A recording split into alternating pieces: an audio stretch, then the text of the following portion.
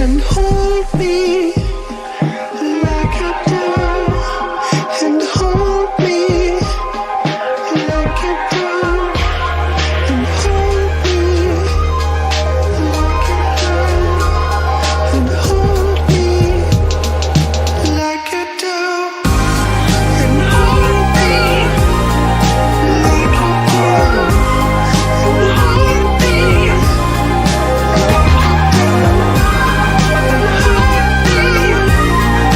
like I do, and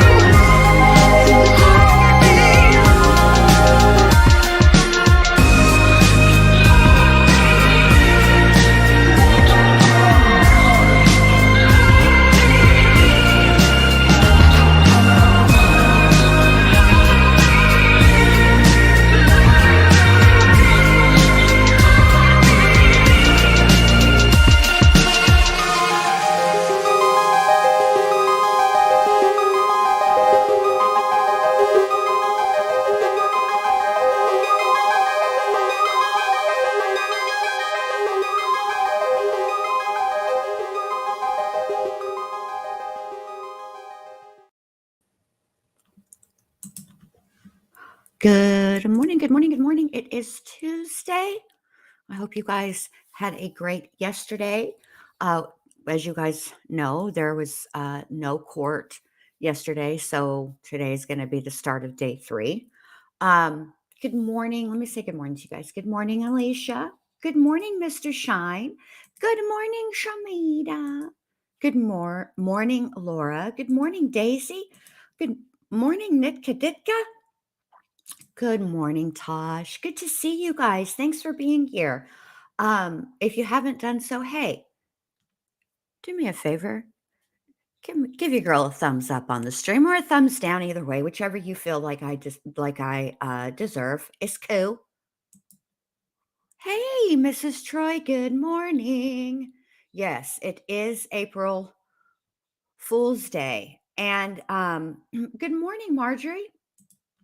One thing that I wanted to talk about just really, really quickly is if you are not familiar with Watts Island, okay, just the Watts case. All right, let's just go there. We don't even need to talk about that dadgum island. Let's just talk about the Watts case. Allegedly, Nicole Kessinger has been spotted, and I'm just going to say this, okay? Homegirl has fallen off the face of the planet for like the last 11 billion years. And the first image that is maybe her looks like it was taken with a potato. But to hear all about that, you're going to want to go over to Alex Erickson's channel today at 5:30 Central because she is going to be talking about that. So I'm going to have Nightbot drop her link so you guys can set a reminder. Good morning, Marjorie, and good morning, Margie. Good to see you. So that's what's going on later on today after court. Now, the other thing I want to talk to you guys about is if you missed last night's stream, number one, I went over Lori Vallow's hearing. Remember, she had filed a bunch of motions, so had the state. The state responded to her motions. It was Lori's behavior was an absolute dumpster fire. And it is, in my estimation anyway, a glimpse into what the trial is going to be like. And before we even get to that part, the jury selection. Yesterday, the judge, I don't know how much more clear he could have explained things to her, other than to draw her a dadgum picture, but that's where we're at. So if that is any indication of how the jury selection is going to go, she's going to be trying to strike everybody. And then it's going to be an issue when she runs out of strikes, because then she's going to want an explanation from the judge about why she's out of strikes. Listen, Lori, you are in way over your head. And I don't give a rat's fat kneecap if you think that you're Jesus's favorite. Okay. You're in over your head. even if you were Jesus's favorite, which I don't even think that works, that's how it works. I don't know. I'm pretty sure if you take the life of anyone intentionally, not in self-defense, if you take anybody's life, particularly your children, I don't think that I'm pretty sure that bumps you down on Jesus's most liked list. I don't know, call me crazy, whatever. The nicest thing that I can say about her is that she didn't come to court with her hair looking like some um, cowardly lion, Shih Tzu, demon Charo hybrid. How she's managing to get highlights in her in jail, I'll never know. It can't be peroxide, and here's why: because peroxide without a toner will leave you brassy with that red in it, and she doesn't have red in it. So perhaps she's been allowed some kinda, I don't know. I mean, she's a hairdresser, so she's probably pretty crafty, and maybe she knows how to get some sort of, all natural toner. I don't know. But there we go. Um, so let me say hi. Hey, Adrian, good to see you. Hey, Becky. Hey, Chris. And I missed somebody. Hold on, who did I miss? No, I saw, okay, I got Becky. Thank you so much. I appreciate it. I can't take for saying that I did a great job discussing Lori last night. I can't take her seriously at all. All right, now on to what we're doing today. And I don't know if I said good morning to Chris. So if I didn't, good morning, Chris. I don't know. I'm not all my synapses aren't firing. I don't feel like my coffee and my 5 hour of joined forces and helped me at all. I feel like all over the place. But anyway, so where we left off on Friday, right, was they had a matter that they needed to take up out of the jury's presence. Well, this matter that they were talking about involved a witness and testing. Now, did I guess correctly that it was Mike's girlfriend? Yes. Did I guess incorrectly on the type of testing that she was going to have? Also, yes. Okay. I thought it was some, for an illness. No, no. What she was being tested for was illicit substances. Okay. Because she was served with a subpoena from the state. And that subpoena, she was supposed to appear on March 27th, which is when the trial started. She was also served with a subpoena from the defense, who told her that she didn't have to be there for them until April 7th. Okay. So that's where we are with that. She's scheduled, I think, to testify today, but I'm not sure how that is going to go given her test results. Apparently she popped dirty. So I don't know how they're intending to start the day, but however they start the day, hold on a second. Oh boy, Jen, we will be there, and they should be starting any moment. So let me get over here. Here we go. They have not entered the courtroom yet. What am I doing? Sharing screen. Come on, Jen, wake up. Get it together, lady. Lord. All right. But just so you guys know, we're going to be here all day doing all of the things. Oh, I know what I was going to tell you guys, and I really wasn't going to tell you. It was going to be to ask you. All right, so you know how we have an hour at lunch. That's and I can only recap so much. I mean, you guys were all sitting here with me and stuff like that. So it's a little bit kind of hard to, you know, what can you talk about for an hour? And Friday was ridiculous because I was talking about Mac. Speaking of, let me show you guys this. This is what I was trying to show everybody, which I'm sure you saw, but probably didn't hear. Okay. This was Mac on Friday, acting like he was just over it and tired, exhausted from doing who knows, but whatever. And you guys missed my whole story about him and all that. So, um, I was just gonna tell you guys that, I don't know why we're his third people. He's a sweet cat. He's a good cat, and but we are. Um, which people do you not know, Margie? Who do you not know? Who any of these people are? If you're, let's see if I can catch you up. All right. So what I thought I could do is this was inspired by Call Me Sadie, Jennifer, who came into Allie's chat yesterday and was saying that she left it, me a comment too, saying that she watched some of the roasts. I thought, what if I just play you guys a roast during that hour? Then we don't have to worry about, um, you know, the microphone coming on after the countdown, and I have to take my, self off the stream so you can't, all those things. What if we do that? I don't know how you guys feel about that.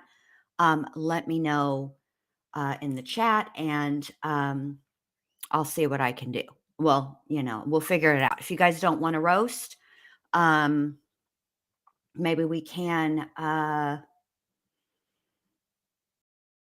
Hey, chicken shite, you did hear roast. I was thinking maybe I could play like one of the roasts that me and Dr. B did, or something like that while we are on lunch, just for a little levity, and something to watch in between, so you don't have to listen to me yammer on for an hour. Like, that's way too much.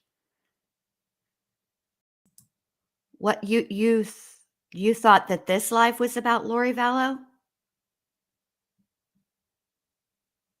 No, I did a live last night about Lori. Margie, this is the court. Let me make sure that hold on a minute. Let me let me make sure that that my live is titled correctly. Hold on a second. Yeah, it is. Okay. I was like, "Wait, what?" But yeah, the live that I did last night was about Lori Vallow, um, and her hearing yesterday. I think that, jury selection is gonna go, like, long because of her. I think that she's gonna be a problem. I think she's gonna need, like, everything explained to her, probably pictures drawn, all of those things. So, oh, you guys wanna do a roast? Okay, so let's start with an oldie but a goodie. Let's hear, Dr. B and I roast, oh, Chazzle Dazzle, all right? So if you're not familiar, while we're just waiting for the trial to start, if you're not familiar, Chandler Halderson lived in Wisconsin. Um, Basically, what had happened was he'd been lying to his mom and his dad and his girlfriend for a very, very long time. First, he said he was in school.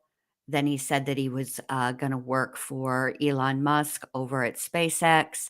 None of these were true. Not only was he not in school, he dang sure wasn't working for, hold on just a sec. All right. He dang sure wasn't working for Elon Musk. Okay. I hope she's digging in her bag for her signature hair headband. Anyway, um, so he got caught, and his dad was going to confront him over 4th of July weekend. He murdered his father first, waited for his mother to get home, ambushed her, murdered her. Okay, he dismembered them, and he burned some of the parts in the home fireplace. He also had his girlfriend Kat over that weekend, and he asked her to bring over like a Swiffer wet jet and stuff. So she unwittingly, unknowingly brought over cleaning supplies to clean a crime scene, and the parts that he could not um, burn in the family's fireplace, he took to Kat's mother's partner. It was her farm, and he one of specifically what it was is his dad's torso. He left that at their farm. He They only found, um, his one of his mom's, like, part of her leg and an ankle and a foot, and anyway, that's what he did. So during the course of the trial, we learned that his Snapchat handle is Shazzle Dazzle. So after that, of course, I mean, come on, what I had to start calling him Chazzle Dazzle. Like the universe was demanding that I call him Chazzle Dazzle. So, oh, Margie. Margie said, I've had 2 strokes, so I get behind sometimes and it's hard for me to catch up, but I'll get there. Listen, babe, you don't worry about that. If you have questions, you ask them and I will answer them and I will help get you caught up. You don't, you know, you just worry about taking care of you and getting healthy again, okay? Um,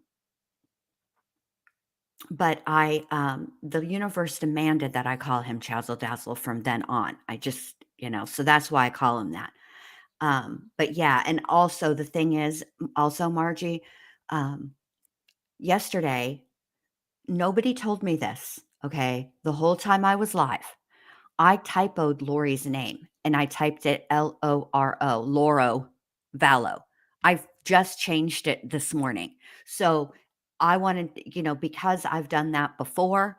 Also, initially, I had this set as day 2 because I used, Streamlabs will let you just kind of autofill it from your based on what you've done before, which obviously we cannot have 2 days. They're in 2 parts. So listen, sometimes sometimes I don't have it titled right, sometimes other things are going on. He called him or she called him, um, how did she pronounce it?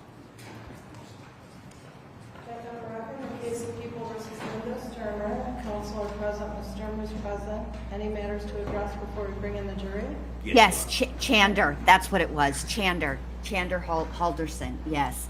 Oh, and then remember whenever, she was giving closing arguments and she burped into the mic and blamed it on her her coffee cups doing something weird. Linda, where's your headbands? Good morning, Little Red. Yeah. Oh, my coffee cup is doing weird things. No, no. Coffee makes you burp. That's why I have to mute in the morning so much because for whatever reason, coffee makes me burp. So it is what it is. But anywho, that's what we're doing today. Oh God. Ow, hold on a second. I can't get comfortable in my chair. Anyway, that's what we're doing. We'll do Chazzle Dazzle's roast at lunch, and then so we'll have some laughs. I don't know if I'll be. It's more for you than for me, you guys, because this actually might be like hard for me. I don't really like to hear my voice, so like watching it back is probably going to be like, but it is what it is. Um,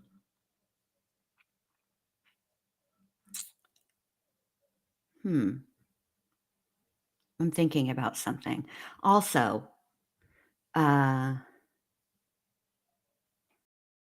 yeah, her hair does look pinkish. You know what she looks like? She looks like, Frenchie when from Greece, beauty school dropout. Why don't you go? What is it? What is it? It's time something and go back to high school, something I can't remember anymore. It's been a long time. Hi, Violet. But that's who she looks like. She looks like Frenchie when she had a little trouble, in all of her classes. Well, it can't be Cheeto Dust hair care, Lil Ray. She out. She free. So she has access to all the things. Maybe she still uses Cheeto dust. I don't know. I don't know. Or maybe she used a Kool-Aid packet, but it does have a little pink tinge to it. So, oh, so what I was going to tell you is, when I was thinking about, like, when I was going to figure out what we could do for that hour, right? And I thought, well, maybe I'll make a video and like just clip. I might still do that, like the best parts of trials or interrogations. Like when Jodi Arias tried to stick her finger in the light socket in the yeah, or her headstand or her "Oh, holy night." Yeah, remember that? So, I thought, well, maybe I could do something like that, but that I can't make an hour because it won't let me upload an hour's worth of a video just to like behind the backstage area, which also just sounds wrong saying that, but whatever. Anywho, when I was doing that, I was thinking about, usually the direction the, video goes for me is really dependent on the music. I usually start with a song first. I have an overall theme, right, that I'm thinking of, but then it's usually the song because I try to get, like, the elements to hit on the beat and all those things, right? You don't whatever, that's just part of my process. It's easier for me that way. So what do? I go over to Epidemic Sound, and I'm a scrolling, and Epidemic Sound, one of the things that they'll do, like every other app, this isn't unique to any app at all, is they will, like, based on songs that you've downloaded, they will give you suggestions. And sometimes when that happens, um, I will like the sound of the artist that they've recommended. So I'll click on their name to see the rest of what they have. Well, I did that. And when I did that, I found a song that I really, really like. And um, I think you guys are going to like it too. So that sort of inspired. Oh my gosh, this is what we were just talking about. Thank you, Connie. Let me tell you, I got another story about that. Anyway, so I have an idea for an intro that I think you guys are gonna like better than the intro that I have now. So there's that. Now, Chicken Shite said, "Did you guys watch that Connie Calhoun got thrown in jail on Friday and she was high as a giraffe's arse?" Yes, we watched that last night. That was part of my live. I caught everybody up over what went on you know, in the court cases that we've been following. Yes. And remember when we left on Friday, how that they were talking at the end of the day about a test, and we correctly guessed that it was Connie, right? But I incorrectly guessed what kind of test it was. I never even thought about that. So, anyway, yes, she's supposed to be testifying today, I think. That's how they left it in that hearing. But also the name Connie is a block for me. When we adopted Alice, her dead name is Connie. And every once in a while, when she's like being extra in a way that's not enjoyable, because believe me, Alice has her moments, everybody does. But every once in a while, I'll say, "Why are you acting like that, Connie?" Y'all, one of these days, if I don't quit doing that, I'm pretty sure I'm going to wake up dead. I'm sure I am, because she does not like that name at all. She doesn't even look like a Connie. Look, let me just show you guys. For you guys who don't know, most of you guys do. But let me just show you guys something.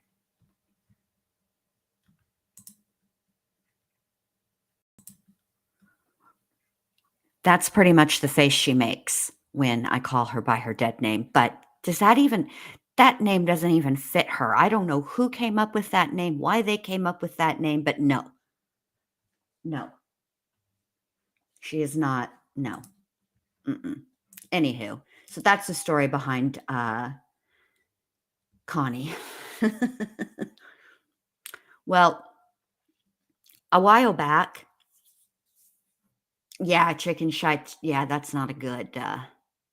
That's not a good name for a cat. But A while back, before we moved back to Texas, I thought that Mac and Alice needed some responsibility, and I wanted to get a kitten, but I wanted to, first of all, rescue one.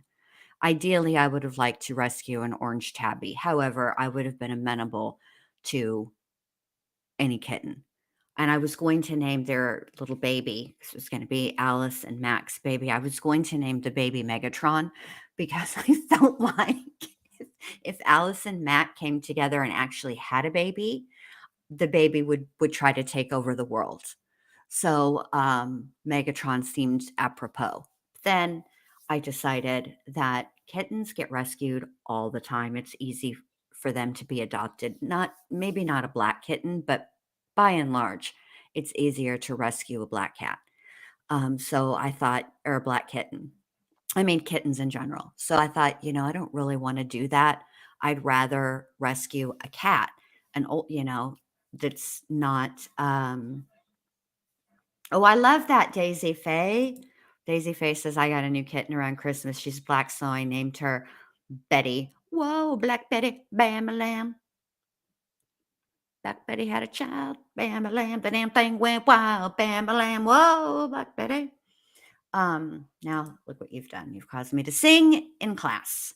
Fantastic. What are we waiting for, people? Let's get this show on the road. We're 15 minutes late. Whew. But yeah, I don't want to do that. But I now know that I'd have to be really careful bringing in a cat. Definitely would have to be a male, because Alice is not fixing to get along with a female. That's just how it is. But yeah. Also, speaking of that whole debacle that happened over lunch in this case with Connie Calhoun, did y'all see that old Linda here is booed up again? That shocked me.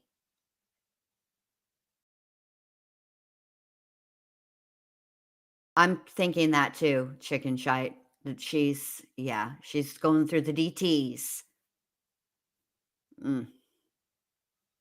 Unless she made bond. Her bond was only $1,000, so, like, not some strange, just some new. Like, I don't we still haven't heard really about this affair.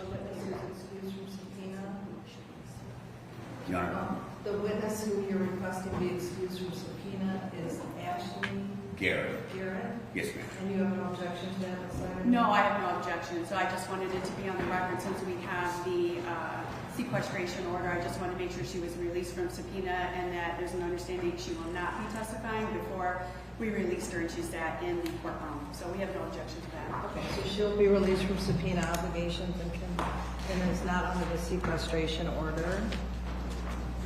Everybody has their copy of the transcript that we discussed. Anything else before we bring in the jury?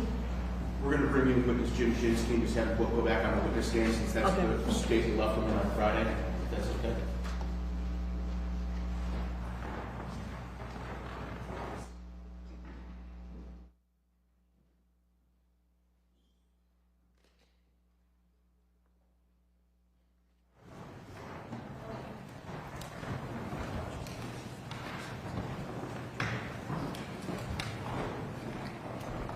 I'll wait to give you your oath when the jury is in.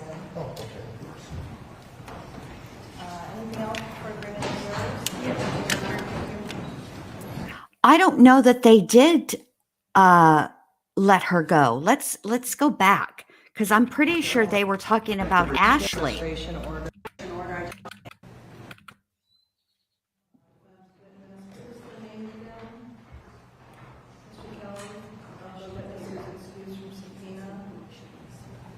Your Honor. The witness who you're requesting be excused from subpoena is Ashley Garrett. Garrett? Yes, ma'am. And you have no objection to that, Ms. Leonard? No, I have no objection. So I just wanted it to be on the record since we have the sequestration order. I just want to make sure she was released. Yeah, that was Ashley. So I don't know who Ashley is, and I don't know why they wanted to release her, whatever, but they did. Also, Nitka, thanks for being a member for a month. I appreciate that. Appreciate you supporting the channel. No, chicken shite. Never apologize. I miss here all the time.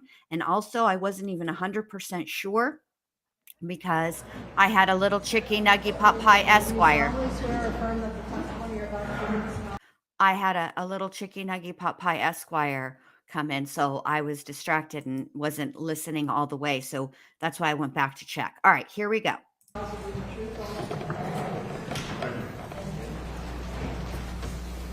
and you're Mr. Shinsky, correct? Yes. You want to sign it? Thank you, Your Honor.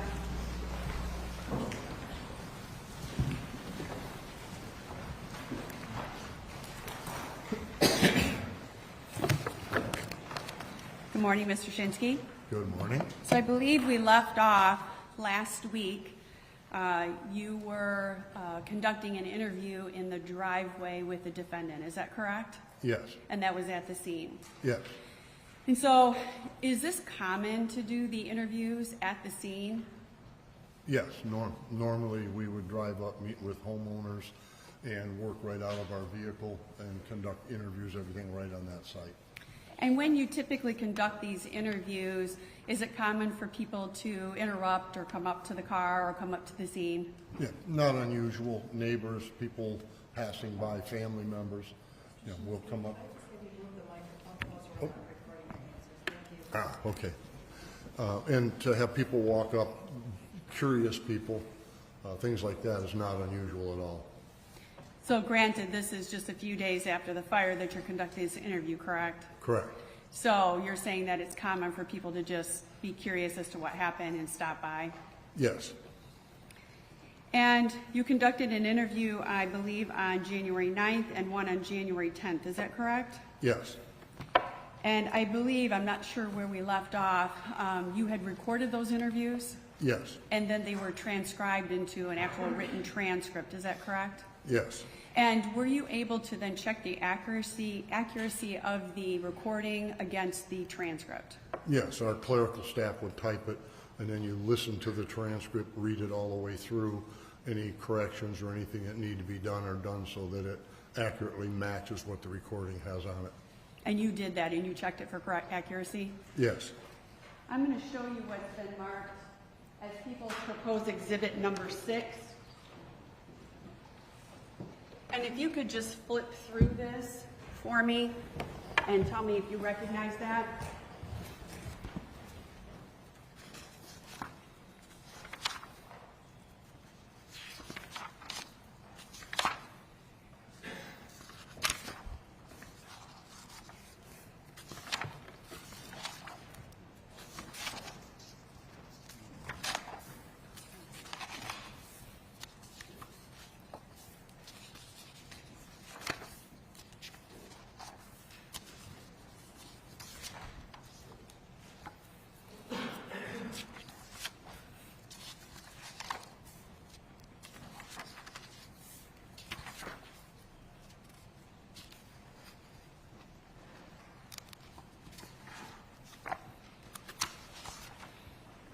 Yeah, it appears to be the same.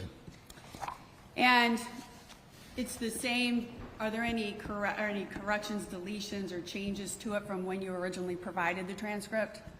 Yes, there has been areas that have been blacked out. And does it appear from just glancing through that many of those areas that are blacked out are some of those extra conversations? Yes. Conversations with those in the car as well as those approaching the car? Yes. Your Honor, at this time I would move for people's exhibit number 6 to be admitted into evidence.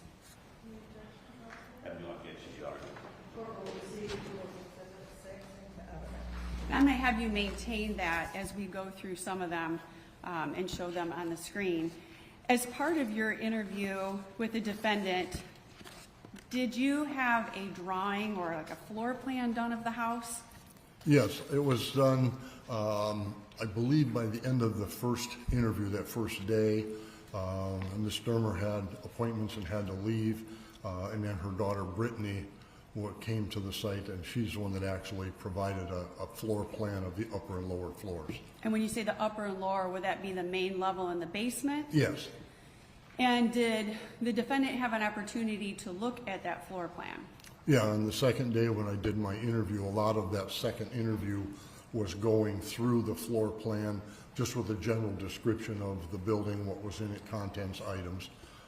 Significant amount of the interview was pertaining to the layout and what was in the building. And did she adopt that drawing that was done by her daughter as accurate? Yeah, I believe she did.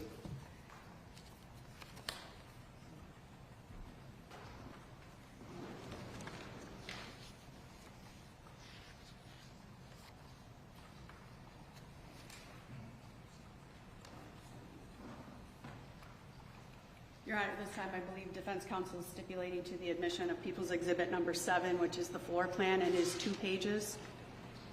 Yes, Your Honor. Receive People's Exhibit 7. Thank you, Your Honor. And then permission to publish the jury.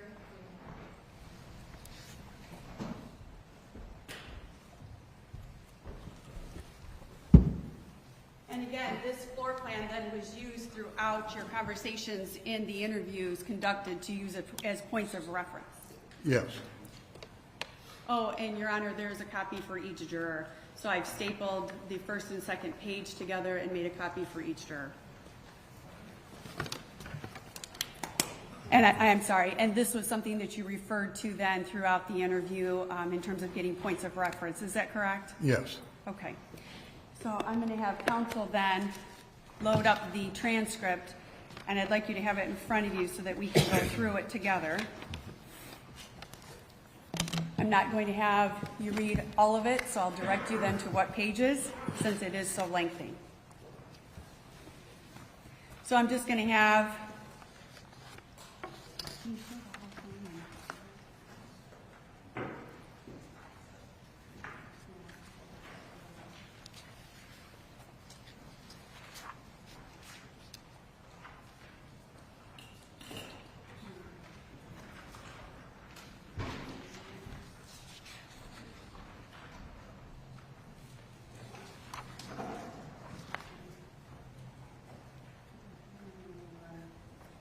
okay, this is the first page of the transcript, and this is just where you introduce yourself, and does it list out then the people that are attending? Correct. So I'm going to have you go to page 4 of the transcript. Counsel, can you go to page 4 for me? At the top of the page, there's a J and there's an L. What does the J stand for? The J is me, and the L would be Linda Stermer. So the J is for your first name, Jim? Yes. Okay. And so I'm going to have you start at the top of that page and read then through that large paragraph. So start with the question that you asked at the top of the page and then read through her statement to you. And then just be mindful then of the redactions. Yes. Thank you. The question is, okay, go ahead. If you want to just with Sunday morning or what was going on. Answer, Sunday morning I had got up and went down to the marathon and gotten some eggs and some breakfast meat and stuff to cook that morning. Filled up the blazer and then came home, started coffee, and Todd was still in bed at that point. He got up and I gave him the receipts for his medicines, prescriptions, and the last couple of days' receipts that I had spent.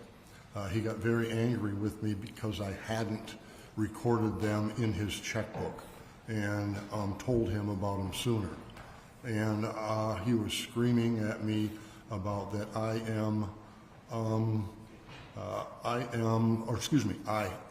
went downstairs and woke the boys up. I think it was probably 10 maybe, and the boys that they could go to the mall, and I gave them some money for lunch or breakfast if they wanted, and that Dad and I needed to talk about some things.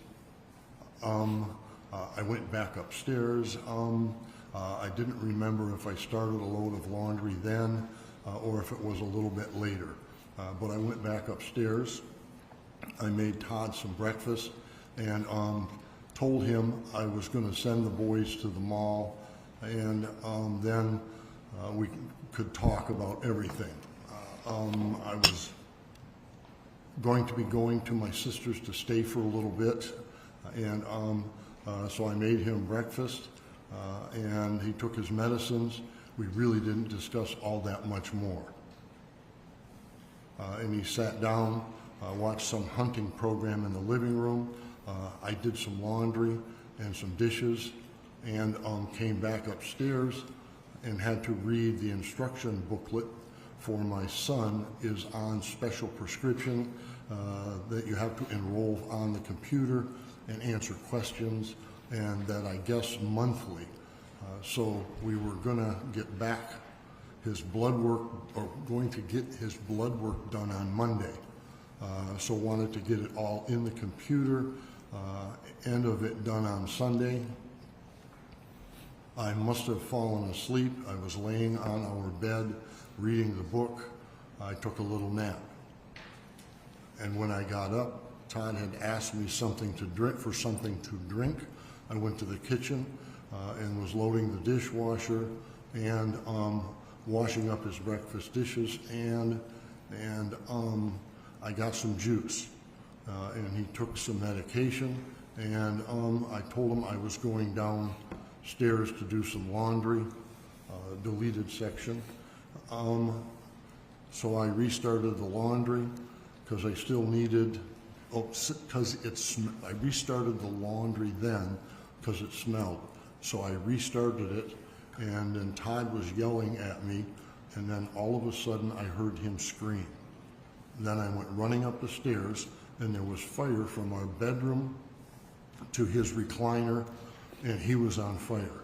And the whole upper body, and his whole upper body, there was fire and smoke.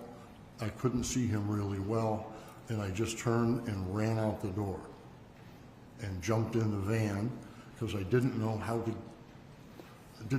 I would get anybody, except I would go over to Mike and Connie's, and I backed up, and then I seen Todd in the yard, and I got out to try to help him get the fire off of him. Before that, I heard something in the house, boom. I'm going to have you go ahead and read the last two sentences on that page and then continue on to page 2. Yep. Now, in the morning, you ran and got breakfast stuff. About what time? Do you remember? Do you recall what time it was? Around 9 or so. And if you could go to page 5 and read down then to where there is a J and it says O before the blacked out boxes.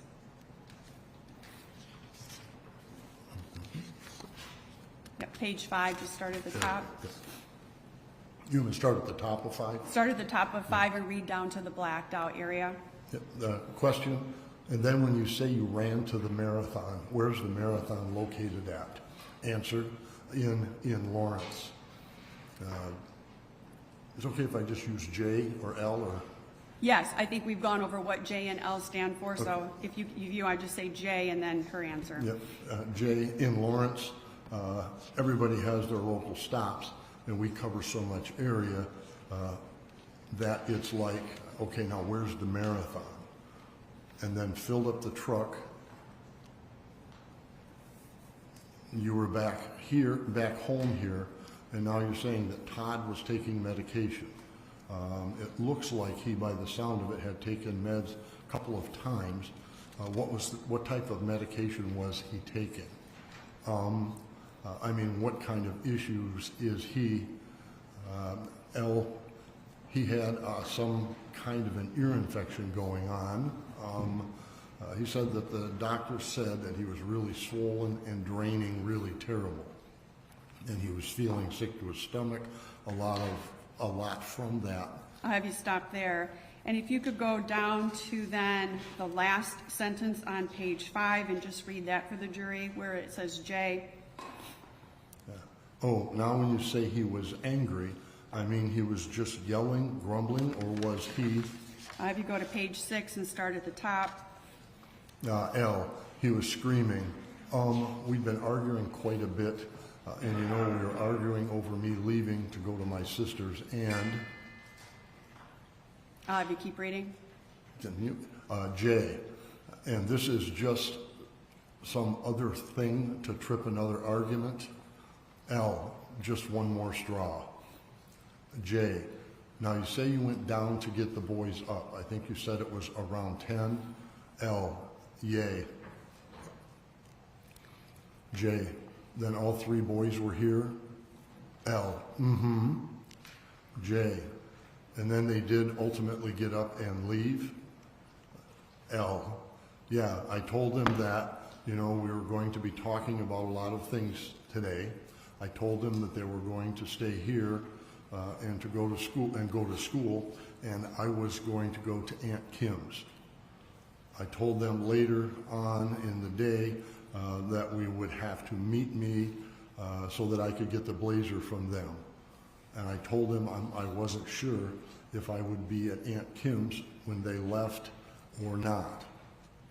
And just 2, we would talk and figure out where they were supposed to meet and bring the blazer to me, and then I'd bring them home.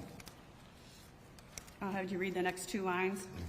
Do you normally drive the blazer? L, yeah.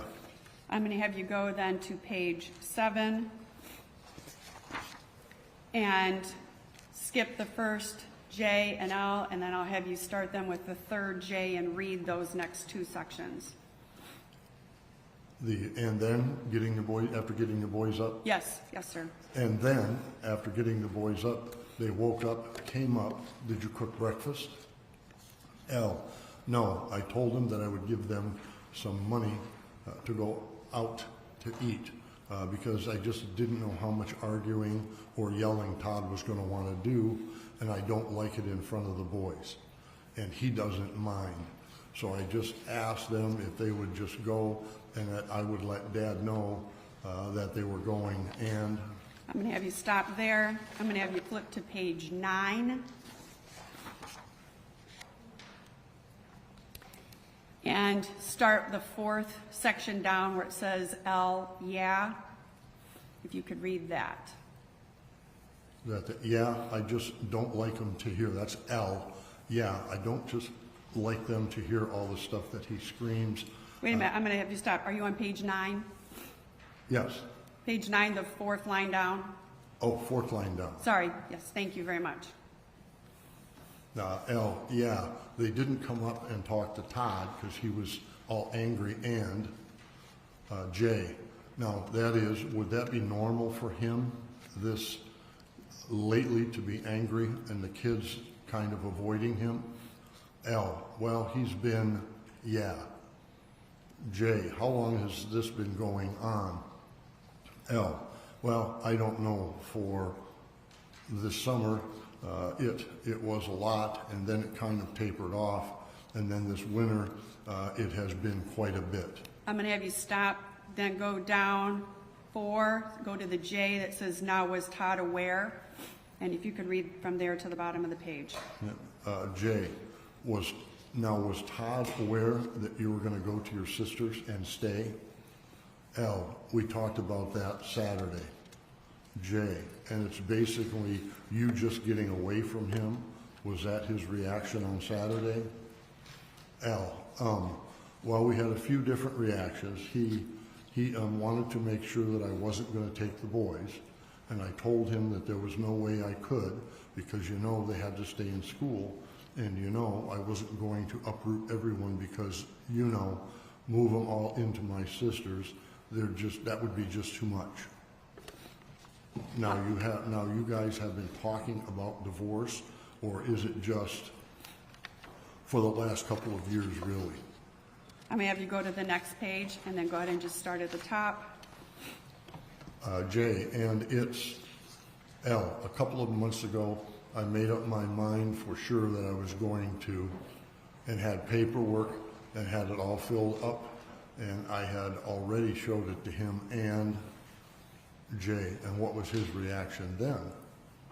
L, he told me to take the blazer and go and get the couple expletives out, and then he told me that we could work things out.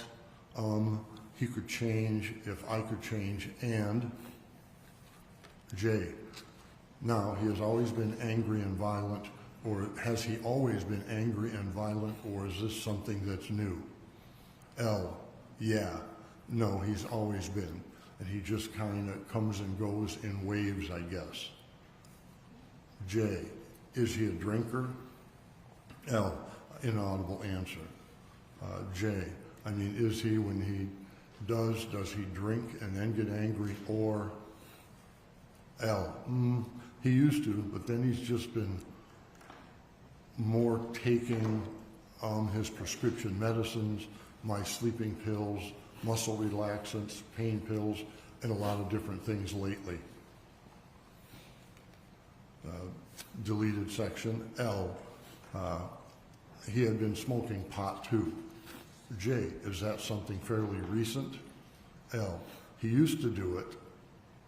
J, or at least you found out recently? L, well, he used to do it, and he had quit for quite a long time. He and his buddy got together, and I find out because I asked him about this job, going to get this job, because his business wasn't paying the bills, and he just wasn't working regularly at all. He would sit around and mope around, and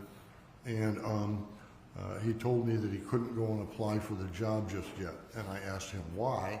He told me because he had smoked some pot and he had to wait until it was out of his system, because he was sure that with a job like that, they were going to want to test him. And I'm going to have you go to page 11. And if you could go to then the fifth, sixth section down, skip the top four and then start with the J where it says and. where it says what? And, the J, and it says and, the fifth little section down. Oh, okay, yes. And that would be page 11. J, and if you don't go see them, they don't buy anything. Let's see, we get a little off of this. That's fine. It fills in all the details. Now, so you told him that basically on Saturday had discussed going to stay at your sister's. Did you end up with any fighting? I mean, has he ever hit you? Has he ever beaten you to where you, or you have got prior domestic violence complaints filed? L, inaudible. J, basically, it was one of those you just took the beating and didn't say anything. L, inaudible. J, you have to answer yes or no. L, yes. J, yeah, I know.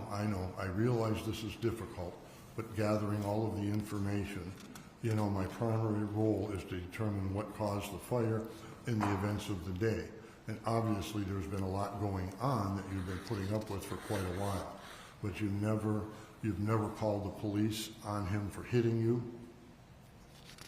L, my friend called the police a few weeks ago, like around Thanksgiving time. But see, we lived in Portage, and somebody called the police back then, and when we were sitting down with the police officers individually, I was making a report of what happened. He came out with the male police officer and told me that I had a lot to think about. He said that he wasn't going to go to jail by himself and that we would both go. And I asked him why. And the police officer said, well, your husband said that you hit him also, so we have to take both of you in. And so they explained it all to me, and I didn't want to go to jail and have the kids, go through all of that. So I didn't finish the report, and I've never made a complaint against him since then because of that. J, now the friend, you say a friend of yours called back about Thanksgiving? I'll have you go to page 12 and just read then the top 3. Oops.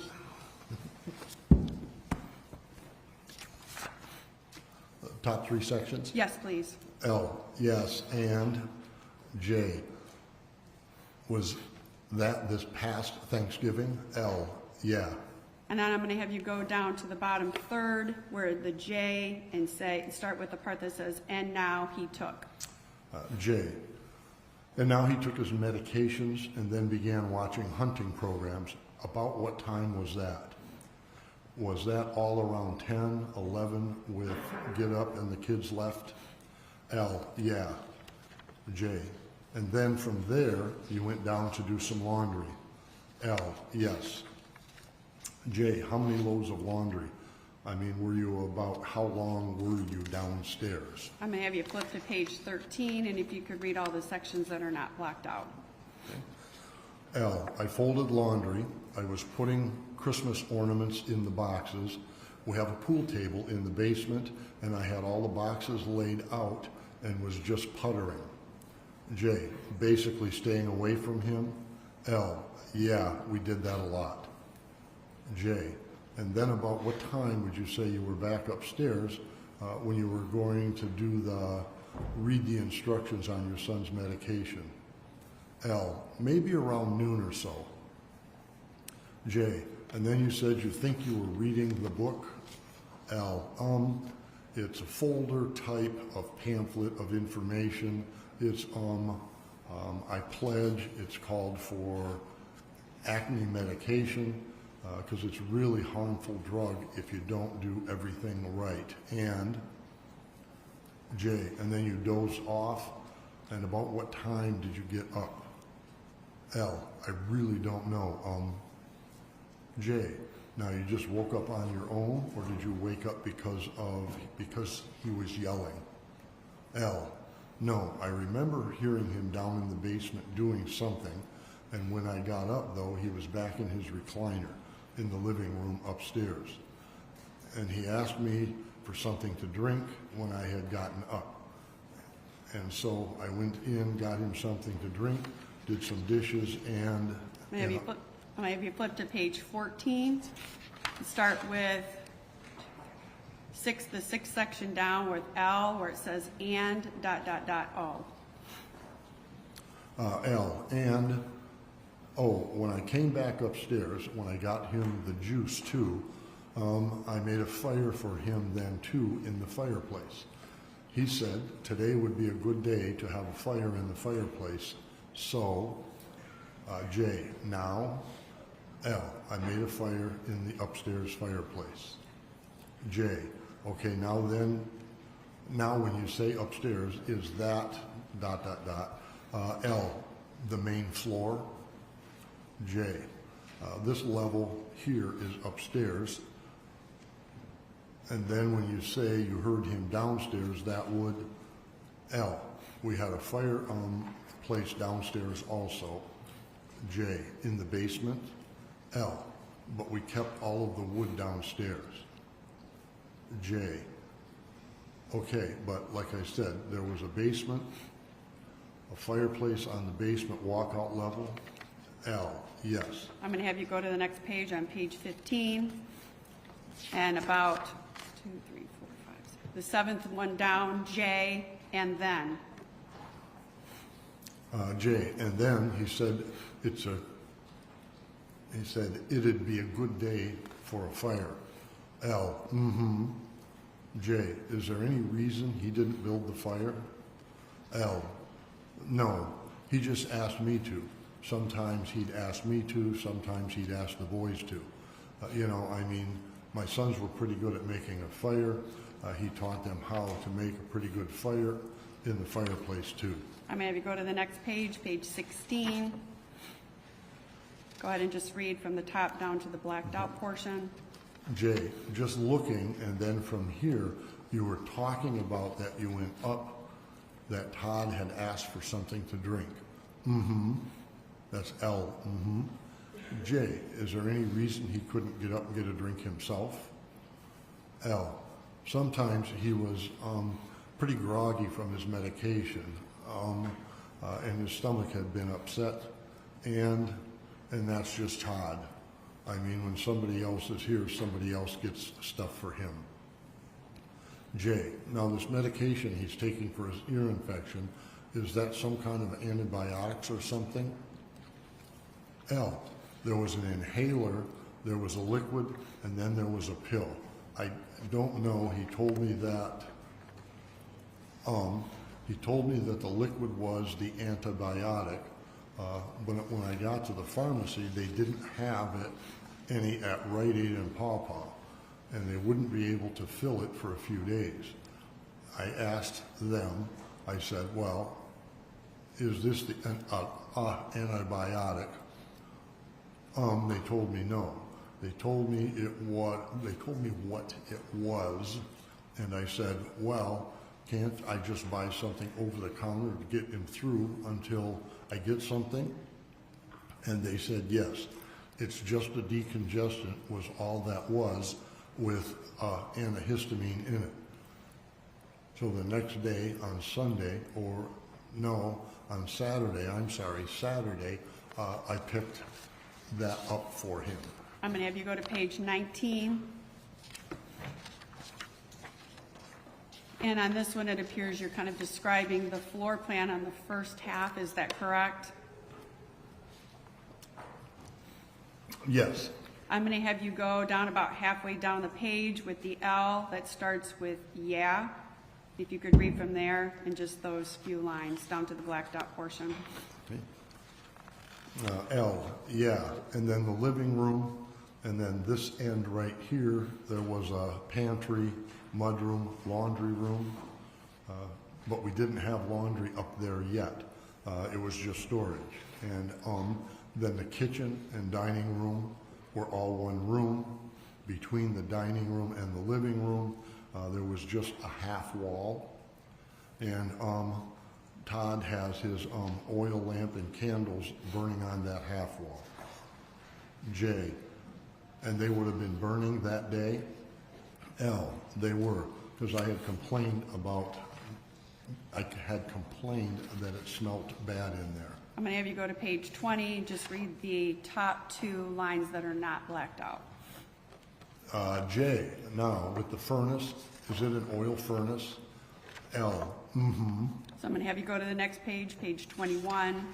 If you could read the top, start at the top.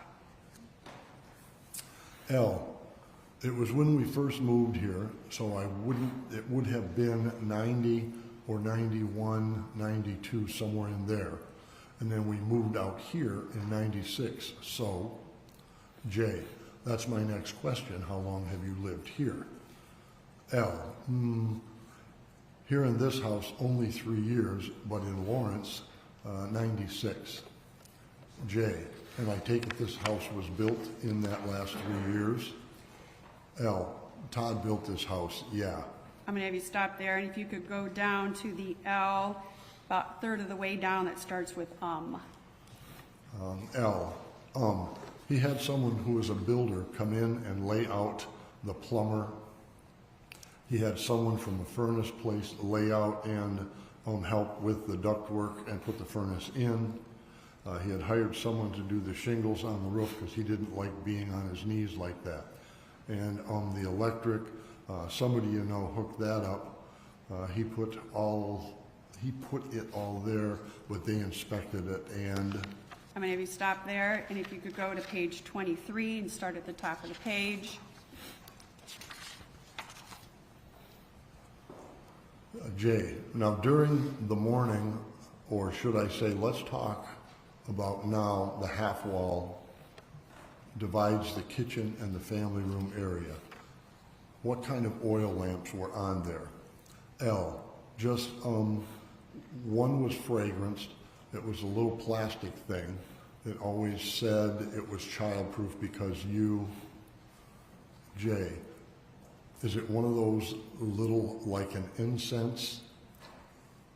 L, with a wick in it, and it has a smell. It was vanilla.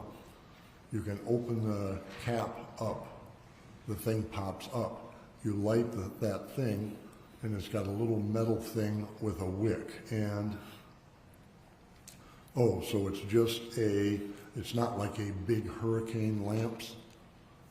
L, no, but we had one of those blown glass for oil also with a wick in it.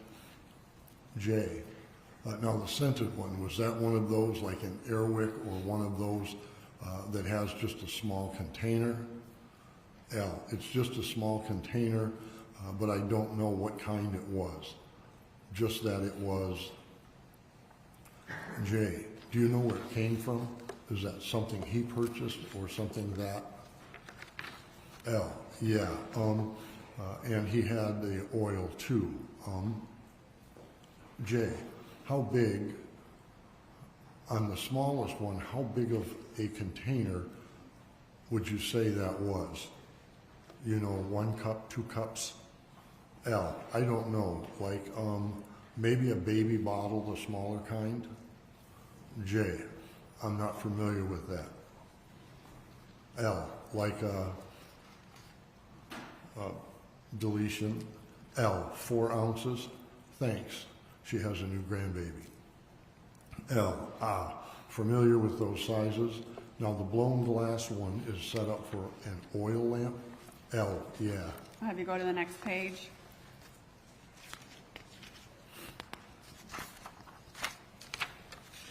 J, it has a wick. L, yes. J, did it have the twisty thing for raising and low? L, no. J, okay. L, it's just decorative more. I didn't understand how those things could. It's just a little bitty glass plug that holds the J, oh, like a glass bead that sits on top and then the wick comes up through it. L, yeah. J, and how big was this one? L, not terribly. J, I mean, was it? L, like? J, 4 ounces, 8 ounces? L, more than the small one, but not maybe just like double, maybe like 8 ounces or something? J, and then there's just the 2 of these?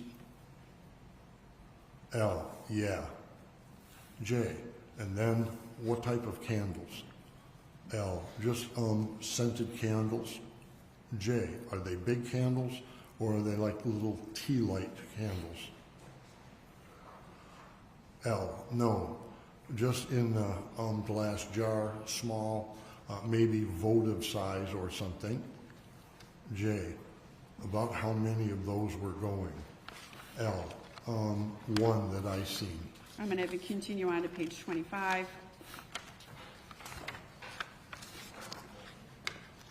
My sinus medication dries me out.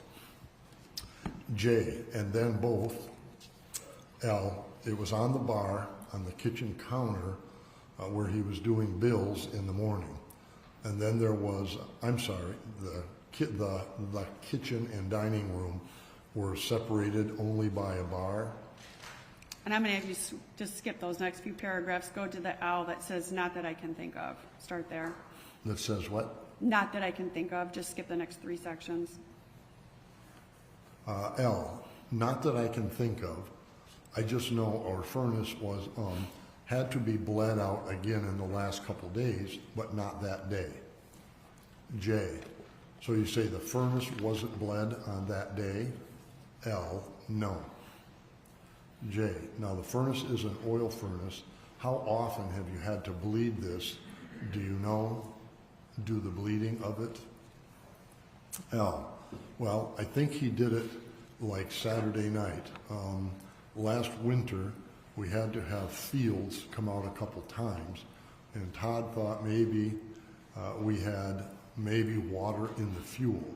But apparently, when they set it up, they didn't put the tubing all the way down like it should have been, or it was just too close or something. He said somehow there was air getting in or something to one of those tubes, and he just had to go down, open a thing, and there was a little hose, and then he could just bleed through it. J, now if he had to bleed it like that, did he end up with oil on the floor? L, yeah. J, that's kind of makes a mess. L, Yeah, and kitty litter we put down there sometimes, and J, yeah, that's one of the problems with oil. It's great for heat and stuff, but it's a little messy to work with if you have a problem. I'm gonna have you go to the next page. On the second section, can you start with under the J, or what do you think? It'll be the last sentence on the second section, down on J. Oh, okay, yep, J. And about how long ago was this? L. I'm gonna have you stop there. Skip the L and the J, and then the blacked out section. Right above the blacked out section, if you could just start with, or what do you think?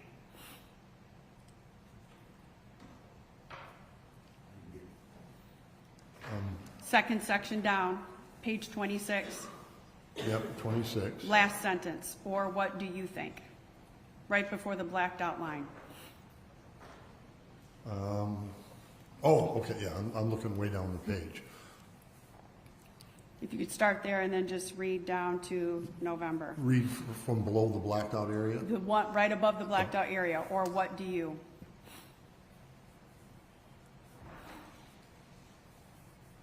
The top of the page, L, is unintelligible. I was afraid to death of propane. He wanted to put propane. He wanted to put propane in here.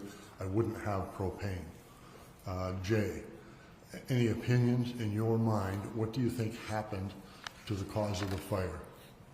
I mean, have you had any kind of problems or something that you would think is going on, or what do you think caused the fire?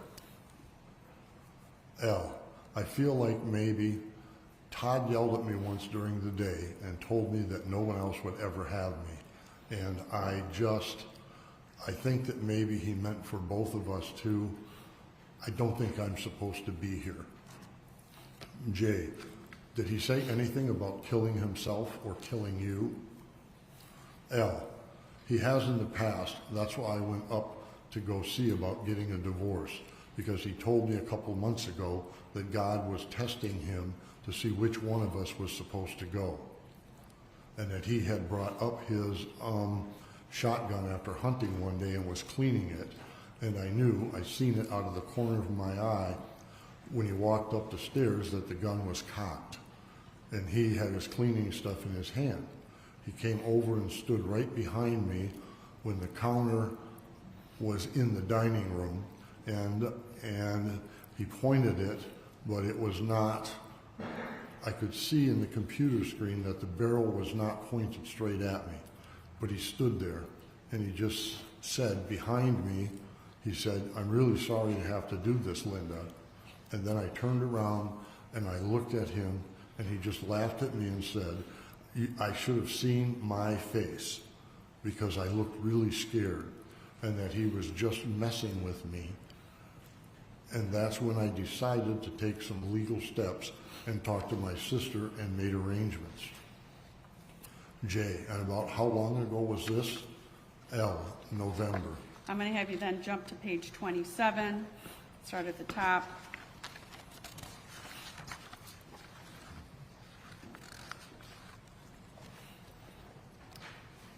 J, was the furnace working that day? L, yes. J, now when you came upstairs, now you said you could hear him yelling and then it turned to screaming. What was he yelling at that point? Was he just, L, that's when he was yelling at me that nobody else would ever. J, has he ever said flat out that he was going to kill you? Has he ever threatened to kill you? J, in those words, did he say anything on this weekend, Saturday, Sunday, anything about going to kill himself or? J, that's no. L, not this weekend, I'm sorry. J, okay, yeah, I know, people aren't used to. L, did he say, I'm sorry? He didn't say anything about killing himself, but he did say about our bills, how much we owed his sisters and his mom and the mortgage and everything, and that we didn't have enough life insurance on both of us. You know, it'd take both of our life insurance policies to take care of everything. I'm gonna stop you there and have you go to page 28. About a little over halfway through the page on J, and it says, "And now you came up the stairs."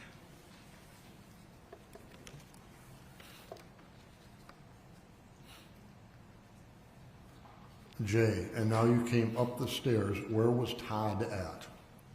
L, when I came around the corner from the stairway to the living room, there was a lot of fire between our bedroom door and his recliner, and he was more closer to our bedroom, and there was just a fire and a lot of smoke, but there was no fire there was a point in the living room where it was like it wasn't between our bedroom and I'm gonna have you his. stop there because I want you to read that sentence again. After you said there was a point in the living room where it was like, if you could then read that again. There was a point in the living room where it was like it was between our bedroom and his recliner, but nothing on this side of it. J, nothing on this side coming back towards the kitchen, dining room, and the stairwell. L, kitchen, dining room, nothing. I'm gonna have you go to the next page. You could start then with the fourth section down, J, then that way. J, then that way we can sketch the floor plan. The flames that you saw, where was the fire at? Was it on the ceiling, on the furniture, on the floor? L, I could see Todd's legs. The chair was on fire, and then there was a little bit of fire on the floor. And then there was a lot of fire over by the bedroom. I couldn't tell if it was him or if it was the wall or what it was. G. Oops, I'm gonna have you skip that. I don't know who G is, so I'll have you skip that and just go to the next one. Okay, so I just want to pause for a little fair use commentary here. Lane asks, can I ask who is reading this? I mean, what is his title? Is he from the insurance company? Yes. His name is, oh my gosh, it's right on the tip of my tongue. Let me think.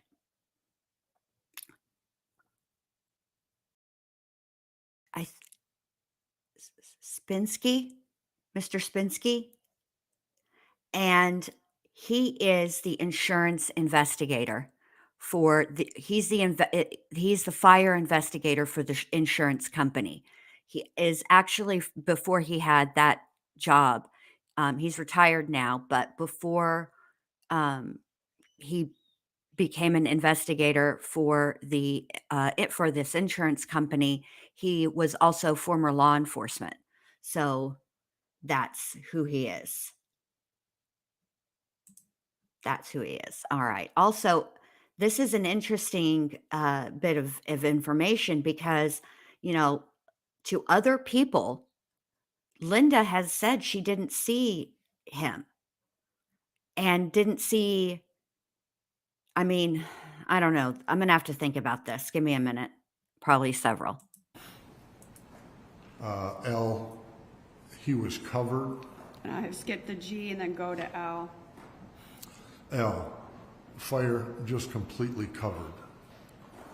J, now how did you go out? Which way did you go? L, I ran out this front door. And J, out the front door? Is that the same way he came out? L, I don't know where he came out at. There's a U in there for a different. Go ahead and skip that. Yeah. L, when I came out through, I don't remember closing the door, but I heard the door slam. I mean, it just went whoosh. And J, and that's when the door slammed. J, now, when you came outside, what did you see as far as smoke and fire? I mean, when you first came out, what did you do? L, it was just black. I ran towards the side of the house and I seen a bunch of smoke. And so I ran and I got in the van because I didn't have no way to call anybody unless I got to the neighbors. And I didn't have shoes on, so I thought for a second I'd run through the horse pasture, but then I thought I should drive the van.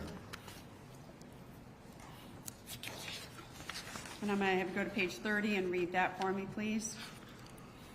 J, and then you say you see smoke. Was the smoke coming out of doors, windows, or just through the roof? L, I don't even remember. I just know that I seen smoke, but I didn't even remember where it was. It seemed like it was on. I remember looking up at some point and seeing a bunch of black smoke, but I don't remember at what point that was. J, and then you jumped in the van, and did you actually drive out in the van? L, I had backed up, but then I seen Todd, so I pulled forward real quick and jumped out to see if I could help him, but he wouldn't lay down. He was trying to pull his pants and socks off, and so I screamed at him and told him to lay down, and J, and then how did the fire department did you ultimately make a call to the fire department? L, no, when I was with Todd down here, because I couldn't get the van back up, because it's so muddy over here, we don't have gravel over here. And I pulled over here to try to stop and help him. Then I realized I couldn't, and I had to get somebody to help us. So I jumped back in the van, but I couldn't back up. So usually we go down to the driveway, because it's real sandy right here in front of the house, and get going fast and get back up. But then I see him laying over there, so I jumped out of the van, ran over to him. He wasn't on fire anymore, and then I seen neighbors come up, and I was just screaming at them to call 911. J, now whereabouts was he laying? Unintelligible. L, over on the J, between here and where the driveway goes around? Yeah, L, yeah. I'm going to have you go to page 31 and just read the top paragraph.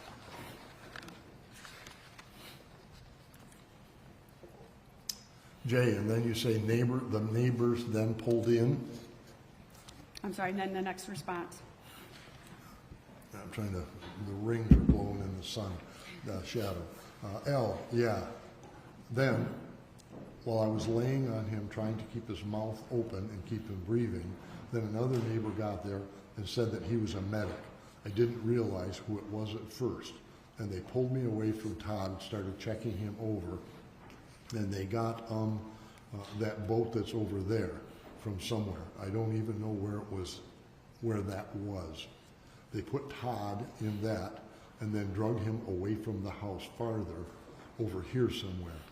And the paramedics then finally got here, and it seemed like it took them forever to get here. And I don't know who got here first. I was just right there. I'm going to have you flip to page 54.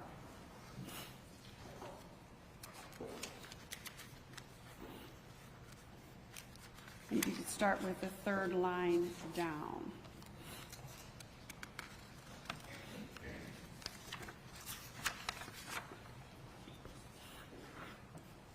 J, now you talked about oil lamps and a candle on the half wall. L, yeah, there. This had all Christmas decorations and a little oil lamp. J, and you said there was two of, do you remember where they were positioned? I mean, just evenly spaced so they look nice, or was one closer to Todd's chair and one closer to this end here? J, and then how about the candle? L, the candle was on the bar. J, oh, over here? L, where he was doing the bills that morning, we had a table right here in the corner that had a poinsettia on it, and we had a big dining room table here. I'm going to have you stop and go to page 56.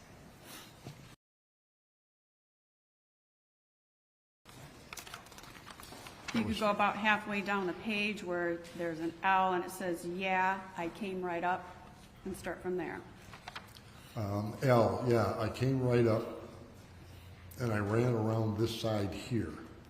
J, so through the kitchen and around, how far into the living room did you get?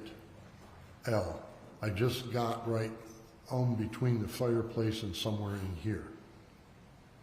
J, okay, then that's basically between just inside the door opening, and then yesterday you said that you could see that the fire was like from the master bedroom to the recliner, that half. L, the recliner was all on fire. There was a big bunch of fire right by our bedroom door, and I could see Todd's. J, okay, so he was actually over by the bedroom door. L, closer to the bedroom door, kind of. I don't know, kind of in between our bedroom door and the fireplace, kind of. I don't know, somewhere in between, like here, but I could see fire all the way back to, I mean, it was just. I'll have you go to the next page.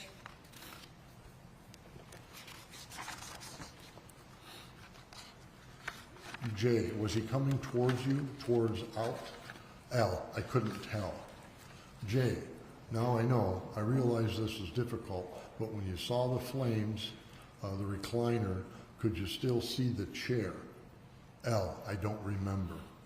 J, or was it just a big ball of flames? L, I just kind of glanced, I just kind of. J, how about the fire in between? Was the whole room on fire, or did it look like a concentration of fire over here? L, it looked like a bunch of fire over here by the recliner. L, and then there wasn't much fire between, and then there was a lot of fire over here. J, and then when you took off, you just went out the front door. L, inaudible. J, okay, when you went out the front door, you said yesterday, you talked about, said you ran out to the van. Where was the van parked at? L, parked right in front of the house. I mean, we drove right up to, the contractors made a mistake. They weren't supposed to carry the driveway as far up as they did, so we took advantage of it. J, so you pull up right by the front porch there? L, yeah. J, now what were you wearing? I mean, did you have clothes on or still in your jammies from? L, no, I had on some pants and a sweater. J, now did you have keys for the van with you? I just need to take a moment to point out that the closed captions, once again, never let us down. Jammies from hell. That is all. I'll have you go to page 58, if you could read that page. We always leave, L again, we leave our billfold and our keys in the vehicles. I don't, but Todd always does. He always brings mine in and put them in the drawer in the kitchen. But the boys had my vehicle, and so when the boys were taking off in the morning, I just took my purse and threw it over into the van. But Todd always kept keys in, always inaudible about that. I hated it. J, okay, and then yesterday explained that you went to the van, you were going to try to get help, and then where did you drive? You were parked in front of the house. L, I backed up, but then I seen Todd, so I pulled up this way and stopped. J, and this way, you're pointing up here towards the north. Now he came out, but you don't know what door he came out. L, he was just in the side yard here. J, okay, up by the front of the house, or was he all the way around the side? L, he was closer to the front towards that rock pile. J, okay, then what happened? Al, I pulled the van up real quick and jumped out, was screaming at him to lay down.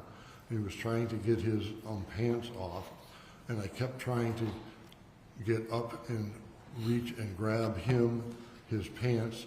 He just wouldn't stay still. J, okay. And from then, and then from the L. And then he laid down. I looked at him and I thought, oh my God, I got to get him help. So I went back to the van and I tried to back up, but I couldn't back up because this is too muddy. So I thought if I pulled down here real fast, and I couldn't see Todd when I backed up, and I'm pulled down here because I was going to try back up to get a running start, and I couldn't. So I jumped back out and ran to Todd, and he was laying right there in here someplace, and I just laid on him and Jay. And your idea was to back up down to the flats here and then try to get a running start up the hill. L, well, usually we could if we got right in here because it's all sandy and we could back around. J, just take kind of a zoom up the slippery hill. L, but I wasn't thinking. I mean, with my blazer, I could do it. With Corey's car or with the van, it's kind of like our pickup truck was. It's just so heavy, I guess. And J, it is a full-size van. Or L, it's a big conversion van. At some point, my neighbors got here. I seen the neighbors, and I'm screaming at them to call somebody. I laid on Todd, and I'm trying to keep his airway open, and I could tell that he was still breathing. And Jay, which neighbors were that? And I'm going to have you stop there. I'm going to have you go to the next page, page 60. And I believe there's just one section that's not blacked out, if you could read that. Jay, now when you were trying to back up, and then you said you saw Todd come out, and then he laid down, you had to jump back in the van and try to get out. That's when you got stuck? Was that after you got back in? I'm going to have you go to page 61. Near the bottom section on J, where it says, and then you were.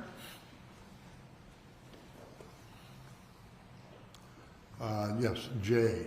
And then you were downstairs prior to discovering the fire. Yesterday, you talked about how that you were downstairs and that, L, yeah, I was in the laundry room. J, and that you were in the laundry room when you heard Todd start screaming. L, yeah, prior to that, I was back, in the living room in the basement. There was a big, huge game table too, because I was folding laundry on that table. And I'm going to have you stop there, go to the next page on page 62, and start at the top for me, please. Jay, now you said yesterday you guys had been arguing that he had been yelling at you, and then the yelling turned to screaming. Was it he stopped yelling? Was there a pause? L, yeah, he just stopped yelling, and then I don't know, just moments later. J, for how long? Was it, just L, just a couple of sentences, and then a pause, and then a scream. J, could you understand anything that I was saying? When he first started screaming, was he yelling fire, yelling get out? I know these are kind of meticulous, because what I'm looking at is trying to reconstruct. You've been real helpful with where the fire was located, and I'm looking at a time frame as to how the fire grew from wherever it started into what it did, and the time frame is an important factor. L, He told me nobody else would ever have me. J, but that obviously was part of his controlling nature of trying to control you. L, crying. J, there we go. How long had you been downstairs doing laundry and stuff before you heard one, the yelling stop, and him start screaming? Because I know you said you'd been down, got the boys, did laundry, had been up and down a couple times. The last time you went down, about how long was it you were in the basement before the screaming and the fire was discovered? L, I don't know. I folded. I don't even remember what exactly. Folded laundry. I went down. I don't know. I was just kind of putting around down there trying to avoid. I used the bathroom. I checked the laundry. I don't know, maybe. I'll have you go to the next page, page 63, please. L, maybe around 15 or 20. I don't think it was a half hour. I don't. J, and J. And then this would have been after you talked about you were reading. L, right. J, the book with the instructions for your son's medication. L, well, then I took a nap when I was reading that booklet, and I got Todd something to drink, and I went down, and I don't know, it may have been longer. I know I put some more Christmas decorations away at some point down there. I'm going to stop you and have you go to page 64. If you could read the last 3 sections at the bottom, starting with J, have you ever? J, have you ever had problems with the fireplace? Now, it's a wood-burning fireplace. L, yeah. J, is there a glass on the front or the screen? I'll have you go to page 65 and continue there. L, no, there's just a screen. You know, poles. J, okay. Oh, okay, yup. L, we went to try and get the glass for it and found out we had to special order it because it was an oddball size or something. And J, you ever had any problems with now, well, let me back up a little bit. With the fireplace upstairs, is there a stone hearth or ceramic tile or something? L, there was a flashing sill that he hadn't put the, we had in the, all right at the base of the stairs in the basement, there was a big, huge linen closet. Right there was a wall here, and this was just a linen closet, and under, and there were blankets and sheets from ceiling to about knee high. And then underneath was all the tile that we were going to put in on the floor in the front of both fireplaces, but there was just metal flashing on the floor. J, okay, just metal flashing where the hearth should go.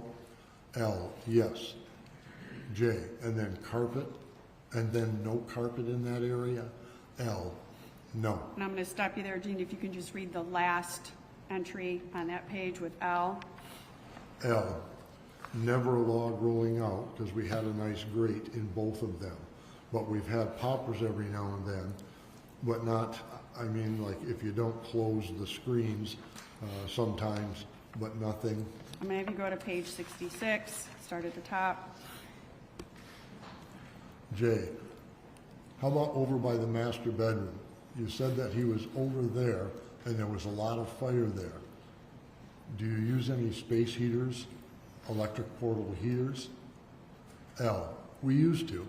We used to have an kerosene heater up there on the floor, and when we were, you know, first working on it, and that, J.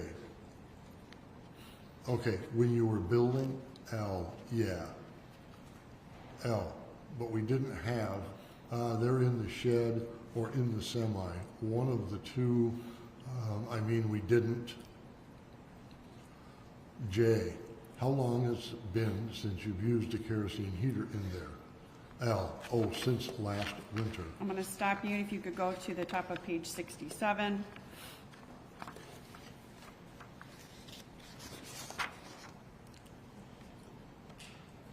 L, one of the Mathaneys, I'm sure.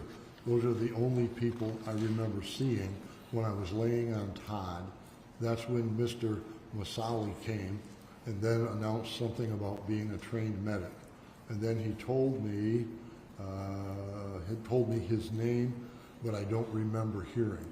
I just remember hearing that I'm a trained medic, and then. And then I'm going to have you go to page 68. And after the blacked out section, if you could read from there, just the next 4 sections. Okay, J. And then electricity, of course, was on at the time. You don't. L. J. Have any gas? L. No. J. And now, have you had problems with the wiring since you built the house? Tripping breakers, plugs that you plug in and nothing happens? L. No. He made sure everything was on plenty of circuits. I'm going to stop you there. If you can go to the next page, page 69. About a third of the way down on J, if you could start with all right. J. All right, how about problems? You said the furnace that every now and then you have to bleed the lines because they get air in it. L. Yeah. J. L. I'm not sure if it was because of the air. I know that Todd had said that that might have been one of the problems, because the way the copper tubing is supposed to come down inside of the tank, and he said that the guy was real ding-a-ling and that he did it the first time around. And then someone from Bangor, so he had someone else come out, and but I have one winter we had them come out like 6 times just from Fleetwoods, and then he called through Fields a couple times, and then he figured it out himself how to. Maybe skip down to the last sentence of the page and read that, continue on to the next. Jay, about how often this year, we'll say this winter.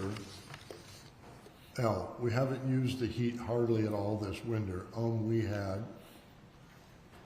L, yeah, and it's been so warm, so it doesn't kick on much. And with him putting the insulation in the attic, I don't even remember whether it was this spring or this summer, but it just. And I'm just going to have you skip down then to the 5th one up where it says J, now the candle's burning. J, now the candle's burning. We talked about the small oil lamps on the half wall, and then the candle, that was on the bar. L, bar. J, and that would have been it. L, yeah. J, how about smokers? I'm going to have you go to page 71 at the top. L, no, not ever in the house. My mom can't even smoke in the house. I'll have you continue on. J, now who's the smoker? Is Todd a smoker? No, never really. He just occasionally, if he went hunting with all the guys, he'd have a L. Oh, what do you call a celebratory cigar or something?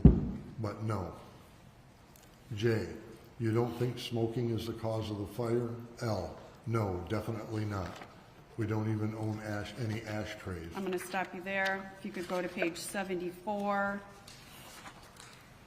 And I'll have you then start with the third section down, any flammable liquids. Start where? The second J from the top of the page. So it would be like the 3rd line down. Okay. Yeah. L, yeah. J, where would that? Oops, go up a little higher. Start out with any flammable liquids, please. Oh, okay, yep, J.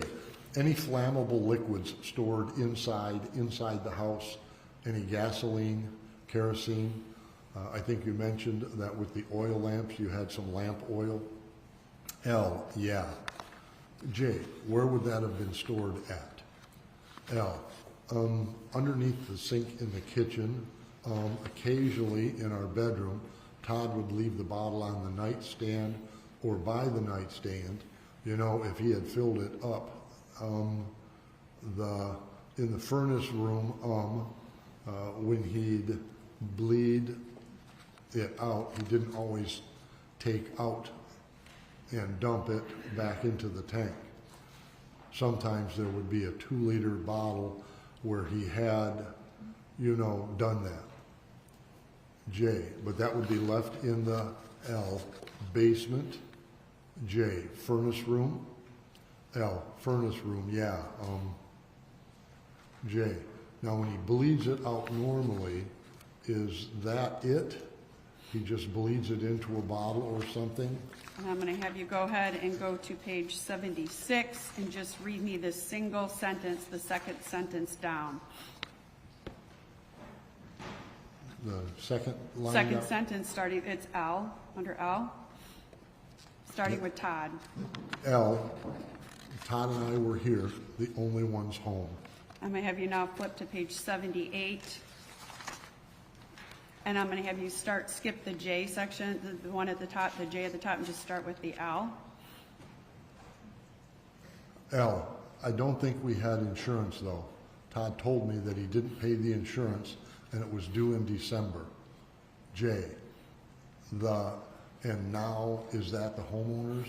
L, yes, and L, they have to investigated everything anyways, but I don't think that, see, we had gotten really behind on our bills and our mortgage, and we're in foreclosure over this summer. We had borrowed against the life insurance. Todd borrowed $25,000 from his sister overseas to buy some gloves for his business. And I'm going to stop you there, and I'm going to have you flip over to page 81. And go ahead and just start then with the paragraph at the top, the L.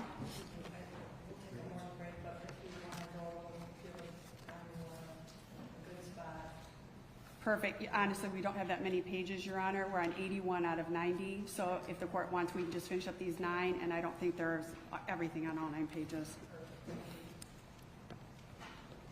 yeah. Start with the Yes, please.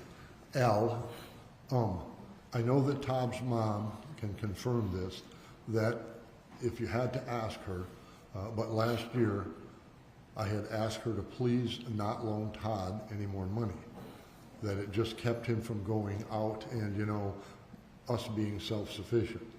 And he owes her I owe her a great sum of money.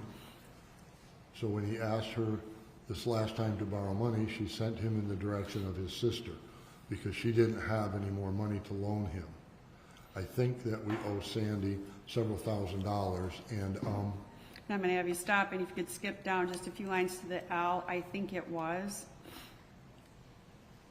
L, I think it was $30,000. And I'll have you continue there. J, and then he's into his sister for 25. L, and his brother for 5. And that was one of the things that he'd mentioned recently, that between the two of us, life insurance policies, we might have enough to take care of everybody. But you know, Todd has been depressed off and on, but he refused to take any medication since we lived on the other side of Lawrence, because our insurance company dropped his prescription insurance, because Todd said it was because he was on antidepressants and they felt he was, you know, so he refused to take any antidepressants ever again.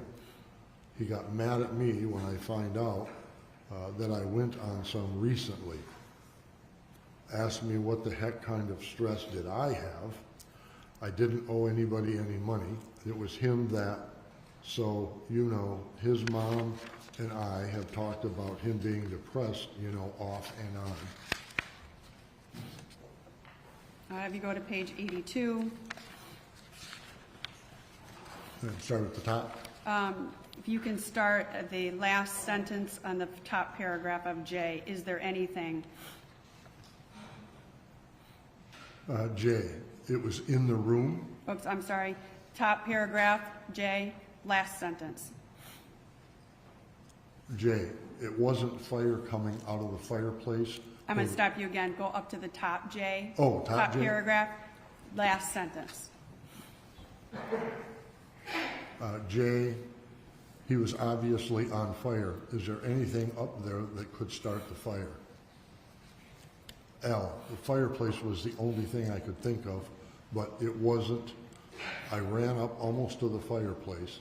The fire came from our bedroom direction towards me, towards the fireplace, so it wasn't the fireplace. I know that it wasn't the fireplace. J, it wasn't fire coming out of the fireplace or the pipes or along the ceiling or anything. It was L, no, it. J, it was in the room. L, I came from the basement, the pipes are there and the wall, and J, could he have had fuel on him? L, I took him juice, I would have smelled it. J, and then when you took him juice, he was sitting in the recliner.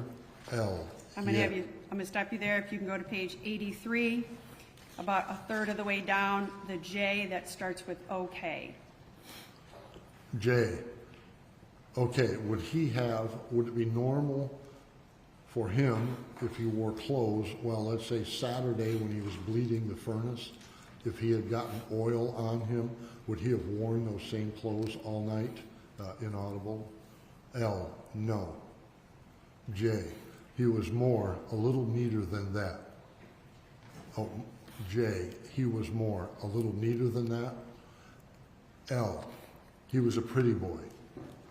L, if he spilled a tiny bit on him, I mean, yes. L, but not a lot. I'm going to have you go to page 84 and just read 3 lines for me under about right before the blacked out portion. On L, he had a temper. I mean, I think that's an interesting way to categorize it. He was a pretty boy because he didn't want to have flammable liquids on his clothes. I don't know about that, Linda. That doesn't. You sound awfully disgruntled with your husband, considering that he just died a very gruesome death that you claim was an accident. I mean, listen, I'm not one of those people that says, okay, just because a person, passed away, however they passed away, right? Whether it was murder, an accident, whatever it was, natural causes, whatever. They don't suddenly become perfect. I mean, they were human, right? They are human. They're not infallible. But certainly your tone when speaking about them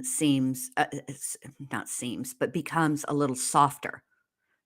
Maybe that's just me. Maybe I just choose to remember the good times. I don't know, but she's awfully harsh in her description of her late husband. I mean, just recently late as well. Supposedly all traumatized. L, he had a temper. He had a real bad temper. And he said that he never hit me, but he could bruise me without his fists. I mean, he hit me with a fishing reel one time. I'm going to have you go to page 85, middle of the page on L, where it says somebody from work. L, somebody from work had called to see about getting some concert tickets that I had won. And he got mad because a man called my cell phone.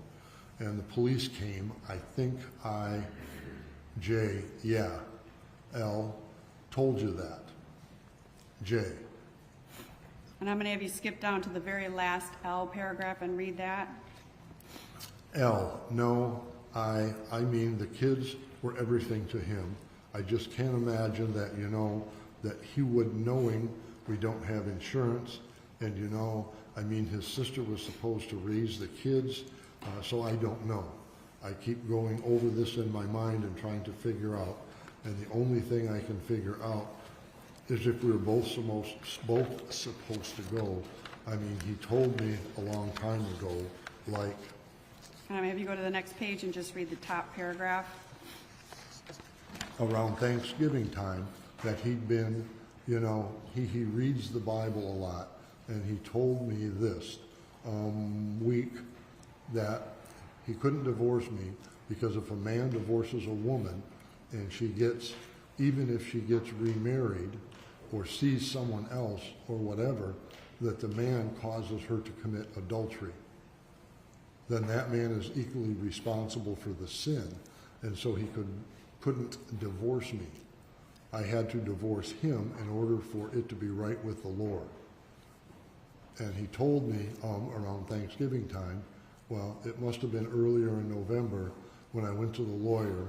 It really scared me then because he had said that he was waiting for a sign from God to see which one of us was supposed to go. And I'm going to go to have you go to page 89. And under the one paragraph, the J, it says anything else that you can think of. And Jay, anything else that you can think of? I realize this is difficult, but trying to put the thing in, and what I'm looking at now is wiring, plumbing, furnace, and trying to put together to come up with a logical explanation of how we got that much fire that fast in the living room, where he's basically upstairs, and you know, and like you said, medication he was on was antibiotics and stuff for an ear infection. Would he have been drinking at all that day? Would he have any alcohol in his system? No, I don't think so. And we can stop there, Your Honor. A morning break, about 15 minutes, jury. And remember to leave your notebooks in your chairs and also not to talk about the case with each other or anyone else. No media, no research of any kind.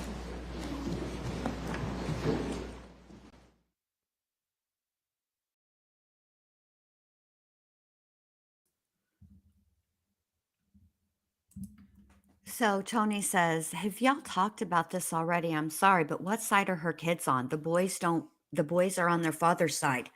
They are not on their mother's side. And I'm curious if they're going to be witnesses in this retrial." And Chicken Shite, we love dark humor, morbid humor over here at the ward. Please get out of the corner and get right over here and continue. Yeah, they are not on her side, which I find quite interesting. We're only behind like 3 minutes.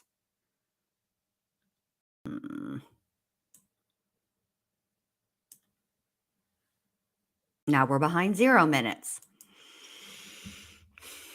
Okay, so what did you guys think? I felt like I was under the impression, okay, based on the testimony before this witness, that Linda was downstairs in the basement doing laundry, and that she heard some type of noise that caused her, which is interesting to me because you would think, right? Well, let me just hold on. So she hears some type of noise, right? So she runs up the basement stairs and is confronted with fire, right? And she can't get out that way. She had to go out the walkout basement doors, which were sliding glass doors. But what she doesn't talk about is, to me, it would seem like if the fire were that close, wouldn't you smell smoke? Particularly if the defense's theory is correct, right? And he was handling, he was he had an accelerant. He was using the accelerant or had it on his clothes, or he was the one that was committing arson with an accelerant. You'd think that that smell of the accelerant would be different than a regular fire. Okay, so crime hers says, can you explain how she got acquitted and is back on trial when you get a chance? Okay, she was not acquitted. So what had happened was she was tried in 2010. Okay. In 2018, based on appeal, her conviction was vacated, which means they have to start all over again. And at that time, the state has the option. They can decide not to retry her, but they didn't. They said, no, no, no. We will be charging her again, and we will be taking this to trial again in 2018. If she'd have been acquitted, she couldn't be tried again because that is double jeopardy. And also, by the way, good to see you. Right. Where are the smoke? That's an Violet coming in with the rational questions, right? Where were the smoke alarms? How were these people able to get a mortgage on this home without and insurance? Let's start there. A mortgage, insurance without some type. First of all, you have to have an inspection done to get a mortgage. Second of all, I would imagine that they would come out and check the home, particularly because this was not a um, pre-owned home. This was not a resale home. Okay, this was new construction. So every step of the way, you would think would need to be monitored, right? And then at the end of it all, even if they were continuing to do some construction, it was mostly livable. But I would think that one of the first things that an insurance company would be looking for would, particularly with the way that they used to heat their home, that they would be looking for a dadgum smoke alarm. And they also have 2 fireplaces. So I would think that that would be like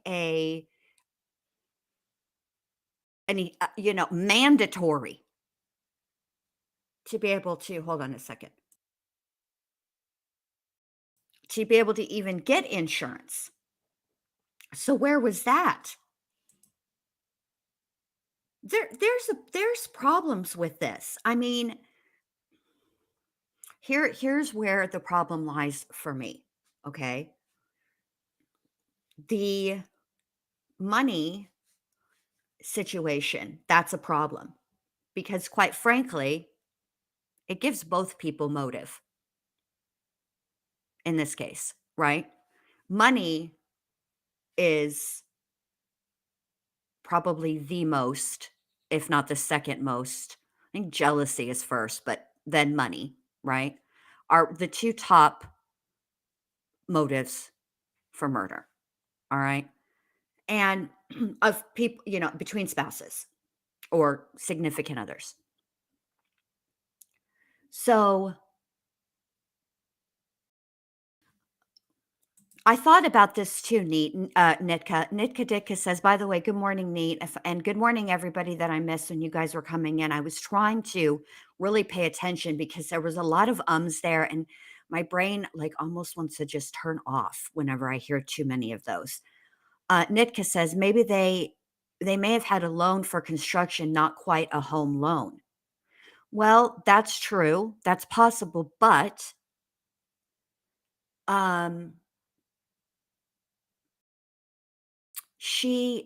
his mom testified that she would get them caught up on a mortgage payment. So I feel like, you know what I mean? I think they might have had a mortgage, but maybe not. I don't know. Okay, so Daisy says, and this was back in the late 90s. So when they used to actually send insurance people out instead of how they do it now.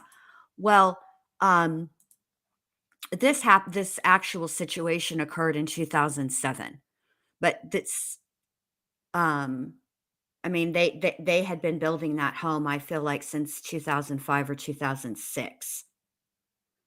Um,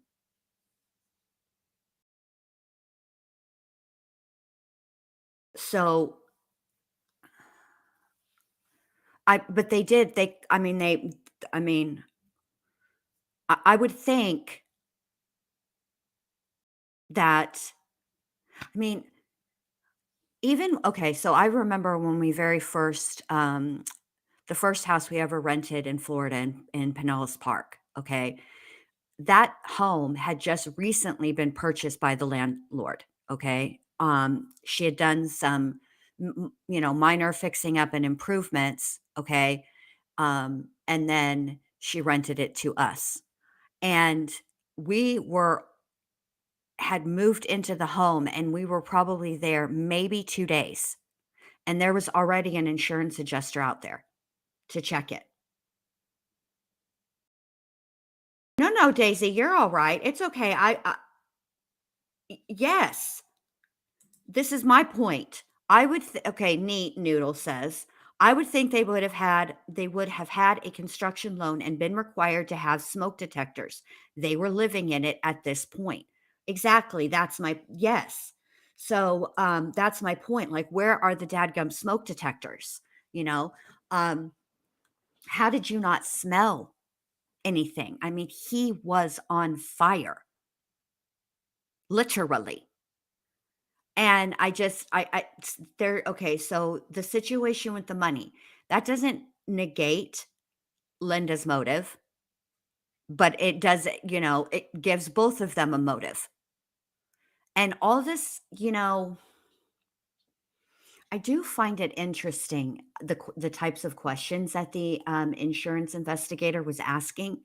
And frankly, it actually doesn't, okay, when you're listening to him read back the transcript, which, if there's a transcript, what happened to the tape?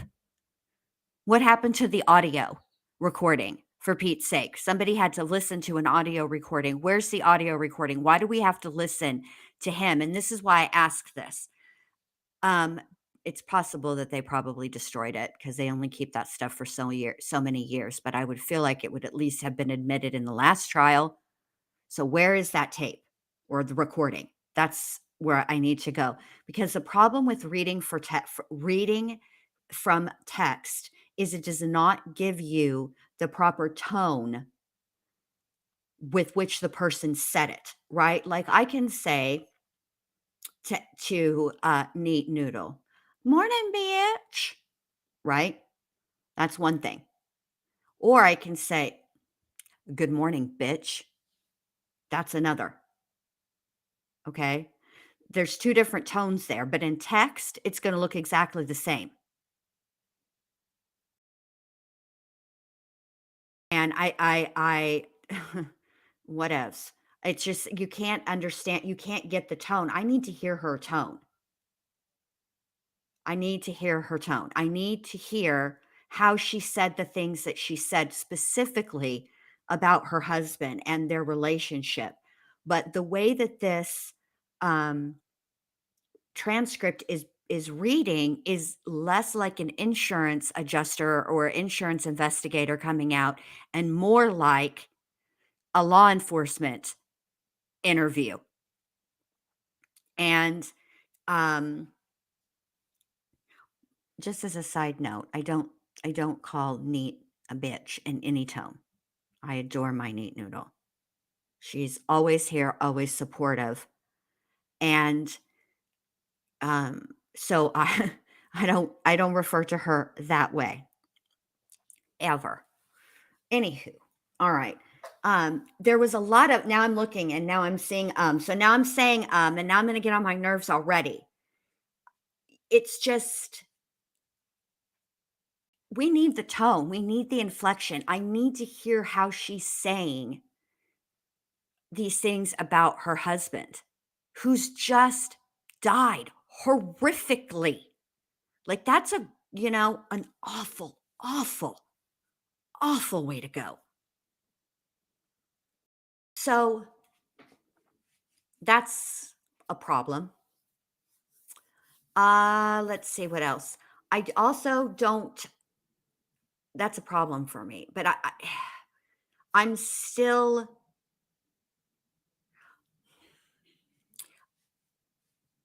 I do think that there is something that she said in that interview that's quite interesting respective to the van, okay?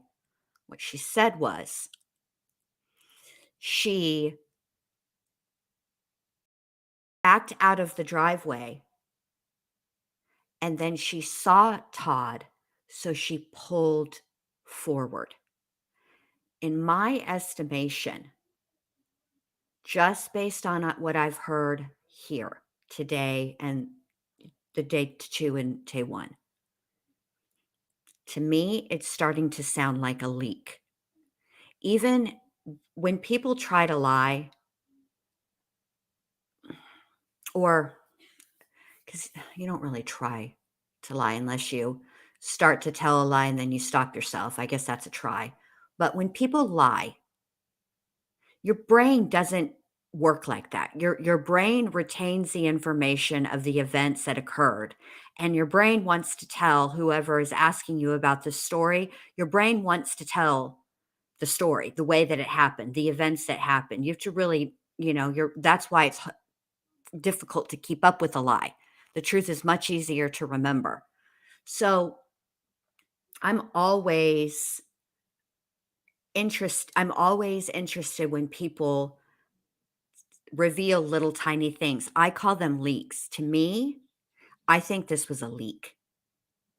I think that she knew she had to explain why she went to the back of the house if she was trying to get help, and inadvertently admitted that she saw him, because her whole story is, in all of the chaos, all of this horrible black smoke that was just everywhere, she didn't see him. And that's how she ran over him, and it was an accident. Except for she just admitted that she saw him, and she just admitted that she saw him in the van, like, while she was in the van. That's gonna be a problem for her. If I were on the jury, aside from everything else, I would have I believe Ashley is her daughter, now that I'm remembering. She has a daughter from a previous relationship or marriage, and her daughter's name is Ashley, now that I think about it. But my point is, of everything that was revealed in that whole long transcript that we've been sitting listening to for, quite some time now, I think one of the probably the biggest revelations and the most important detail to me, if I were sitting on this jury, that stood out, is that she put herself in that van behind the wheel and said she saw her husband. That's a problem. That's a problem. Back on the record, the case of People versus Linda Stermer. Any matters to address before we bring in the jury, counsel? People have done wrong. None, Your Honor. Okay. Bring in the jury. Also, whenever the judge addresses the state and the defense, right? Whoever's going to be conducting cross examination speaks. So obviously, we know in where we've been listening to it. So on direct is the female prosecutor whose name escapes me. It'll come to me. Just be patient. But Mr. Kelly is who is conducting the cross examination, and I'm very curious about why they chose Mr. Kelly to do it. I think that that's quite interesting. Perhaps they decided that Mr. Mueller was getting. Hold on.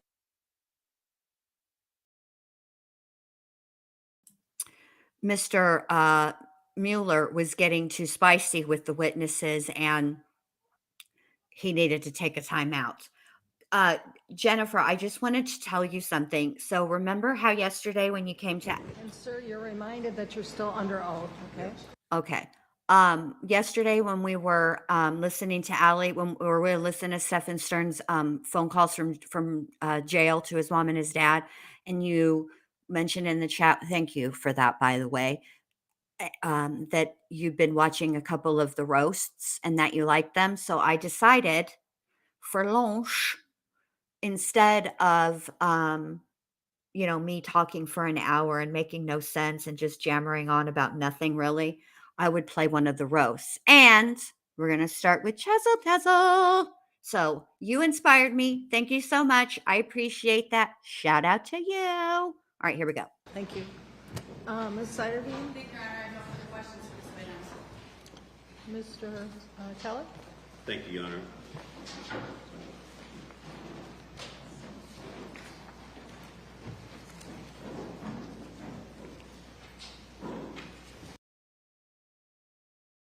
Okay, I forgot about this. Is the judge calling her cider bean or cider bee?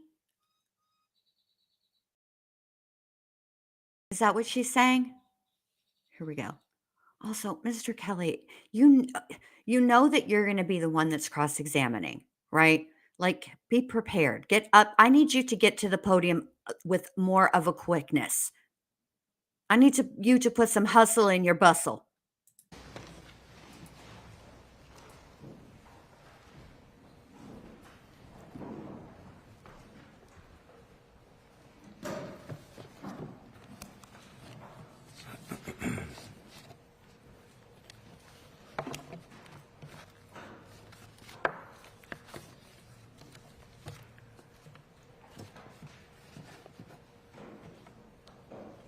Mr. Shimsky,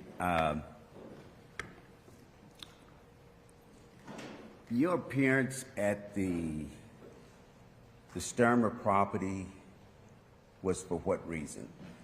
I was hired by Farm Bureau Insurance to conduct an investigation into the cause and origin of the fire. And was that just based on the fact that someone had called and wanted to know the origin and the cause of the fire? No, it would be very typical in a fire loss that an insurance carrier that covers the property would request an investigation to determine what happened. Okay. And did you work with you said it was Farm Bureau? Yes. Yeah. And so you were on a contract basis with Farm Bureau, is that right? Yeah, basically, yeah, they pay our hourly rates. We conduct our investigation. When we're completed, we send the reports, the documentation, and an invoice to Farm Bureau for the work that we did. Okay. So you're billing Farm Bureau by the hour? Yes. And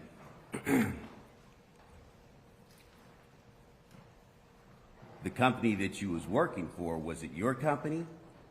No. At that time, it was a company called Kirby Bailey and Associates, which was an independent investigative company. Okay. And so your credentials were that you were a fire investigator, is that correct? Yes. But not an expert, right? No, I've qualified and testified as an expert many times. Okay. And do you have a particular specialty in reference to your investigation of fires? I guess I don't, we do a fire investigation, the normal procedures, interview the occupants, homeowner, any witnesses, photograph the exterior, interior, do a scene examination, and then document what you did, the standard fire investigation. But isn't the main reason why an insurance company would hire an investigator to determine the cause and origin of the fire is? I'm going to object at this point. We're not entering Mr. Shinsky in as an expert, and so I think we're starting to get into expert questions and expert testimony. Your Honor, I hadn't said anything about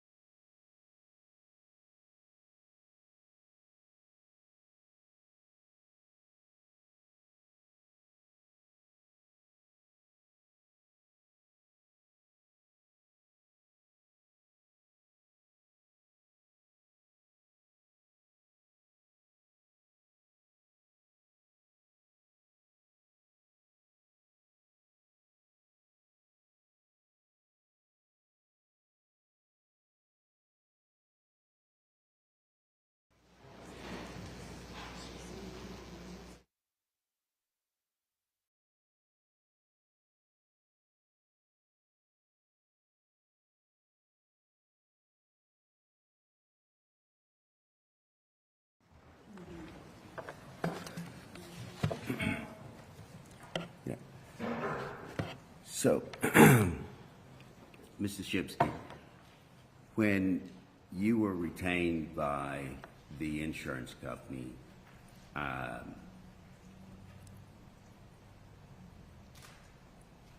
tell me, to this jury, exactly what they asked you to do, other than just saying origin and cause of fire, because obviously you spent a great deal of time at the location interviewing Linda Stermer. Yes. Now, what do they expect you to do when you go out on one of these retained contracts? With any of the insurance companies, they would request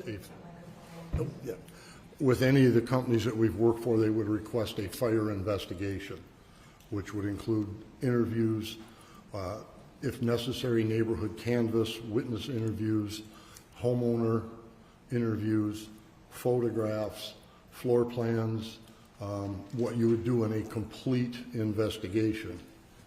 And that would be the same for every company that we work for, insurance or otherwise. So your interviews, would that be interviews of individuals that were not part of the family? In this case, no, I didn't conduct interviews outside of that. So who all did you interview? Linda Stermer, And is she's the only person that you interviewed? yes, The only person? the only one that I can recall. And in reference to the interviews pertaining to Ms. Stermer, you only communicated that information back to Farm Bureau, is that right? It would have been in my report that went to Farm Bureau, yes. You only communicated with Farm Bureau? Pardon me? Did you only communicate the information that you received from Ms. Stermer to Farm Bureau? Possibly with the attorneys for Farm Bureau, if they contacted me regarding the work. But I don't recall any other outside contacts or activity. Are you sure? Sitting here right now, I can't, yes.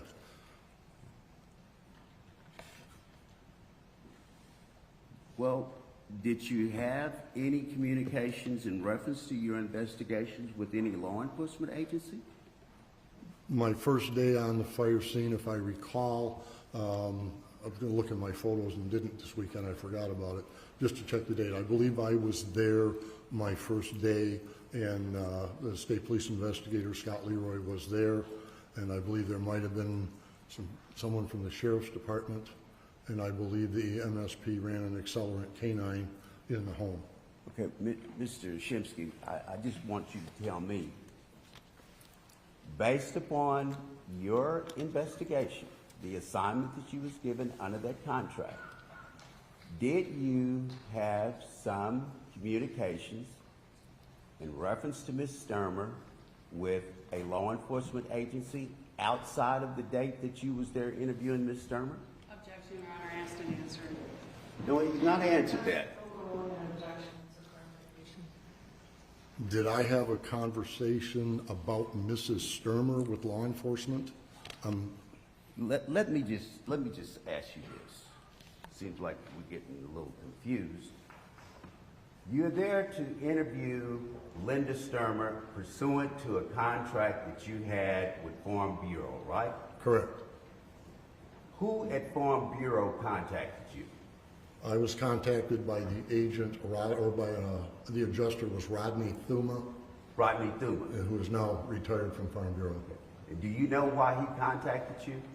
I was a regular investigative company and investigator that would have been on the insurance company's list of approved investigators to handle their investigations. Had you had business with Rodney Thuma before? Yes, How many times? many times. Okay. And on most of the times that you had in reference to investigations with Rodney Thuma, you were able to determine that there was fraud involved in reference to the fire that may have been referred to as an arson. Isn't that correct? No, I've had all kinds of fires, accidental fraud, lightning. We do the investigation.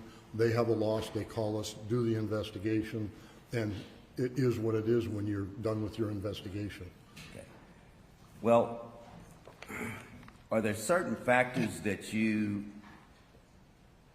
have as far as your arsenal of information to look for when you go out and perform one of these investigations that's been assigned to you by the insurance company?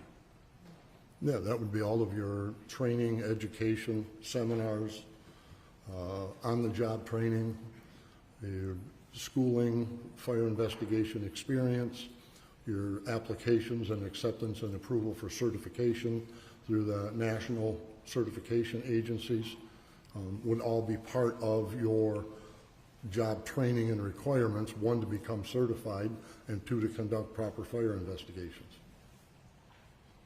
And that's to determine the cause and origin of a fire, right? Correct, the origin and cause. So there's a lot of education, a lot of on-the-job training, a lot of workshops, a lot of seminars, a lot of specialty training that you have that would give you the education that's necessary to make valid decisions in reference to an investigation of a fire, right? Yes, To make a decision based upon the cause and the origin of a fire, right? Yes. And how many years have you been doing this?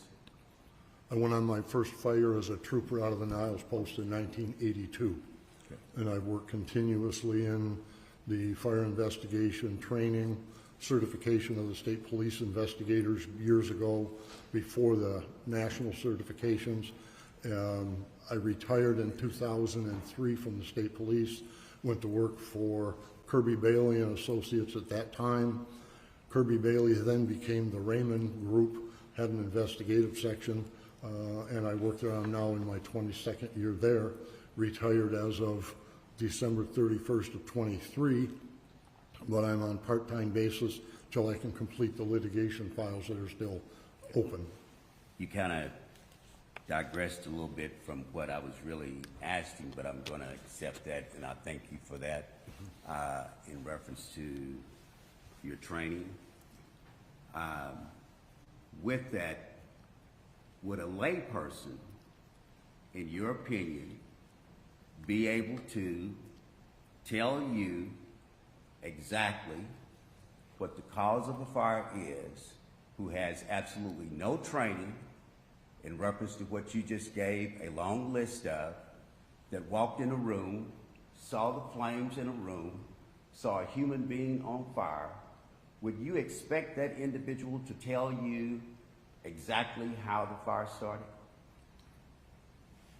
The layperson would have to conduct a full investigation in order to render that opinion. Okay. Well, isn't it true that on January the 7th, that you, in approximately 72 hours after January the 7th, where there was a fire and a fatality, that you show up on the scene and you expected Ms. Stermer to tell you exactly how the fire started? Isn't that true? That would be one of the questions you asked, if you had any knowledge of what happened. That's why we do interviews, is to gain information. There's a difference between your knowledge as a fire investigator, because that's what you was out there to do, was determine the origin and the cause of the fire. But you're interviewing Ms. Stermer, and all she could tell you was that she went up to the stairs and she saw the flames in the room. Isn't that true? Yes.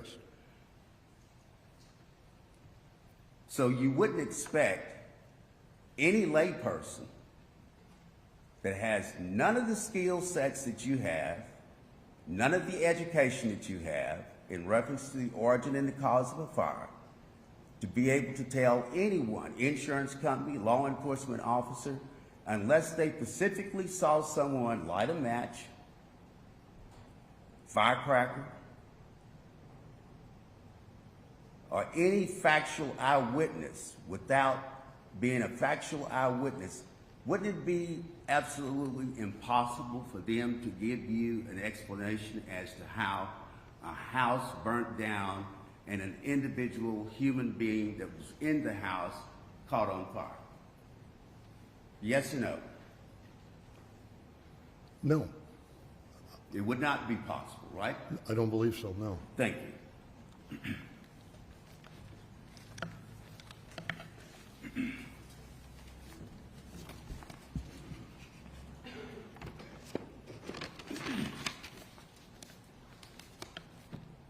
You referenced to on page 62 of your of this interview that let me just make sure that we don't misstate what was on the screen. And you have your transcript there, Mr. Shimsky, is that correct? On page 62.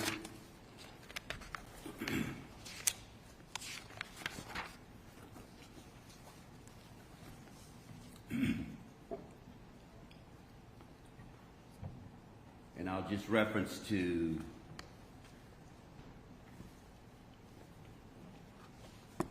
the 5th line, and that's J, that's you. Is that right? You see it? Yes, is that the one that starts out? Yes, could, sir. Could you Yes, sir. understand? Yes, sir. You asked, could you understand anything that he was saying? I mean, when he first started screaming, was he yelling, fire, yelling, get out? I mean, no, these are kind of, you see that? Yes. Meticulous, because what I'm looking at is trying to reconstruct. So, 72 hours after Ms. Stermer had endured one of the worst tragedies that an individual could imagine. But you are... This is testimony by the attorney. Your Honor, I'm just cross-examining, and it's my opportunity to cross-examine.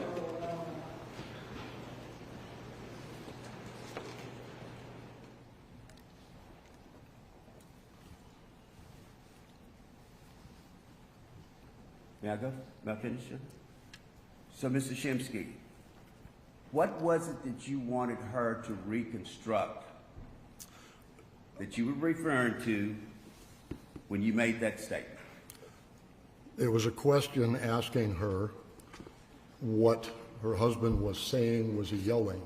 And it's one of those, she was the witness in the sense that she was in the home at the same time he was.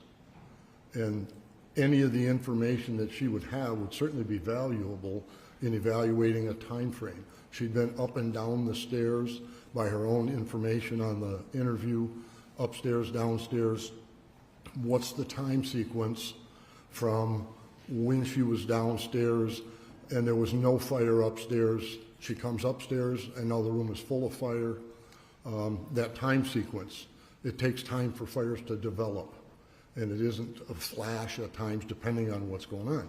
That question was merely, can she fill in the sequence of events that she best recalled so that in my brain, analyzing what I have on the fire scene, can determine we go from no fire to a heavily involved fire in 2 minutes, 5 minutes, 10 minutes, or maybe she'd been downstairs for 4 hours. If I don't talk to her and ask her those questions, how can I ever assess that information?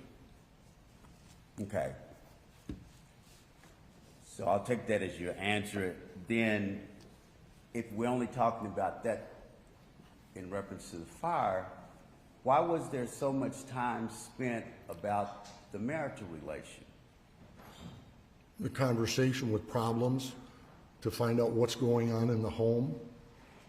The interview is a general interview on the home, living there, day-to-day routine, day-to-day life, so you can establish this is the normal for the home.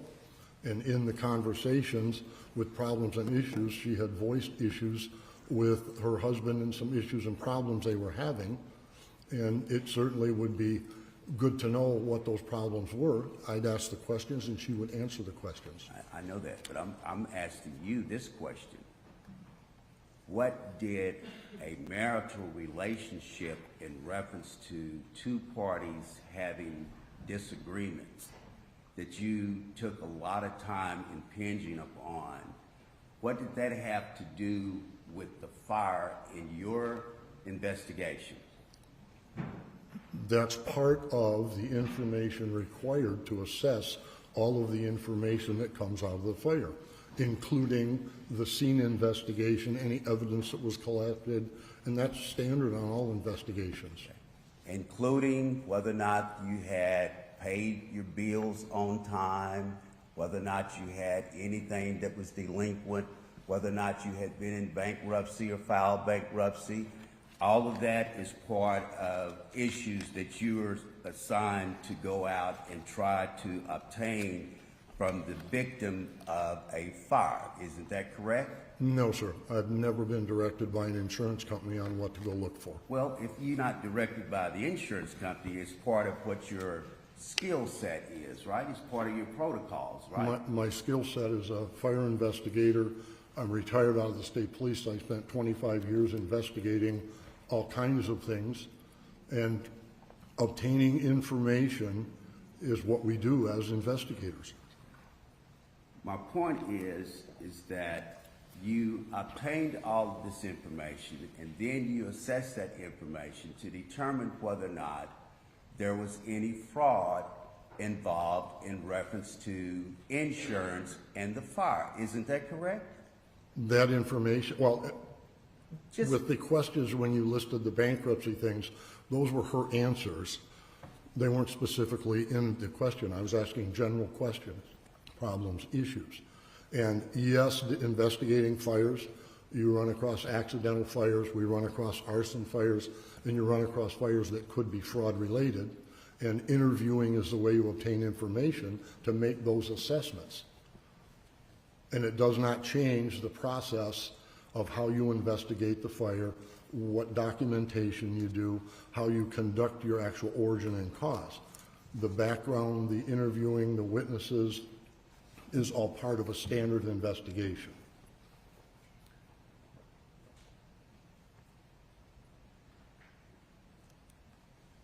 were you able to verify any information in reference to the finances of Mr. and Mrs. Stermer? That would not be my job. That would be handled by the insurance carrier. So you obtained the information in reference to the mortgage, the history of their mortgage, is that correct? You inquired as to whether or not the house was under a mortgage, is that correct? No, I don't think I asked that. You didn't? No.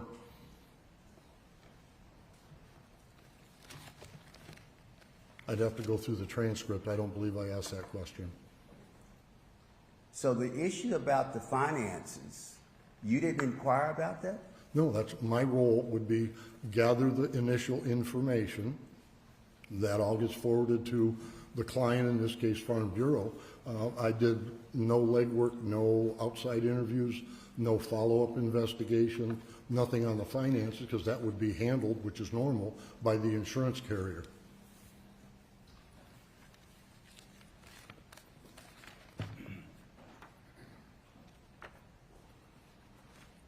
When you asked Ms. Stermer about money that was owed, did she just volunteer that to you without you prompting it with a question?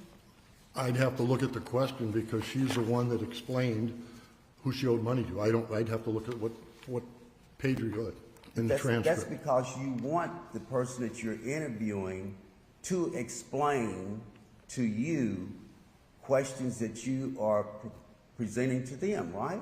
Right, but I don't recall the specific question that she answered with that information about the money owed to relatives.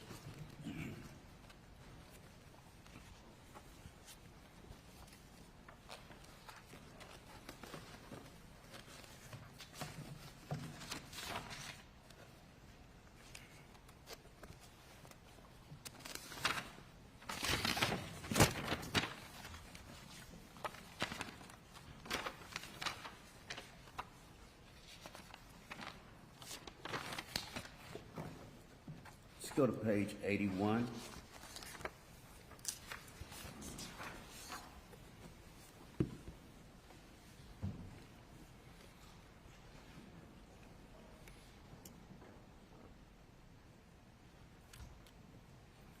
So if you go to where it starts out in the middle of the page,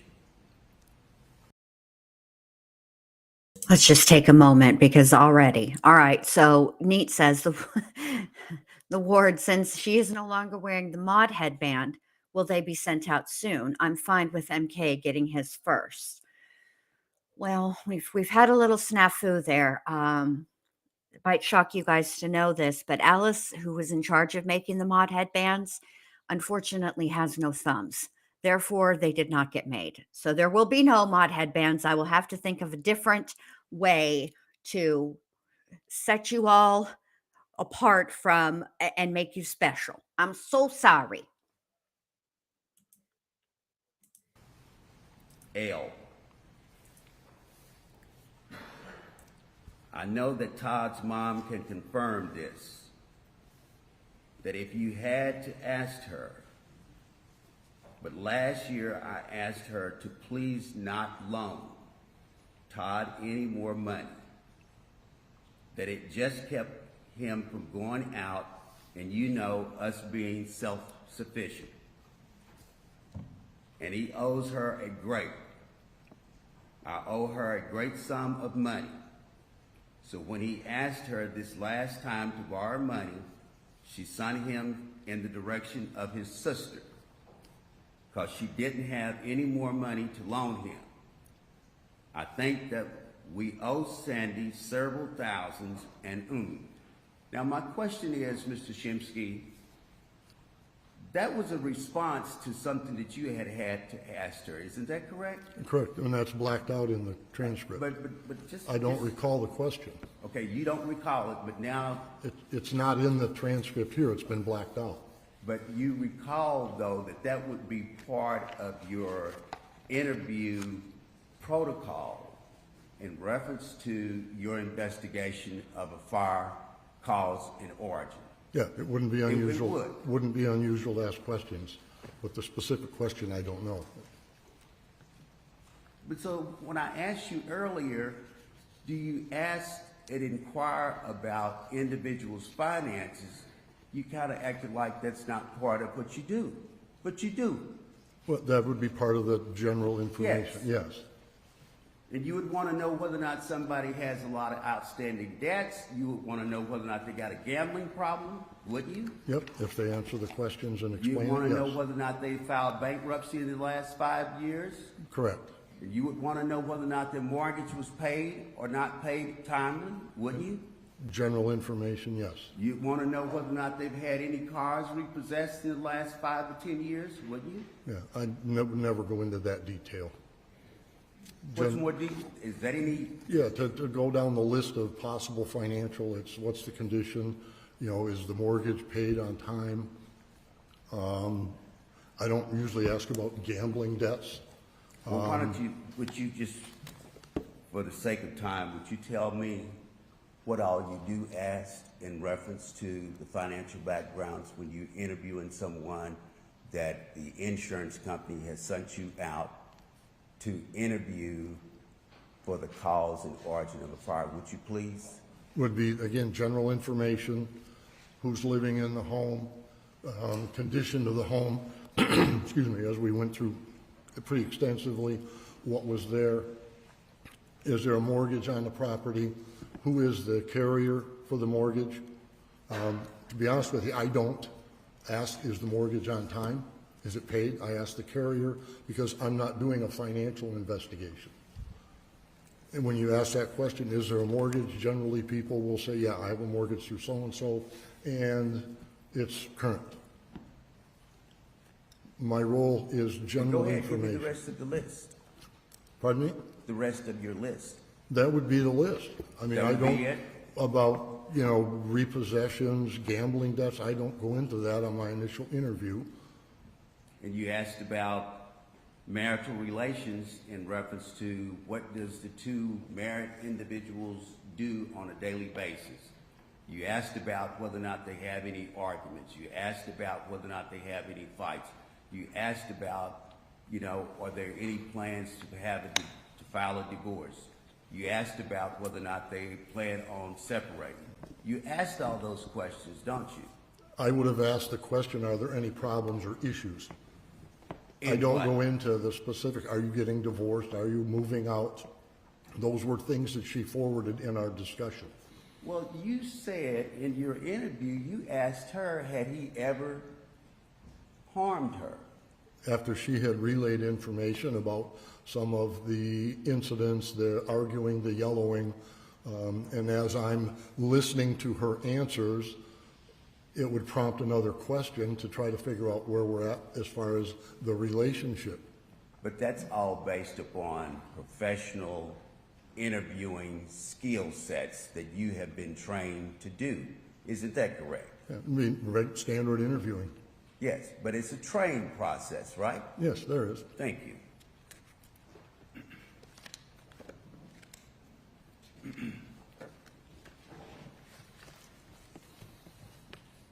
Now, you also reference to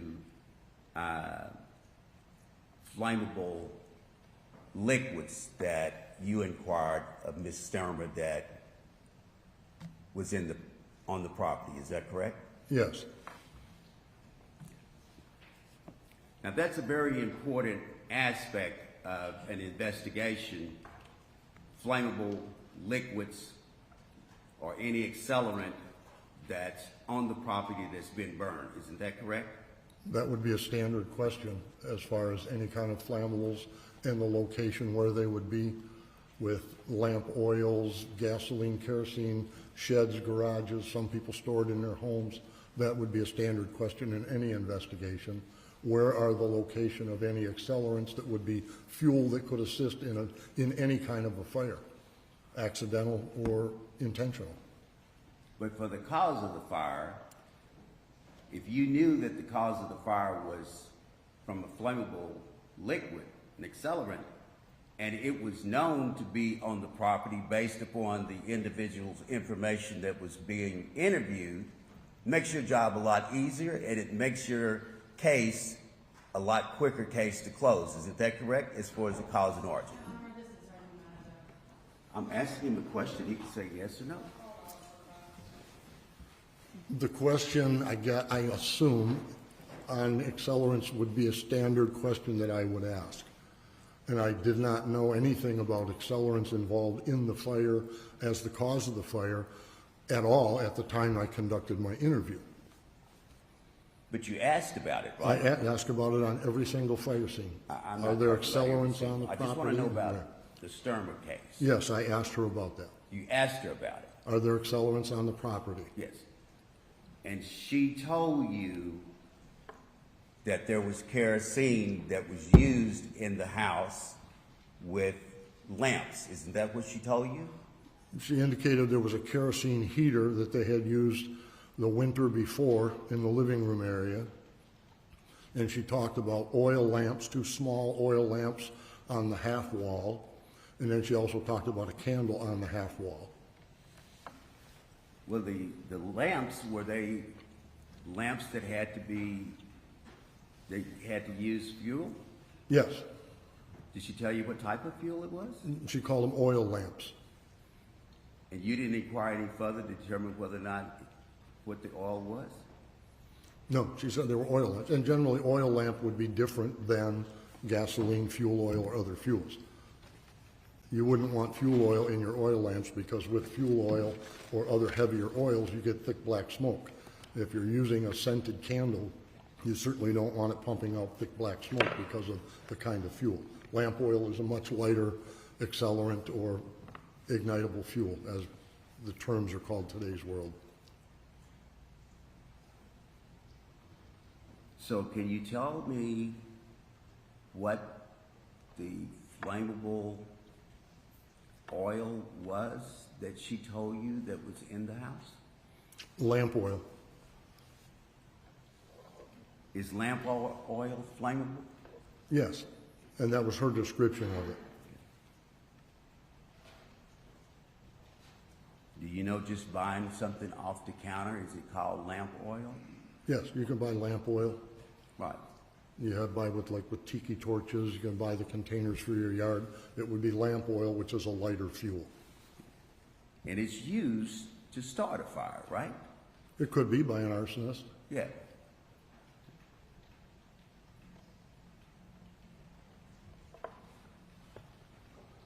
So on page 74 of your interview,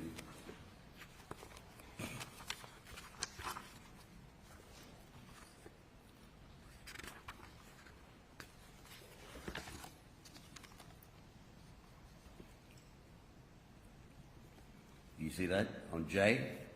Which J, you asked the question, any flammable liquid stored inside the house. And then you specifically asked any gasoline, kerosene. And you say, I think you mentioned that with the oil lamps, you had some lamp oil, right? correct. And you asked, where would that have been stored at? Right? Yes. And the answer was underneath the kitchen, underneath the sink in the kitchen, correct? Correct.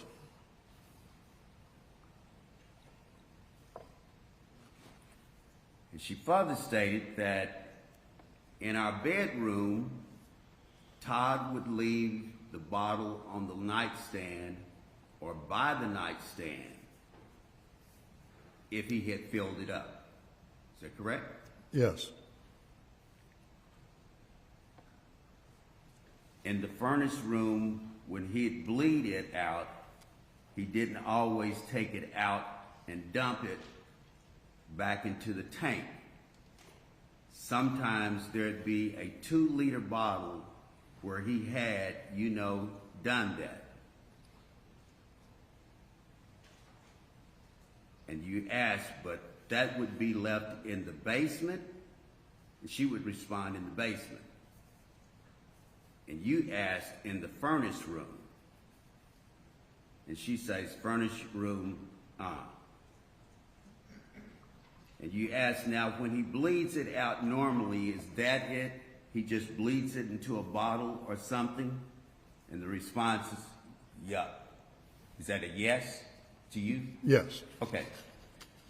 Now, as an investigator, looking for the cause and the origin, knowing this, and you didn't dispute it, you could actually put in your report that could have been a possible cause of the fire. Isn't that correct? No, she's describing fuels. But you're looking for answers about what's in the house, right? Correct. You're trying to find information about flammable liquids that's in the house, right? Yes. And this is not as an expert. This is as nothing but an investigator, right? Well, as an investigator with fire experience, Yeah, but- and that's, you would discuss the fuels. And that, again, with the fuels and the differences when we talk about the furnace would be fuel oil is completely different fuel than lamp oil. But Mr. Shimsky, tell this jury, what can either one of these oils do to a house if a match is lit to it? Well, depending on the oil, the thicker the oil, we're getting, okay. The oils will burn if ignited, but in order to ignite it, you have to heat the oil above its flash point, which is the temperature that the oil can give off enough vapors to ignite, and then you have enough heat for it to reach its ignition temperature so that it can ignite.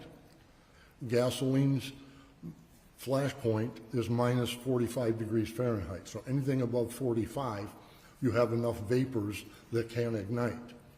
Now, if we get into fuel oil or diesel fuel, the flash point on it is about 325 degrees, so that you would have to hold the match and hold it and hold it and hold it until you heat the fuel up enough to vaporize with the right gas-air mix for that match to actually ignite.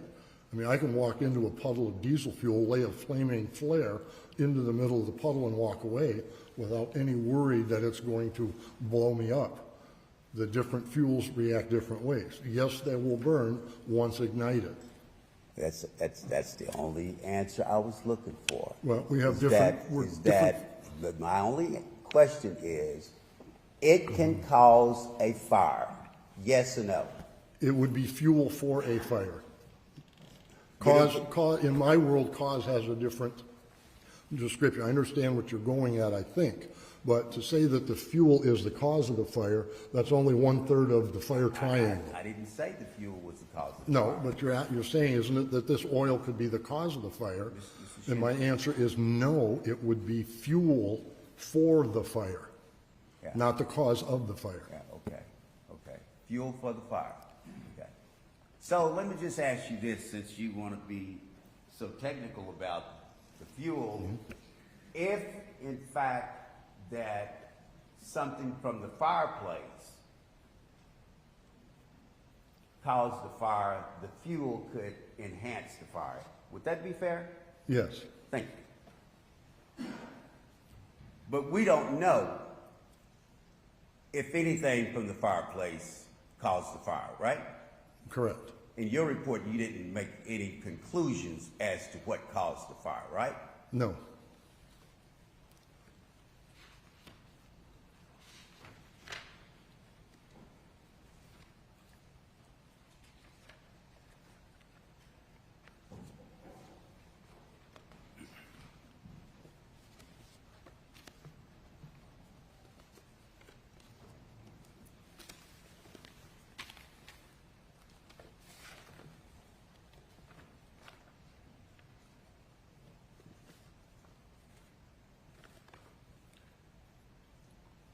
So on page 83 of your report, you,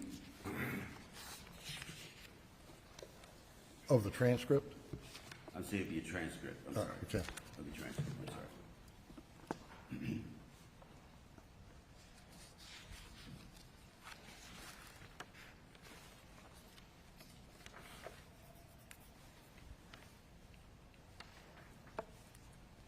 So in 83, your question is, was he wearing the same clothes Saturday that he wore Sunday?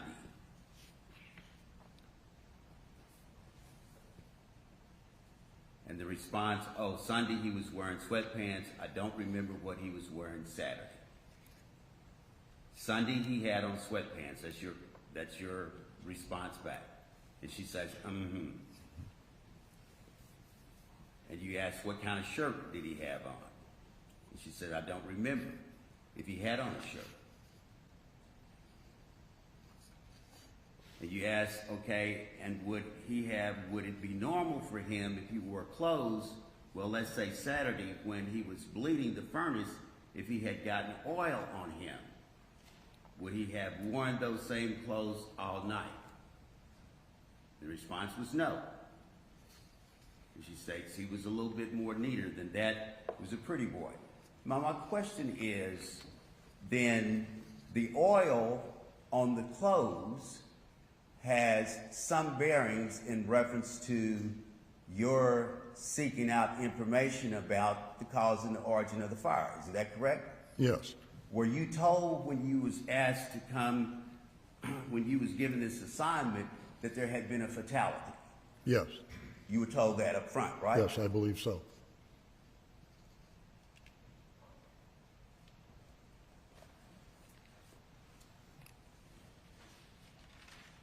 So what would the oil have any importance in reference to sweatpants? Well, the oil, as in the interview, she had described the fact that her husband would have to bleed the furnace to get it to run, and be fuel oil. If he'd gotten some on his clothing, again, the fuel oil could be on his clothing. In a fire, if there's oil on the clothing, the oil would ignite along with the clothing because it's fuel. Kind of back to what I was trying to say a few minutes ago, right? Right. It's not a simple explanation. You know, an arson fire shouldn't be simple. I mean, it would take a lot for somebody to do something like this, so I'm not trying to be simplistic about it. I apologize. Thank you.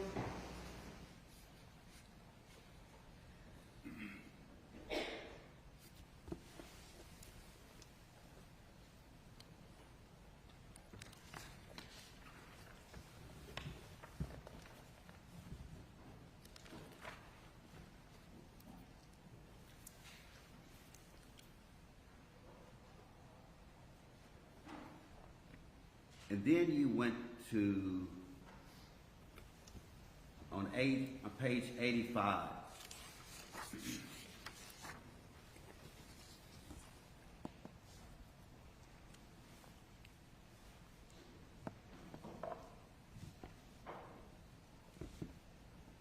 you asked the question, is he capable of lighting himself on fire or trying to burn the house and getting caught in it? I mean, has he ever said he was gonna burn the house to get rid of it?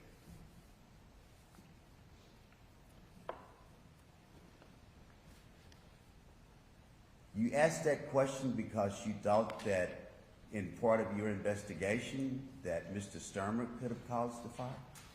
I asked that question after I was told by Mrs. Stermer in the interview about the issues that they were having, the things that he had told her, and if he's there with her, there's only two people home, inquiring as to what's his state of mind. Has he ever threatened to do this? And her answer was, on the last section, was no. And did your investigation, did you find any information in reference to Mr. Stermer having any fires before? No, I did not. You did not? No, I did not. Okay.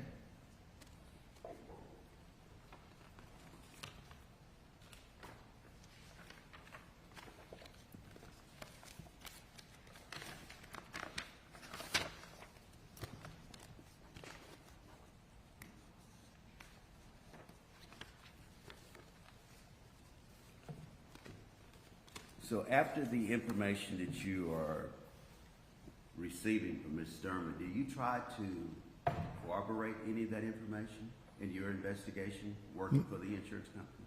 No, as I said, I would do the scene investigation, and in the insurance industry, they'll generally they'll separate the fire investigation from any additional follow-up financial examinations.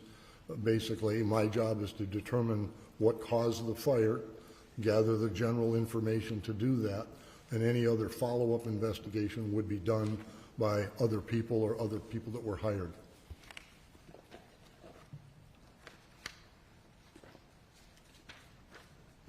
So you don't make any attempts to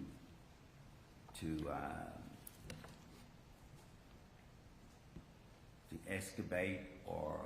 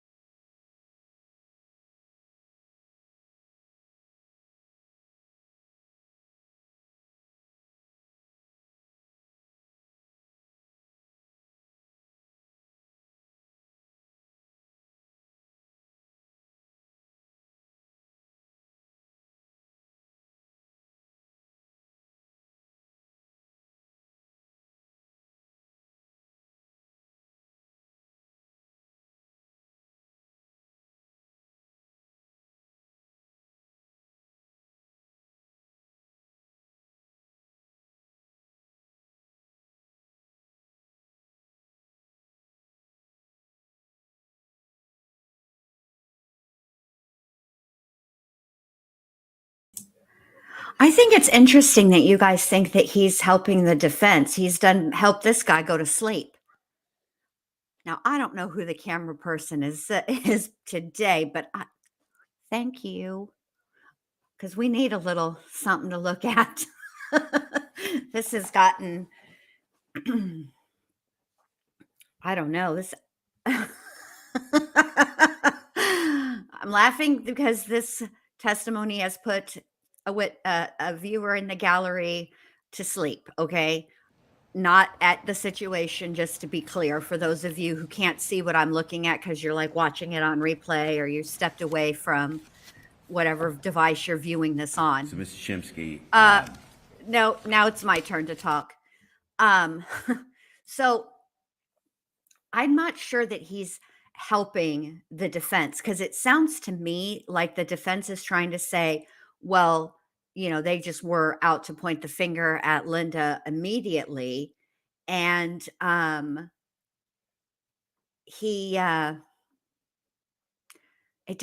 way he was questioning her doesn't sound like that. And if a witness or somebody that you're interviewing, right, it doesn't matter whether you're law enforcement or you're former law enforcement, now fire turned investigator for insurance companies, if somebody volunteers a bit of information that wasn't, it's not a direct question. I mean, you ask a direct question and they give you more information than what the answer required.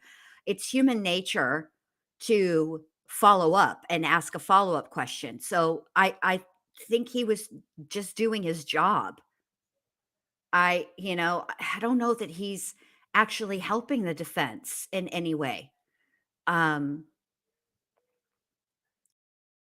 Certainly the argument could be made that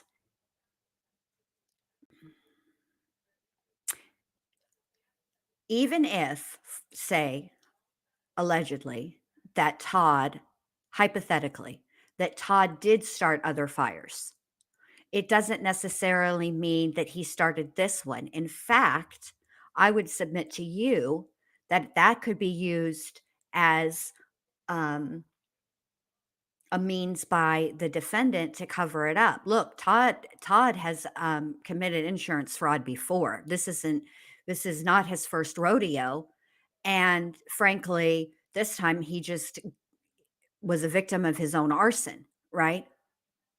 If you want it, you could come um like you could use that. If you're the state, you could say, well, is it, if you're Linda and you know that your husband's committed insurance fraud before, which by the way, did he commit insurance? We don't even know that that it was insurance fraud, number one. Number two, how were they in such financial problems if they collected on the fire insurance before? I don't understand that, but I suppose, maybe poor management, whatever, or the building of the new house cost more than what they anticipated. There's all kinds of reasons, but I'm not sure that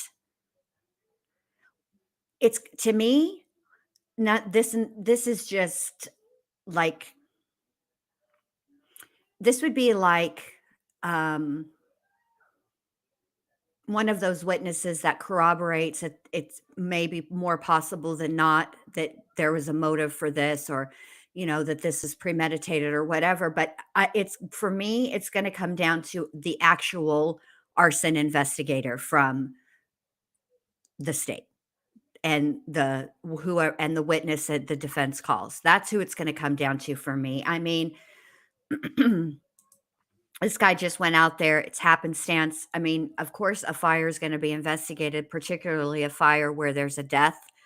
So, I mean, I don't know. This isn't doing anything for me one way or the other, because honestly, the most important takeaway from this man's testimony that does not help the defense in any way, shape, or form is the information she volunteered about the van, which was that she backed that van up, she saw Todd, and then she pulled forward. That puts her in the van, behind the wheel, and admitting that she saw Todd. So how could her running him over be an accident? After you finish your interview with Ms. Stermer, that doesn't become the end of your assignment that you were given, or that the contract that you had with the company, right? Correct. Because then you have to go and try to determine whether or not you can corroborate any of the structural damage to the property. Is that correct? Yes. Okay.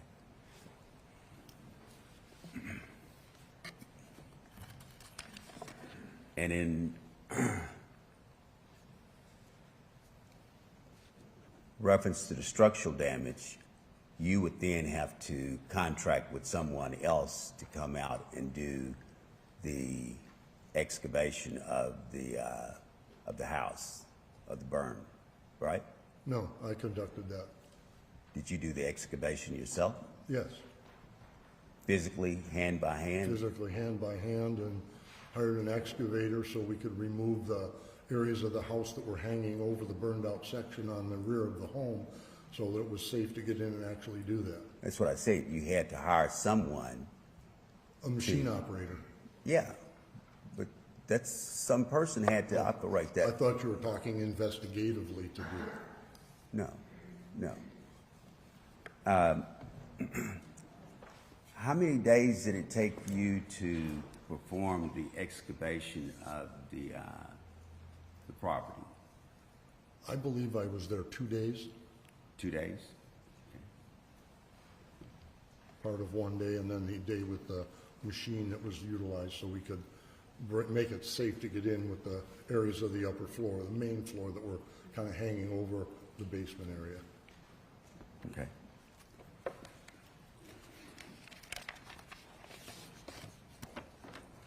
And from the excavation of the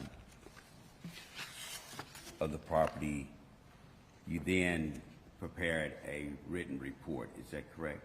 Yes.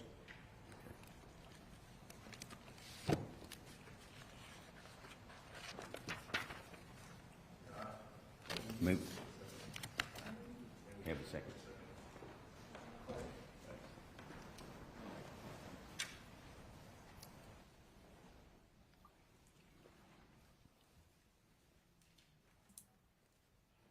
I mean, what do you guys think? I'm not sure that this helps her at all. I think the main takeaway is that van. If I'm on the jury, that's what I'm hearing. Like the rest of this is kind of noise in the When background. did you submit your report to the insurance company? I'd have to look at the date on it. It would have been, sometime after the scene investigation was completed. Normally, it would be within a couple of weeks, could be a little bit longer. I don't recall off the top of my head. A couple of weeks? Yeah, normally it would be within 2 weeks, sometimes longer. Sometimes a client will say, we don't need a report at this time. When you get into a subrogation file or something like that, a lot of times they don't want you to write a report until they determine whether the case is moving ahead. Okay. May I have a second, Your Honor? I think we have another.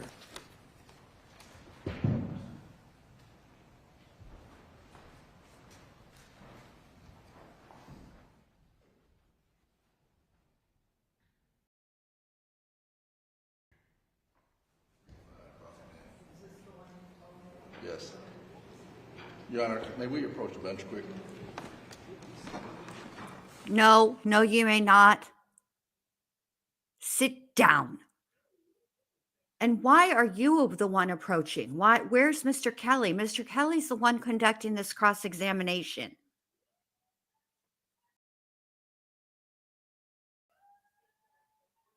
Who looks familiar to you, Patricia? The fire investigator? I've never used that. Call me Sadie. Jennifer, I've never used that. You're on thinking vacate. Neat. I need your thinking. I need all of you guys' thinking caps. Go get it. Put your thinking caps on. What is the issue here? This is why I was hesitant to start this trial, because this is going to be going longer, I think, than Lori Vallow, and I can only devote. I think what we're going to have to do, hang on a minute, let's talk about this for a second, because this is important for scheduling purposes. There will be no court on Fridays. So if this case goes longer, we'll just every Friday, we'll stream whatever day we've left off on Fridays. That's the only thing that I can think of, unless you guys have a better plan. And if you do, let me know. Because I think neat. Okay, fine. You need a headband to think. Oh Lord, here we go. Some housekeeping, Your Honor.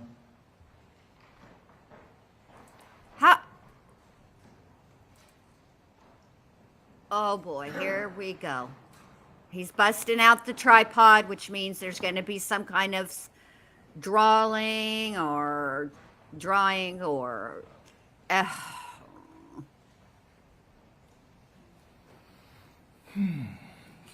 Good morning, Mr. Shinsky. Good morning. You and I just met, Yes, we did. and we have an interesting common background. Yes.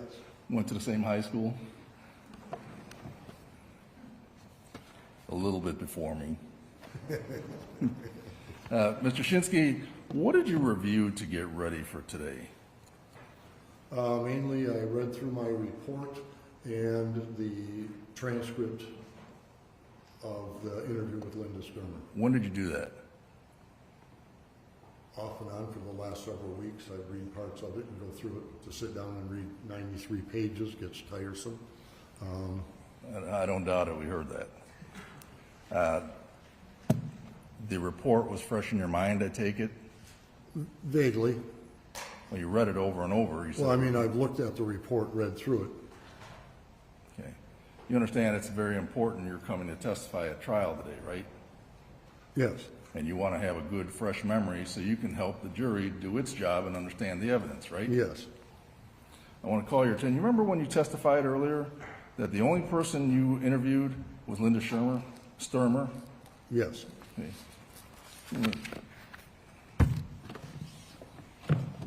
Show you your report. Do you have a copy? No, I do not. You didn't even bring your file? My information, I wasn't testifying as an expert in this file.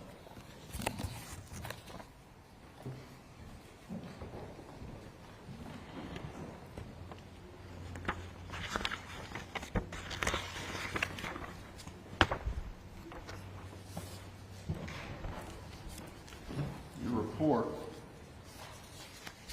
page 7, indicates that on January 15, 2007, you had contact with Michael Matheny. Either, I guess, are we asking to refresh his recollection with the report or testify from the report? Those are two different things. Your Honor, I'm just asking, I'm telling him this is what it says. Do you remember that? Well, why don't you take the report from him then, if he doesn't need it to refresh his recollection? Do you now remember this? Off the top of my head, no. I'd have to, But it's 17 years ago. Understood. It would have certainly been accurate when you wrote it. Yes. Yeah. Do you recall Mr. Matheny in his interview telling you, and you understood he was the first person on the scene, Yes. besides Linda Stermer, obviously, Correct. right? Do you recall Mr. Matheny telling you, Objection, hearsay. it's for impeachment? He says he didn't remember any of this. Well, you can ask him if you interviewed him or not. That's the impeachment, No. not what the statements are containing. That's hearsay. That is not offered. It's What's it offered for offered impeachment. for? Doesn't remember anything about this. I'm asking him for his First off, I've recollection. got, you're holding this report, are you refreshing, or is he, are you coming in I'm under just refreshing asking. memory, or? Yes, Okay, then have him look at the report and put it down. page 8. Can I review the report? Yes, you can review it if it would refresh your recollection, but then you need to put it aside, sir.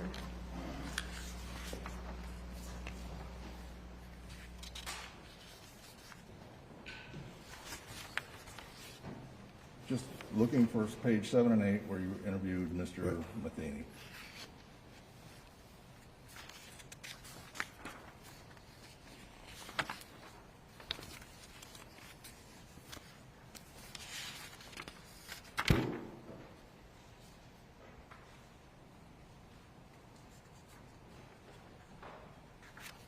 Yes. Does that bring back the content of your interview with Mr. Matheny? It would have to be what I have in my file. All right, Do I first have memory of the conversation? No. of course not, right?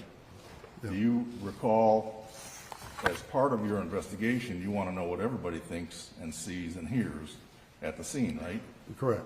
Do you recall anybody telling you that there was no odor on Mr. Objection is to hearsay, Your Honor. Again, now we're asking for an out-of-court statement for the truth of the matter. Not offered for the truth of the matter asserted, offered in what he does to take him to the next step of his investigation. They rely on these Witness who materials. testified to something and you're impeaching with extrinsic evidence, or?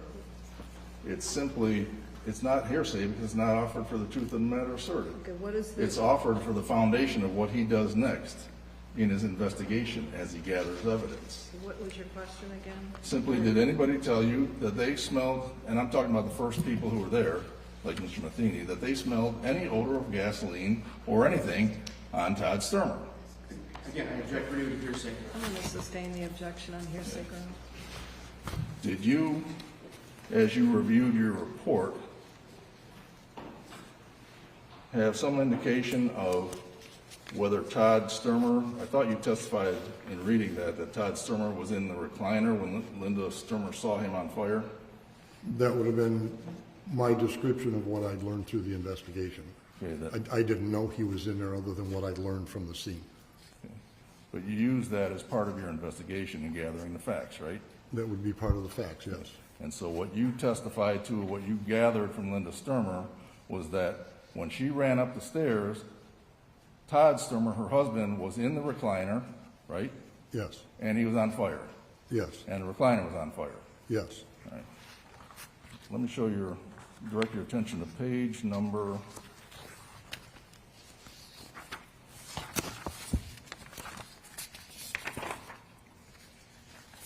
5 Are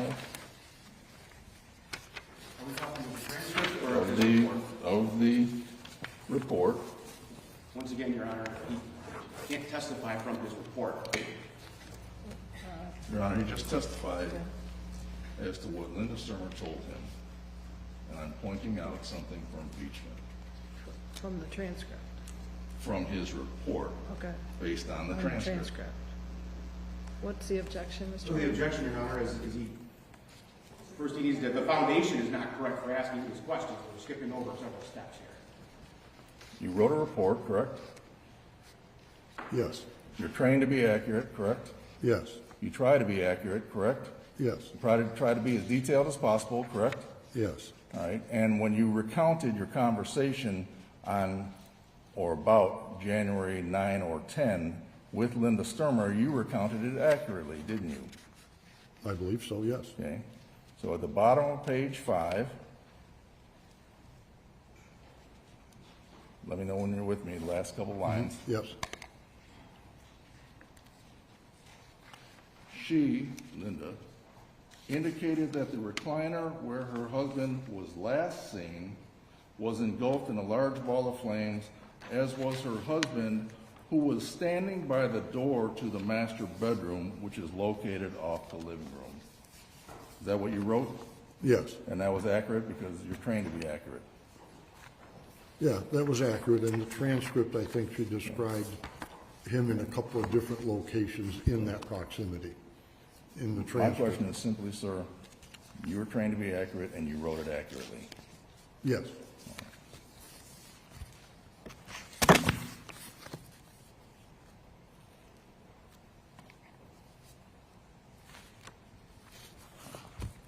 Let's go to your background.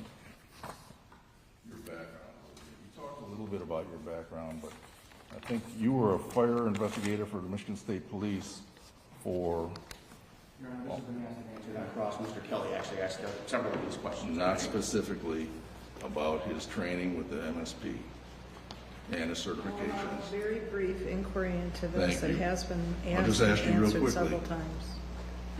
25 years, if my math is right, with the MSP as a fire investigator? no, 25 years in the state police. Okay, how long were you as a investigator? I was a trooper for 10 years on the road. I began investigating fires and training with about 4 years in as a trooper. And then I did 8.5 years as a full-time fire investigator. And then my last 6.5, I worked out of an investigative resources unit, which was the training and certification of the state police investigators at that time, as well as at that time, state police provided 10 weeks of training programs to other police and fire departments. Up in Tustin, Michigan. Yes, And you were one of the directors of that program, correct? yes, All right, so you spent a lot of time not only being trained, but training people yes. and certifying fire experts, correct? Yeah, well, during the state police investigators at that time, and then certification moved into the International Association of Arson Investigators, took over the certification, and that's what all of us go through, is either them or through National Association of Fire Investigators for certification. And It's you two are different- certified with the IAAI, correct? Yes, The International Association of Arson Investigators.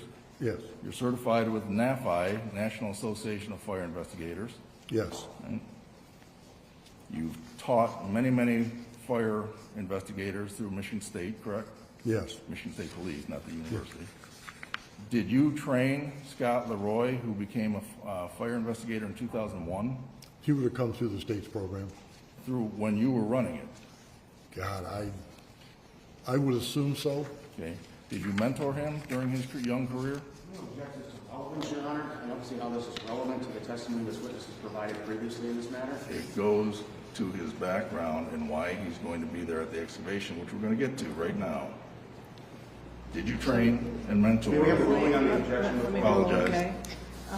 Is Mr. Leroy will be testifying? He will as an testify expert? next, Okay. Then or tomorrow.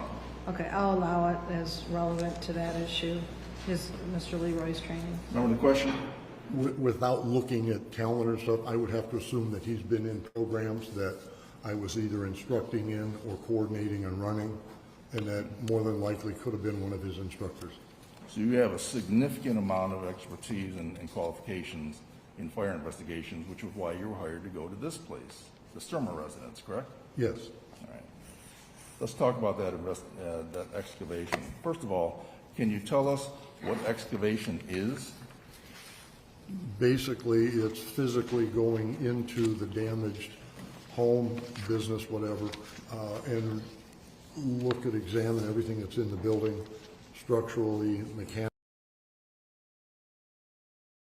So Chicken Shite raises an important question here about whether or not he was a state trooper or with the state police, because I think those are actually different things.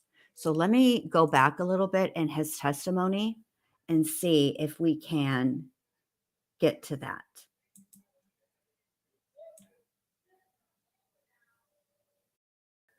Hold on.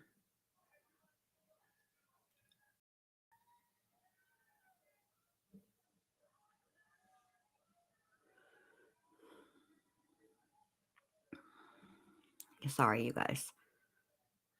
It's hard to find when you're trying to go back looking for the closed captions to sort of have an idea. Locations in that proximity, in the My transcript. question is simply, sir, you were trained to be accurate and you wrote it accurately. Yes. Hang on, let me see if it's after this or before this.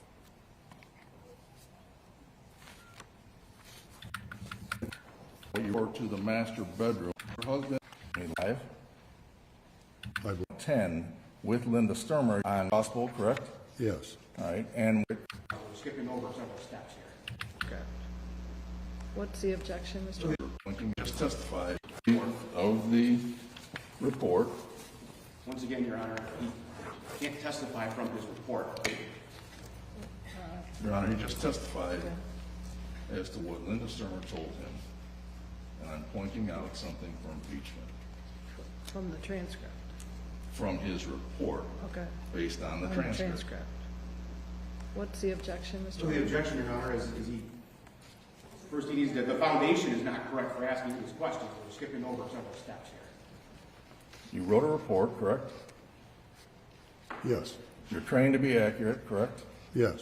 You try to be accurate, correct? Yes. You try to be as detailed as possible, correct?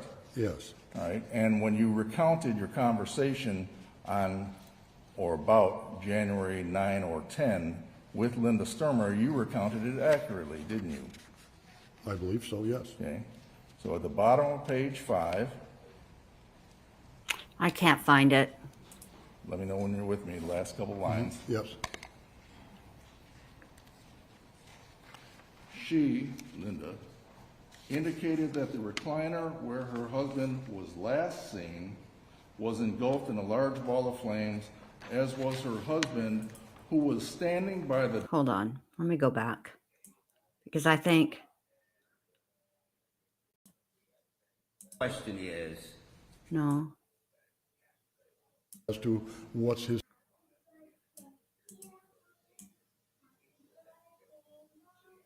After the scene investigation was completed, normally it would be within a couple of weeks, could be a little bit longer. I don't recall off the top of my head. a couple of weeks.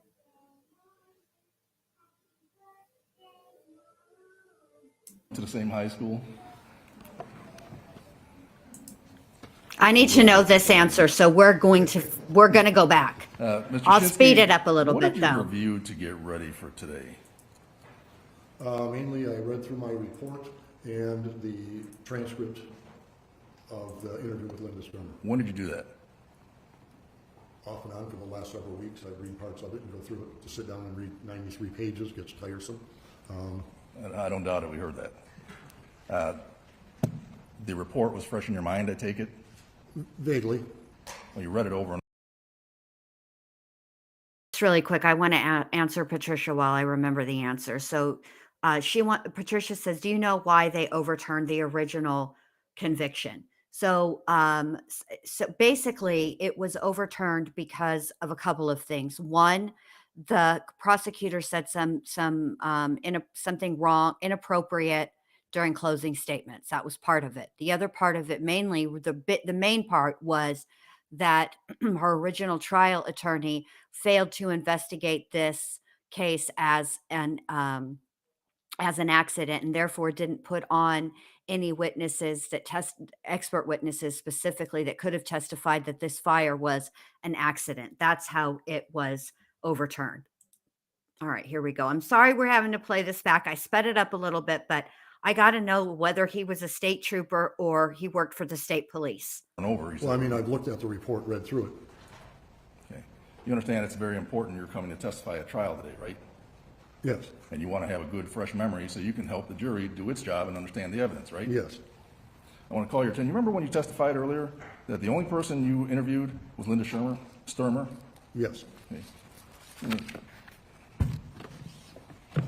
show you your report. Do you have a copy? No, I do not. You didn't even bring the My file? my information, I wasn't testifying as an expert in this file.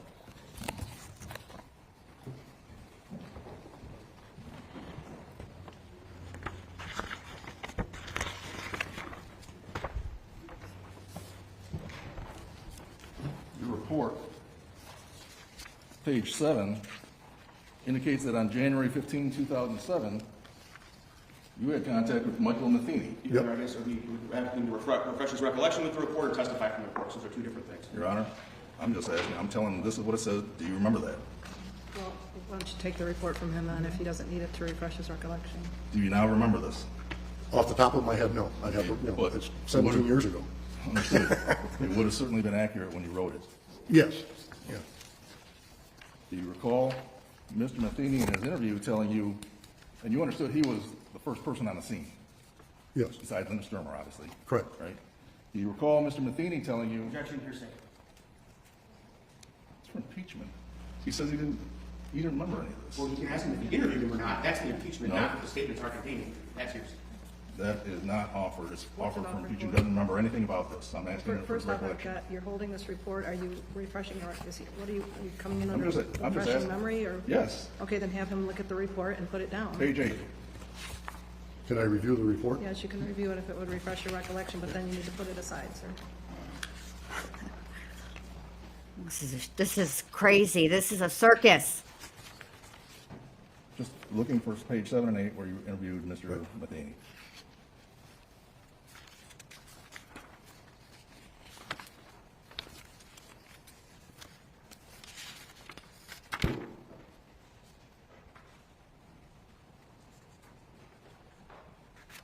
Yes. Okay. Does that bring back the content of your interview with Mr. Matheny? It would have to be what I have in my file. All right. Do I first have memory of the conversation? No. Of course not, right? Do you recall, as part of your investigation, you want to know what everybody thinks and sees and hears at the scene, right? Correct. Do you recall anybody telling you that there was no odor on Mr. Objection is to hearsay, Your Honor. Again, no asking for an out-of-court statement for the truth of the matter. Not offered for the truth of the matter asserted, offered in what he does to take him to the next step of his investigation. They rely on these Witness who materials. testified to something and you're impeaching with extrinsic evidence, or?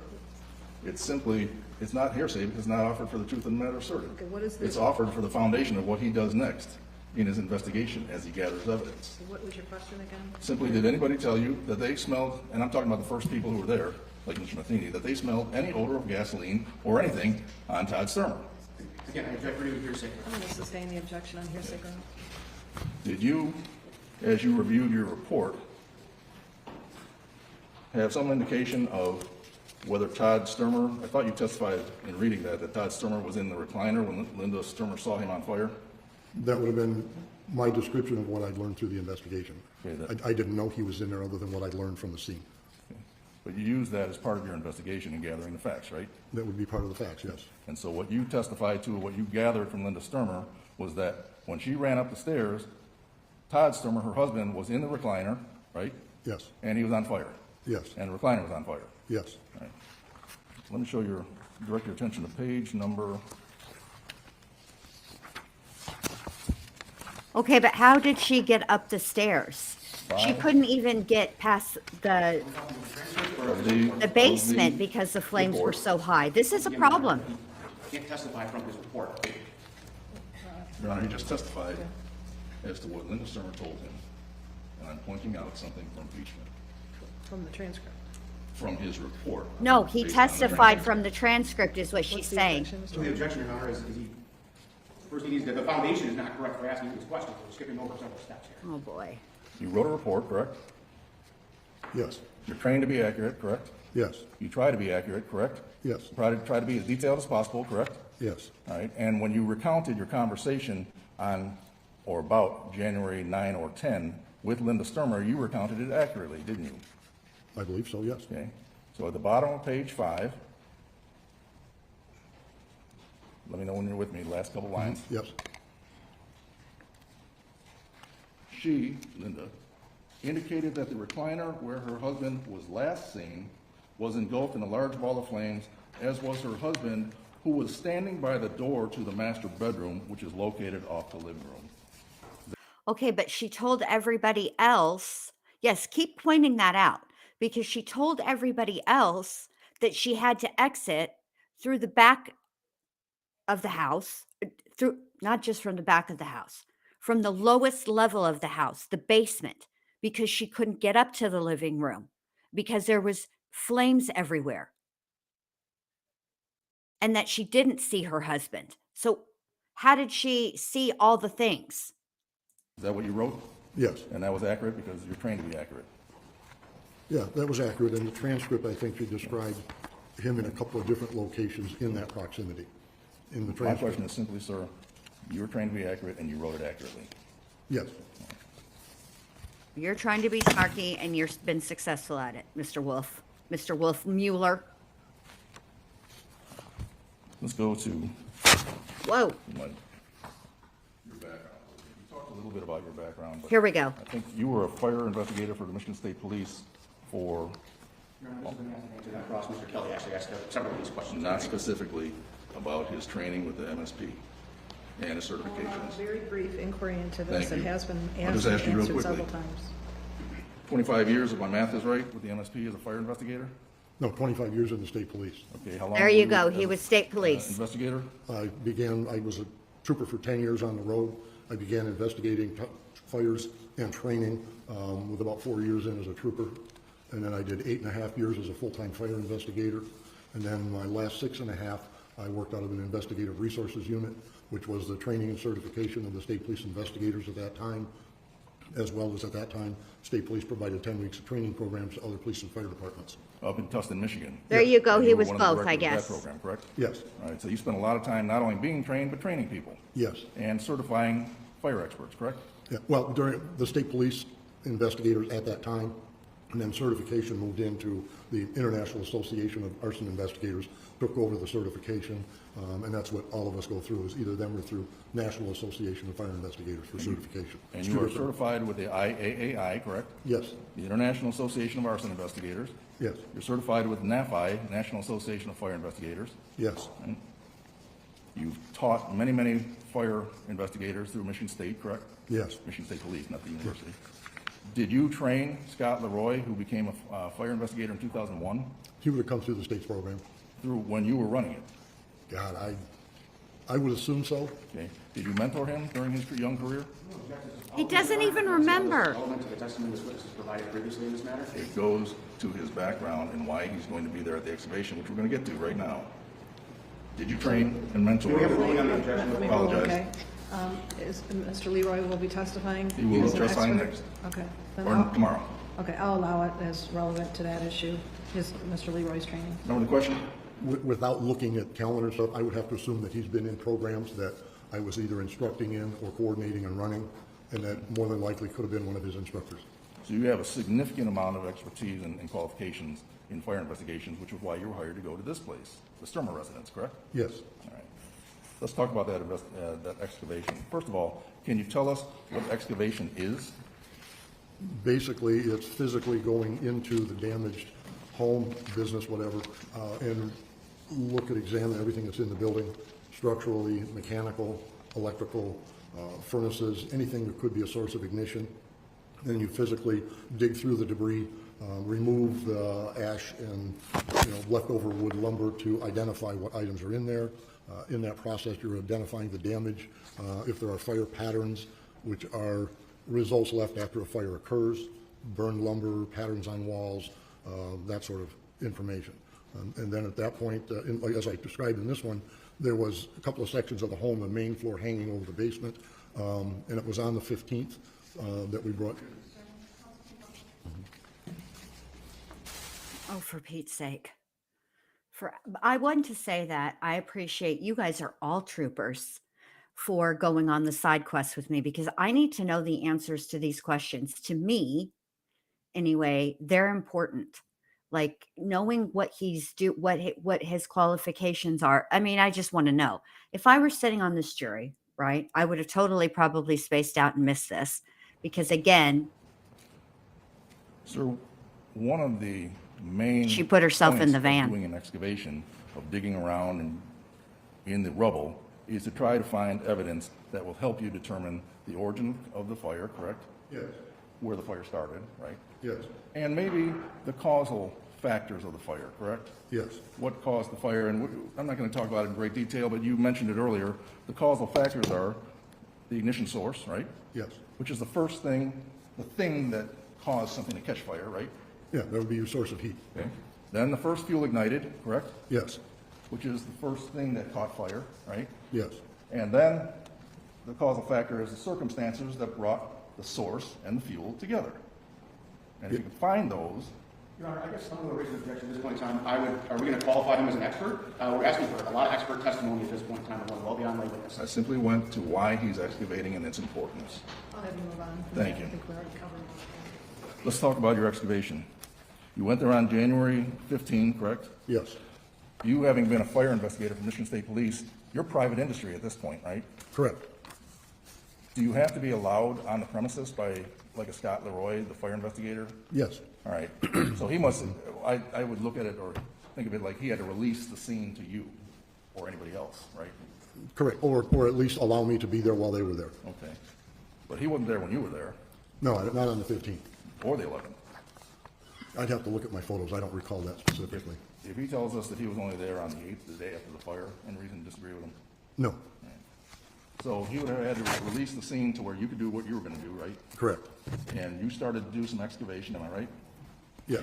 You took pictures of your excavation, right? Yes. I'm gonna show you.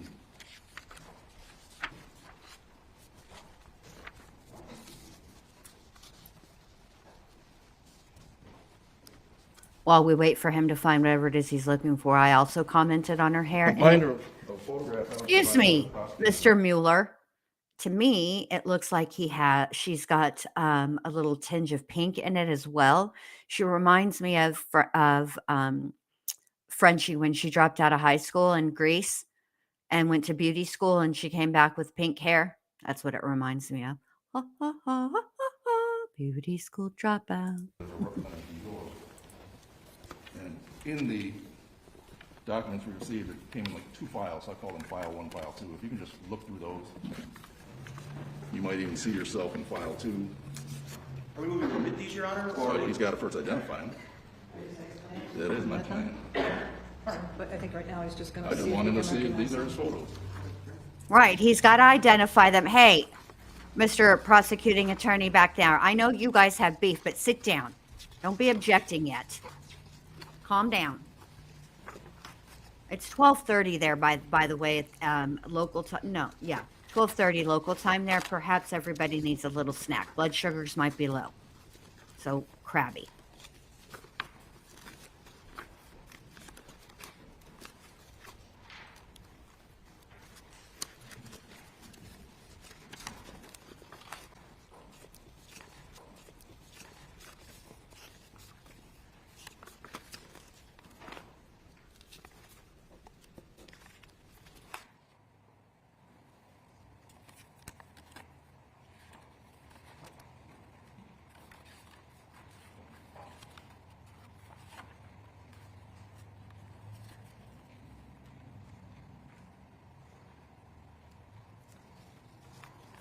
Yes, these look similar to my photos. Okay, those represent the scene as you saw it on January 15th, and you're looking at file number 1. Yeah, file number 1. Yeah, I don't recall off the top of my head what day I was there the first time. I know I did my interview on 9 and 10, but I'm not sure. I don't see, my first day there. But the one on the second batch is definitely on the 15th. 15th. So whatever day I was there first would be the larger group one. Fair enough. I'm going to move for the admission of Exhibit 8, which is the first batch, and Exhibit I, which is the second batch of 25 photographs. Okay. And as to Exhibit 8, Your Honor, I'm not going to admit 116 photos. I just have 11 photos, and if I for the record and identify them, I'm going to give them to the press. What you have marked as an exhibit, prosecutor? I don't know, is it H or 8? I couldn't understand. Mr. Mueller, is it two separate things you're moving to admit? Move for the admission of Exhibit I, 25 photographs of Mr. Shinsky, he identified.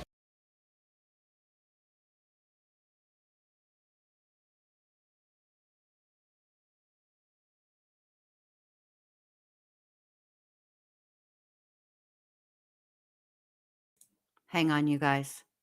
Let me see what's happening here.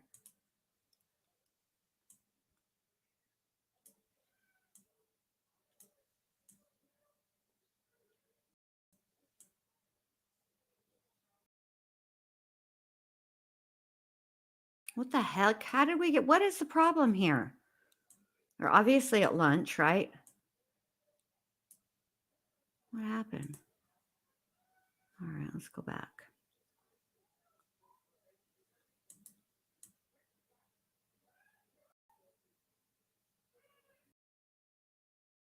Oh my gosh.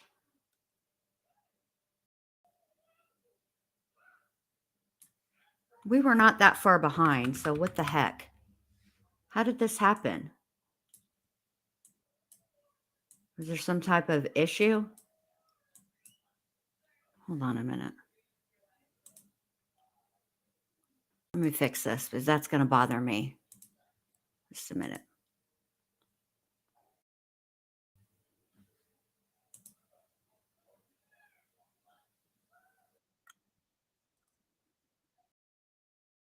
Hold on. I'll fix it, you guys. Don't worry.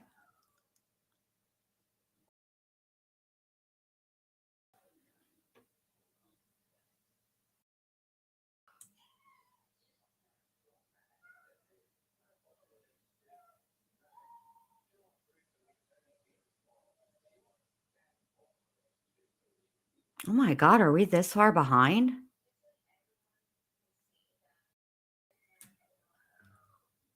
What the French toast?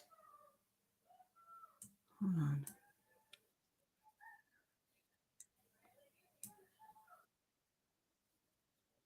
All right, hold on. All right, hold on. We're going to get there.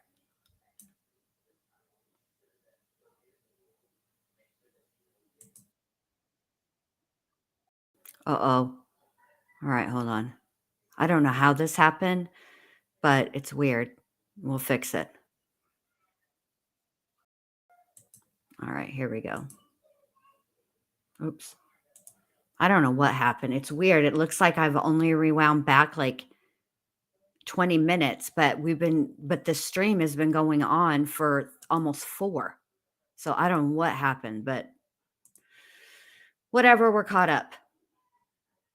So let's get there. I'm so sorry, you guys. Please excuse these technical difficulties. We might. Hold on. All right, here we go. Yeah, maybe start your lettering over or something. Okay, so what are you This gonna? is H. 8. Photographs. We have H1. Hold on. They're trying to figure out these photographs. Just a second. Yeah, we have an H1 already, lacerations. All right. So I think what happened is, hold on. Point 1 to point 11. 2, 3. I think they're trying to figure out these. To admit is what Mr. Glitha, not the A entirety of the subset, no, photos. just Okay. a subset. Okay. All right. So they're trying to get this all straightened out for evidence purposes. They're going to end up going to lunch.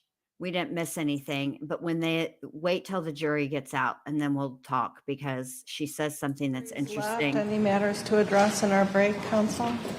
Your Honor, I just want to address the fact that there's no way I'm going to be able to get Connie Calhoun on the stand today. Okay. So we will offer to put her in a hotel for the night and have her come back tomorrow. Okay. But I just wanted the court to be aware of that. So Yeah, I was thinking we're getting behind. we're but- getting way into the afternoon, and I still have 3 lab people and a detective. So. Okay. Housekeeping wise, with respect to these exhibits, with H and I guess I would ask that the witness be able to review these specific exhibits as he's testifying, not having to flip through a binder of several photos that are irrelevant and not being admitted. If we have an extra copy, or I can even have my copy for all I care, just to look at it. That's my only concern, is just giving him the relevant photos to look at, so we're not. Are you going to pull out? Are you going to pull out? Publish them, and I also Oh. looked at it for the witness. Okay. He said he'll publish them and he's got a copy. And then did we sort through the exhibit? Sure, yeah, the exhibit. I think Mr. Mueller and I were talking about it just real briefly. I think the autopsy photos may have been labeled K. They were K, not I or H, or H or I. Okay. Okay. Melissa's going to do her magic and correct it. I know she can, all right. Anything else, counsel? No, Your Honor. Okay. Thank you. I'll see you at 1:15. I did want to talk to counsel briefly, but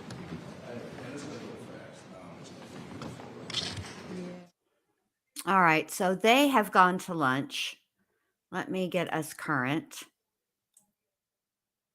All right.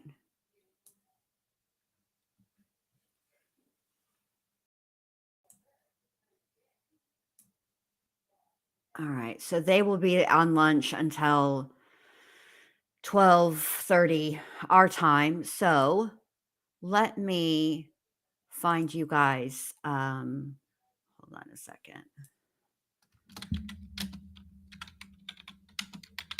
The roast. Yeah, let me find this.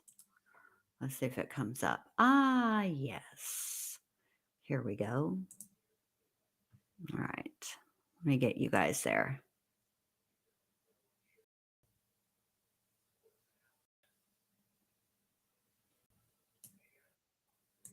Oh my gosh, I have to hear me. Oh, this is torture. Hold on.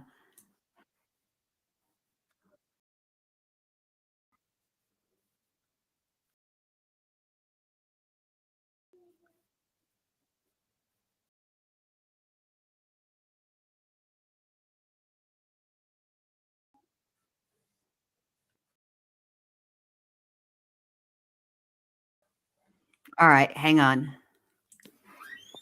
Let's see. Hold on. I'll look. You want to grab all your stuff? This one's a little bit more. I wish I was home on my couch for it. Do. Oh my gosh. Oh, wait, you can pull up. I forgot. Look at this. Whoa. Too far. Too much. Oh, I should do it this way. Look here, you guys. Nothing has changed. I'm still on the struggle bus to scroll. Oh, There we go. gosh. Hearing me is too much. How do you guys Reading the listen rights to me? backwards. All right. Here we go. Oh no, go back more. Because they have to Here? play musical chairs first. There you go, All right, before they come in. All right. Here we go. Brian Chandler, how are you doing? Not good. Good. What you guys yeah. See, you can almost miss it.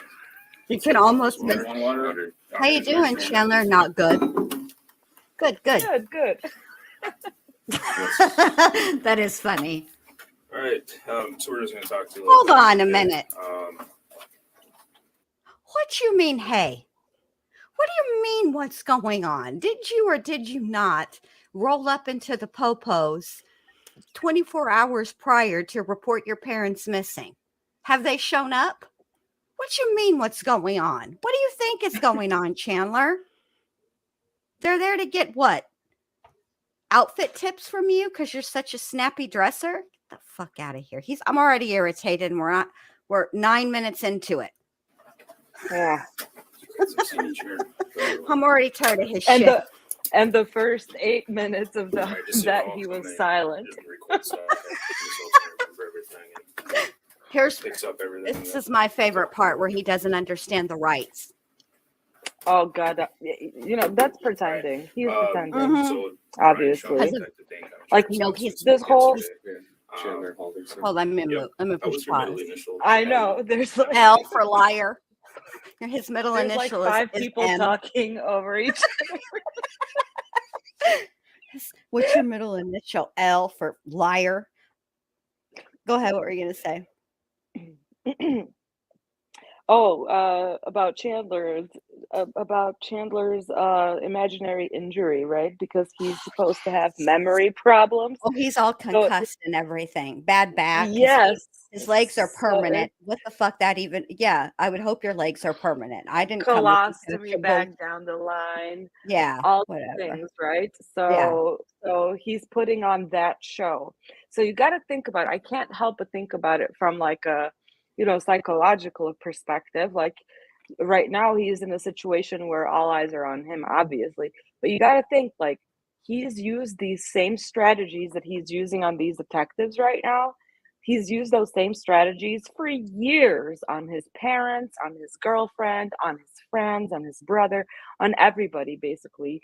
So he's been telling these stupid lies. And, like people don't typically like run a whole ass investigation when someone tells you so. Like if you were to tell me like, yo, I fell and I have a concussion, like there's no reason for me to like track down your doctor. You wouldn't be Like, calling around hospitals and trying to get my medical records, Dr. unless B? you're on YouTube. Unless you're on YouTube, then that's a different story. Then that's a different story. Yeah. Then everything you ever say should be investigated to the fullest. Not just kidding. We don't advocate for that shit. It's just what goes on around here. We all know what happens. Right. So with Chazzle Dazzle, it's like amazing to watch him here pull the same shit that he's used to doing. Like it's kind of like a second second nature for him. It just Except is here him. it's not flying like Not at all. No. the bars are much higher now, but he's not realizing that. So No. he's still, oh gosh, so it's beautiful to watch. The only and thing this is like, I wish we could see better. I don't like the way they set this interview up. How they have like where in the upper corner is the 2 detectives, because I like to see what the detectives are doing in the big screen. I wonder if I can fix that. I wonder if I can adjust that, like make this come. No, just because I clicked on the video part doesn't mean I'm ready for you to play. I don't know how to do that. I don't think I can. right, But Bethy, he like all the lies he told, like, is it just so he wouldn't have to work and he would have to play? Like, I feel like it's too elaborate, you know what I mean? But I guess like once he got started, like shit, he got his whatever solar panel thing Oh by yeah. playing Escape to Tarkov. Like he Right. didn't even like he printed it up literally from like Canva or something. And that passed. Like people were like, "Oh, cool, you know how to do solar panels." And he's like, "Hey, like I can pull this catfishing off." Like, Yes. I think So he's a catfish. He's a big ass catfish. huge catfish. And I feel like with him too, a lot of it with Chandler is, to me, what he comes off as is a bit of a whiner, kind of a crybaby. Oh And my the God. youngest. And so he probably was babied a little bit. And now, yeah, and now he's just like, I don't care if I'm 23 or 33. I don't want to work. And so I will spend, rather than just spend my time actually looking for a job, I'm going to spend all my days creating this elaborate web of lies when I could have been working and actually making money at this. I but I'm mean, doing who it for can keep free. track of all of those fake people that he made up? I Like, shit, I don't seriously. know. I don't have the I energy can't to keep do track that. of like my own like 2 email accounts, let alone like 7. And Man, then he had these elaborate like back and forth. yes. How about It's the time his dad called one of the oh numbers my gosh, and it was that's right. Chandler? I Like, mean, let me tell you, the other day I did a Windows update, okay, not on purpose. I tried to avoid it, and then my computer was like, "Fuck you, bitch! I'm installing it." Oh, you're going to bed now? Install. So, yeah. So everything, like all my Chrome was all messed up or whatever. I had to re-sign into everything. I've had the same YouTube password, blah blah blah, all that shit forever and ever and ever. Right? I could not, for the fucking life of me, remember what it was. So I had to change all that shit because I couldn't there you remember go. how this fool over here is keeping up with 11 billion freaking email accounts, and not just the email accounts, the conversations. Because you can, if you have an Android or any phone, really, smartphone, if you log into Gmail, you can switch between accounts. That's not the hard part. Is keeping in character. Although Uh-huh. there were a couple of I emails mean, where he slipped up and misspelled some things that the person who was communicating would probably know how to spell, like their job title. right. Probably wouldn't misspell Recourses that. manager. Yeah. Like if you're in human resources, you probably know how to spell resources, not recourse. So stuff like that, just it's always the details. All right, so let's Mhm. get into it. Chandler's about to be read his rights, and you're going to see that he's going to get stuck on number. He's going to listen. Just watch. Birthday. We're going to speed him up just a scotch 1998. Got it. because this And your part's cell phone really already not had that open exciting, phone on but I just like to there. make fun of him because hello. So obviously we're here. We want to talk a little bit Just a about fake. your parents' Yeah. Nice. Kristen part. Before we get started, just because you're up here, okay? So I'm just going to read you your constitutional rights. Okay, I This lied. is a Dane County issue. You all pay attention to the water bottles here. Okay. You see how Chandler has it in a perfect triangle. Okay. But It's this the is his Illuminati. preferred sippy cup in this vicinity here. All right. And you're going to watch that these things are going to be moved around. Just watch. I thought you were going to say Over the it was course the of the interview. Illuminati. Okay. You have the right to remain silent. Anything you say can and will be used against you in a court of law. You have the right to consult with a No. lawyer before questioning and to have a lawyer present with you during questioning. If you cannot afford to hire a lawyer, one will be appointed to represent you at public expense before or during any questioning, if you so wish. If you decide to answer questions now without a lawyer present, you have the right to stop the question and remain silent at any time you wish, and the right to ask for and have a lawyer at any time you wish, including during the questioning. He's You like, understand must the pretend rights like that I'm you're right losing to? attention. Realizing that you have Focus. these rights, are you Right. now willing to answer questions or make a statement? Must zone out. Huh? This is Look at him. hilarious. Here he comes. This is What are hilarious. you doing? Look at his. Just be a yes. Yeah. So the second one. So I'll just read it again. Realizing that you have Oh, I these rights, are you can't. willing to That answer was questions or so make a statement? My cringe. favorite part That though was so is how. cringe. Can you see my pointer? Mm-hmm.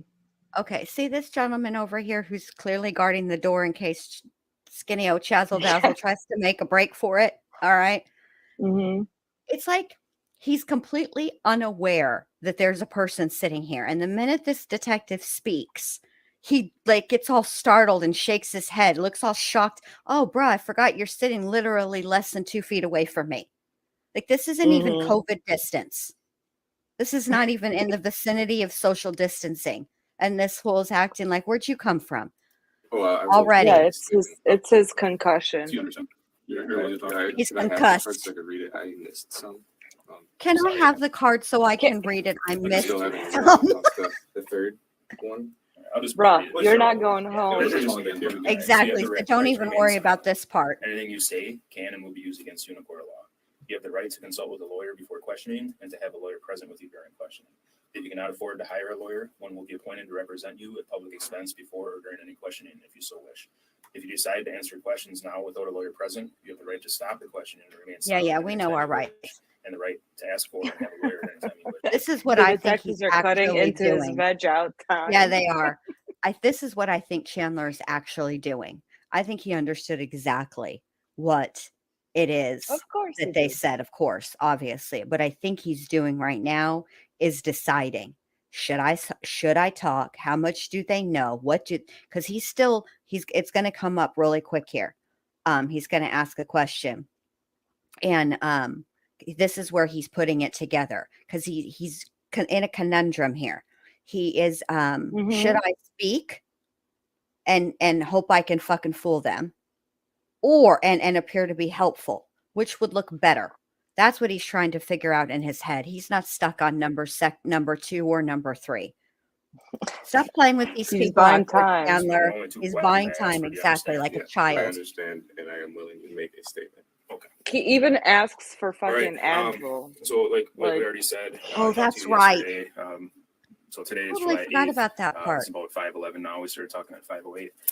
So yesterday, July 7th, I came to your house where you live with your parents, Bart and Krista Helderson. And the reason I was there is you had gone to the Windsor Police Department and reported them missing, right? Yes. Okay.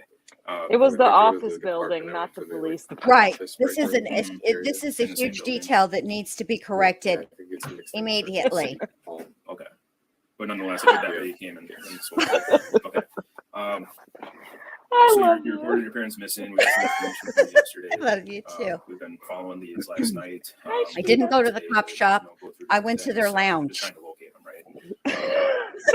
So I guess if you want to start with, let's just go back. Stay to on like right a now. water fountain. Wednesday.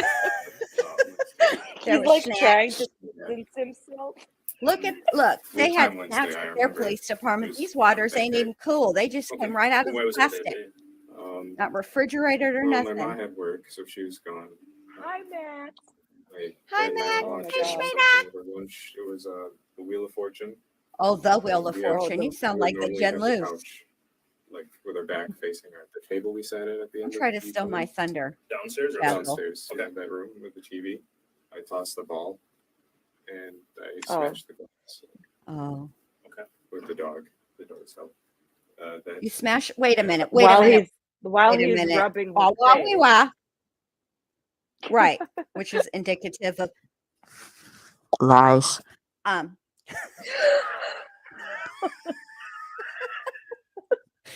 That reminds me of Lana for some reason when you do that. Because she always Lies. feels like she's in my brain when she goes about.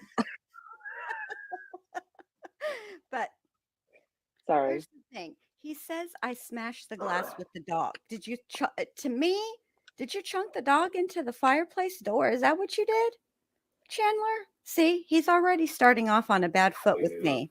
He's already coming with bullshit and lies I don't know and about him, potential but dog I didn't. throwing. But he was mad. He didn't really talk to me too much that day. My mom got home at 5, I believe. 5, I believe, because you were so busy doing what? What time does she work? You know?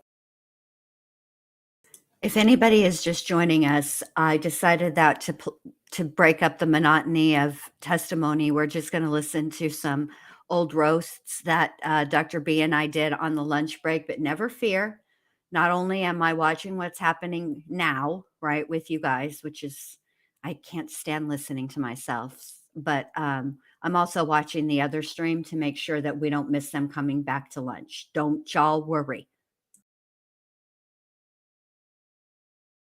7:30 is when she leaves. I don't know her hours, but I know when she leaves is 7:30. And then So now he's describing the all day way that until he 5, and actually she killed comes them. home 5:20, So his dad was already dead Yes. by the time his mom got home. 5:30 that day. Yes. And the way he killed him was like Chazzle Dazzle would. So you guys That's were downstairs. shot him in his back. Just to Yes. back in that quick to the couch. So yesterday when we were, but we don't Yeah. know how he killed his mom. No, we don't, because not enough of her But was found, but probably the probably same way. Similarly. Hmm. So yeah. What's funny is that the day that he's talking about, he's putting this on Wednesday. But me and Dr. B over here, because obviously we're a package deal, believe that the day he's actually describing is Thursday, not Wednesday. like he's trying to have people believe. I swear to God, I wish this thing was not here, and it's very Down in your inconvenient. basement, the coach Some is widget for- pop Oh, up and that I can't I figure out how to You know, get they rid put of. him in the bed before. Yeah. so one more Into thing a I bed, wanted to just so he can sleep say, in the bathroom. if you could Okey pause doke. him. He's Oh, paused. the other thing that I listen for too is like we've heard all the evidence in the case. Like we obviously know Yeah. that he burned his parents' heads in the freaking fireplace.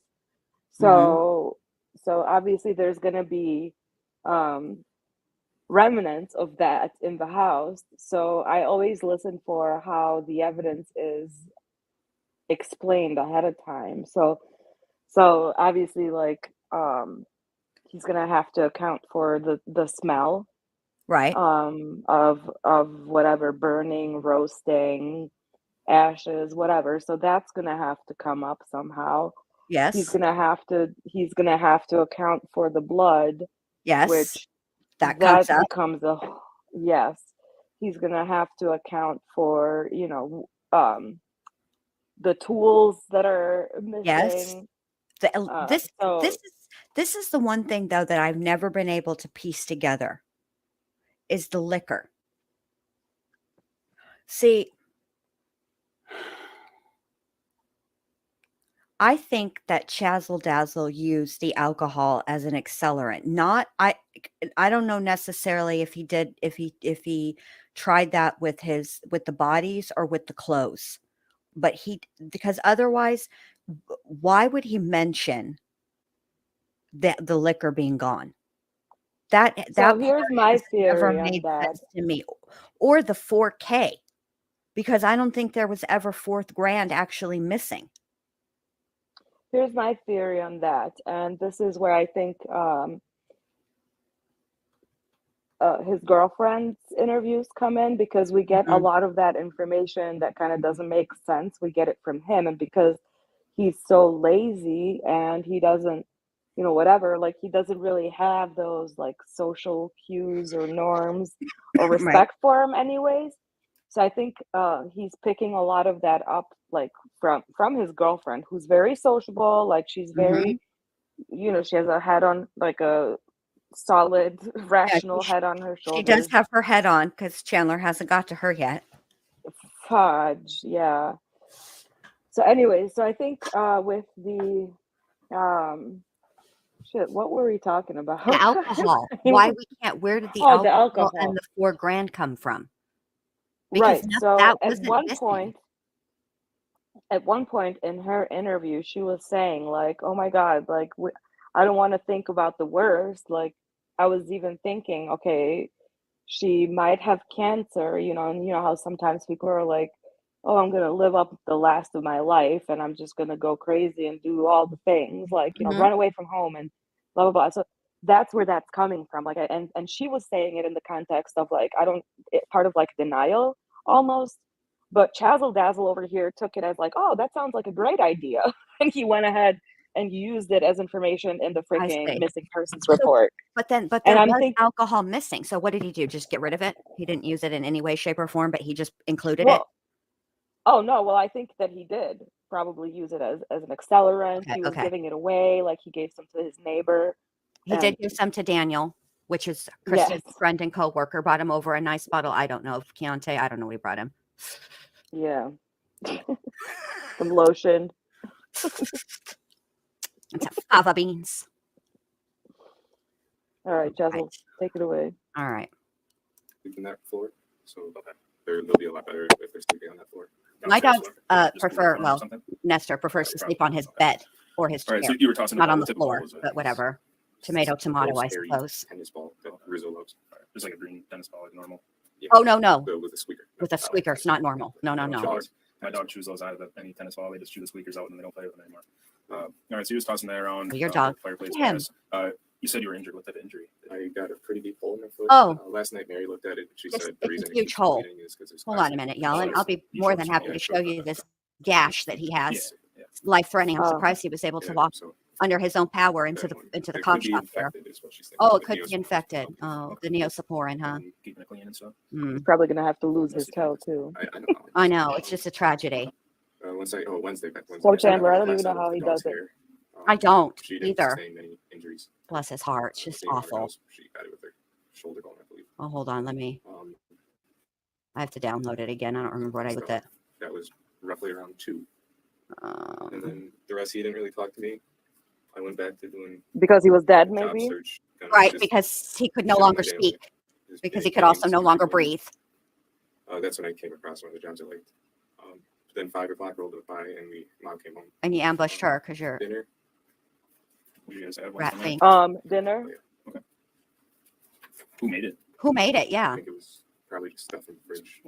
I think we all did our own thing again. Sure. Wait a minute. Did your own thing Oh, wait, again? the What are you detective in the talking? house said Here we something's go. happened, and while we were leaving, people were going inside. Is there a warrant for my house? Should there be? No, I'm just wondering if. Yes, there should. Can they go As in? far as I know, they were at your house and they were going to be there talking to you to ask if you would come up here and talk Yeah, to us. but Officer Haley just like walked What? pretty much into the gate, the gate on the outside. Just kind of walked in. I was wondering. Was that when you were getting your wallet? No, we were I was in the They car. found your father's Okay, torso, Chandler. That's she what's said going something's on happened. as we That's speak. exactly what's going on. I'll find out what that's about. You have 1 hour and 20 minutes of freedom left. Correct. That's Use what's it going on. wisely. Mom comes Now home, continue Dad to was angry, weave he your was supposed web to of yell at him, or lies. What was? How would you describe Right. being angry? It was if you he would yell if you said something to him. I guess if you talk to him, if you give him his space, he'll be okay. Oh, okay. Wednesday night. huh? Wednesday, if you just give him his space. That's all he did. Just give him his space. He wouldn't yell. Why was your mom having to give him space? Just and I went to clean, do some laundry, Oh. Hi, make Heather. our beds, Hi, Heather. stuff like that. Who's we? Ma and I. Your mom. Okay. Who's No, wait, Wednesday that's night. right. You got a Yeah, mouse in we your had an pocket. early night. No TV that night. Oh, no TV. That night. Gotcha. What time did you? Sorry, I clicked too many times. I got impatient with StreamYard. Yeah. And it made it buffer. Yeah. My bad. I tell you when they went to bed. Okay, no worries. And you were downstairs. That's where you've been sleeping. You told me last I night. was in my room Wednesday. Upstairs. Okay.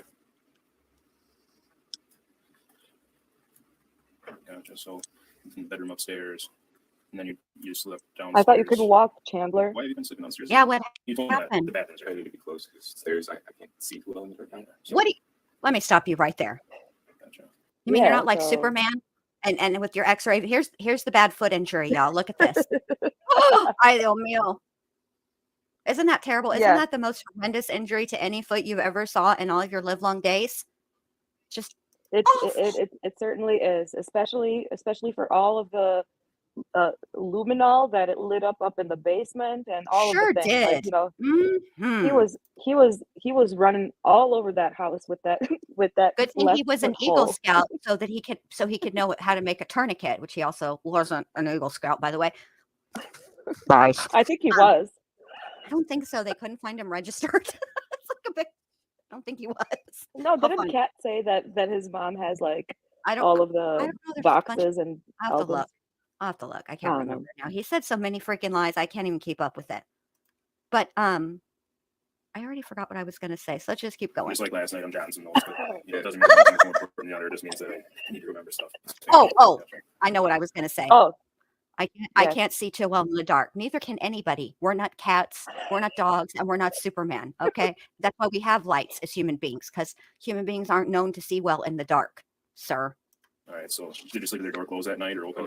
Oh, yeah, I always that sleep with makes my sense. door closed. Okay, I Chandler. have a feeling they argued a little bit after. Parents did. Oh, you feel like they argued? Oh, you feel like they Oh, argue? okay. Off that day, the glass. Us not having food ready and stuff like that. We just microwave Oh. whatever's in the fridge. I See, suppose. why make that up? Who was Like, upset that about is so That is such- unnecessary. Well, you know what he's doing. Like, He's trying to just set the say we stage. went to bed. I don't know Yeah, what the fuck they did. We went to bed. I was I sleeping, went to motherfucker. sleep. I don't know. what the hell. They're I gone don't. now. Right? Did you Help me find did you them. listen at your parents' door when you were 23, Detective? What's his name? I forget already. Shunk. Shunk. Do you listen at your parents' door when they go to bed, or you give them their privacy? Okay, then stop asking me things I don't know nothing about. See, this is But why no, you don't Chan- keep it close. leave it to Chandler to see. That's what I was talking about. This is the type of stuff that I was talking about in the beginning, where Mhm. he's still at like a 10-year-old. Because look, we all go through these phases, which is why we can understand. or not understand necessarily, but like we can recognize the BS because like we all go through phases. As a 10-year-old kid, like we all tell lies, right? For Right. example, like Everybody I'll never lies. forget. I'll never forget when I was a kid. Maybe like I don't know, somewhere just approaching teenage years or like 8th grade or high school, somewhere around that time, right? Where your egocentricity is like on point and you just think that like you're able to like everything, like Right. everything is happening because of you type of Right. thing. So I got a D in history because of reasons. And my parents got the report card in the mail or whatever, like, so now I have to, take accountability for why I have a D and blah, blah, blah. Right. So of course, like, what did I do? I made up an elaborate story about how it was a printing error and that like the whole class got a D printed instead of like what the actual grades Oh, are. really? And it's Huh. like, When that happened and to it's me, like, I just threw the fucking report card so away and put my parents so off into I the next couldn't, I hard time. could never get there before the mailman. But anyway, Ah, so I gave like this whole elaborate story, right? And then like my parents were immigrants, like their English wasn't like that great. So I know for a damn fact they weren't going to call the school and be like, "Oh no, you had a printing error. Well, I'm sorry to hear that." Like, right. So My I was parents just were like, not immigrants, and also, but they didn't call the school either. They could have. They could have been like, "Where's her report card and what are her grades?" Instead, I right, just waited till the next grading period when I brought my grades way the fuck up where they should be at A's again. And I was like, "See, yeah, I didn't want to exactly, show you because I didn't want to be on punishment because by then I'd already exactly, been working on it, so it's no big deal." And you know what? exactly. That's the one time my dad actually was impressed with some of my bullshit and actually didn't punish me. Probably should have. Instead of the other 11 Well, to and that's 20 the times I thing. should have been punished, man. I did. Right, that's that thing of like having that internal like, okay, I know it's wrong, but I'm gonna Mhm. like make up for it, so I better bring that grade up because if Right. that D doesn't turn into a B, I start, like there's gonna be consequences. And see, Chandler doesn't have that consequences thing because he's not thinking about that telling, his parents that it was a printing error on a report card is not gonna work with the motherfucking detectives, homicide detectives, Right, right? exactly, who investigate So motherfucking this is lies for a living. This their whole job is to sniff out your lies. oh, Chandler. Oh, you amateur, and your lies don't even make sense. This is why also okay, I don't generally, as a rule, encourage lying Yeah. or enjoy liars, right? But I can appreciate a well thought out lie. I feel like when you give me a bullshit lie, you're insulting me. Like you think I'm so stupid that you Right. couldn't even be creative and make it make sense? Get the fuck out of here. Right. At least put some thought into Right. At least put some effort.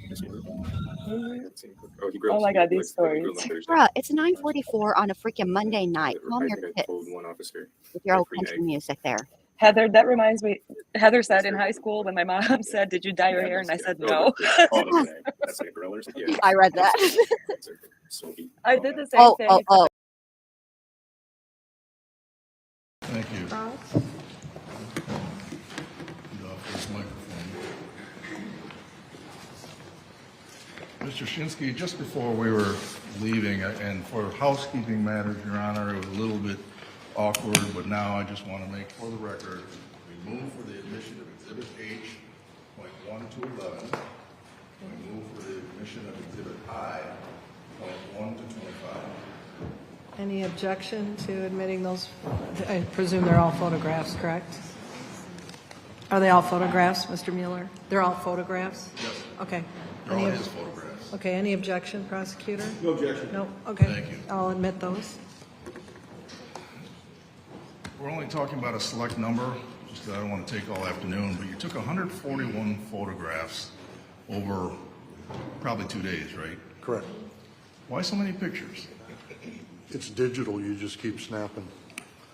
It's easy to do, and you cover areas, and you look at two pictures of the same location from a little different angle, you might be able to see more in it. Because documenting your investigation is very important, right? Yes, In fact, you teach that yes, and have taught the importance of documenting your evidence, right? yes, And you probably heard the phrase, you can never take too many pictures, just too few pictures, correct. right? And when you've taught documenting your evidence and how important it is, you ever heard the phrase, and you may have used it, if it's not written down, it didn't happen. Yes, You subscribe to that mantra Pardon me? when you're teaching? yes. All right. So when we talk about the excavation, I'm going to show you, sir, just to put, I guess, in perspective, you walked around the house first, am I right?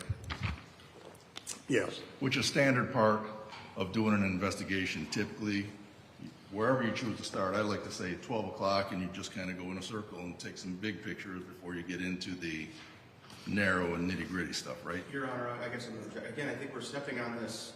He's not being called as an expert. Now we're asking him how he does a fire scene investigation. Yes, how he takes pictures and what goes into his mind to take the pictures he does.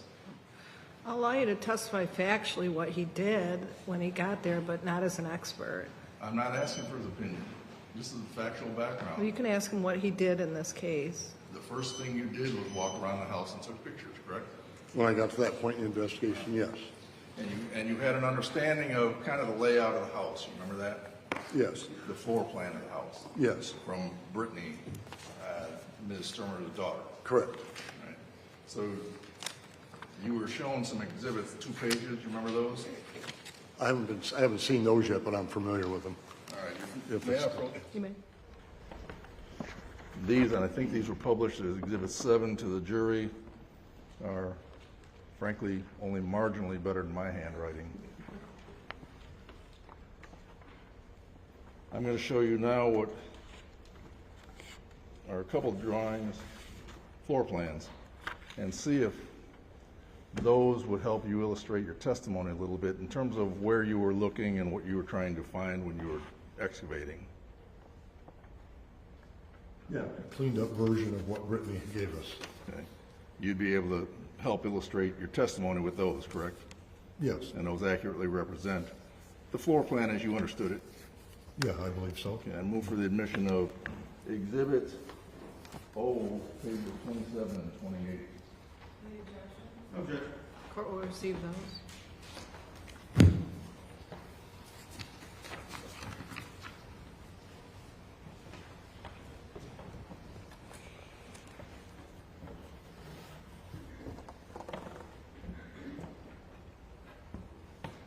Page 27 is a floor, But where you can visually see this, feel free. Thank you, Your Honor. page 27 is just a floor plan of the main floor, correct? Yes, And as you see on the bottom, the west is heading straight up at 12 o'clock, so the north would be at 3 o'clock. correct. Can everybody see this? All right. So you kind of had an idea of the foyer of the house, foyer of the house was in front. We have a pantry and a kitchen and a dining room as we go around the north to the back of the house, right? Correct. This bay window was at the back of the house. Yes. right? And then we had the master bedroom in the back, which would be southwest corner, right? Correct, yes. Okay. And these dimensions, as you understood, were accurate, right? I don't have any dimensions on Brittany's. I'm looking at the prints that came from the township records were not very good. But they also describe dimensions, right? Right, yeah. And you wouldn't have any reason to quibble if it was basically 18 by 18 and then a little bit more on top? No, I don't have any issues with that. So one of the things you're doing is, in excavating, trying to dig down and find evidence you told us that might help you determine the origin of the fire, right? Correct. And the cause of the fire, the cause Your of Honor, the I'm going to raise an objection again. We're talking about cause and origin with a person that's not here to give an opinion on cause and origin. This is why he excavates.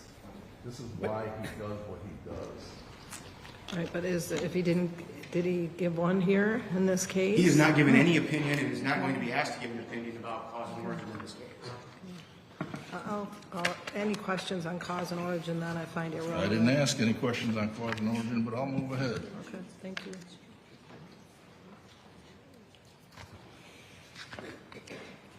So, let's talk about some of these photographs. I want to go through, I keep losing my pencil.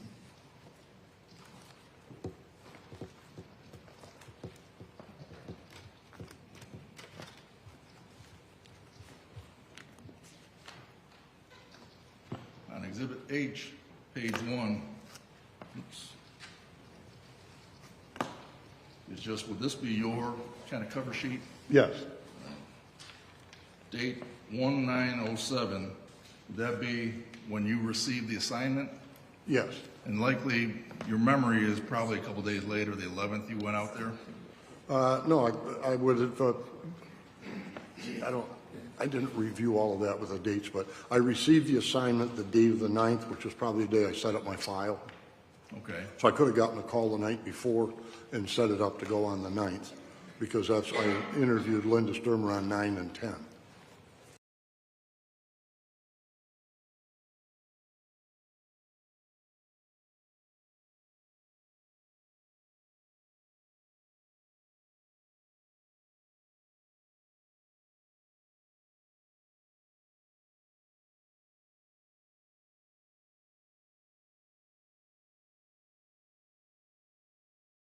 So that makes sense. You would have at least done some beginning investigation, scene investigation, since you're there.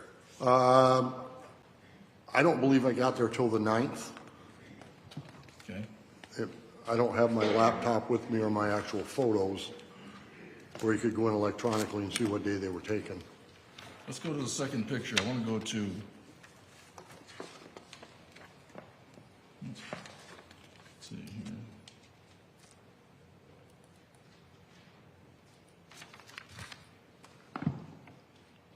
Give me 1 second.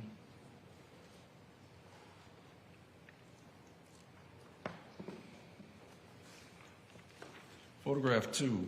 What are you trying to show here? Just would be the east side of the home. I would call it the front side because the driveway comes into that. We'll call it the front.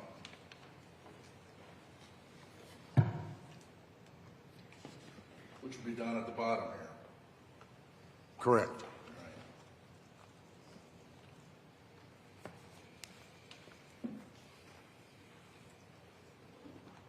Then you went to, looks like a little bit around to the left, Yes, part of your walk around. yes,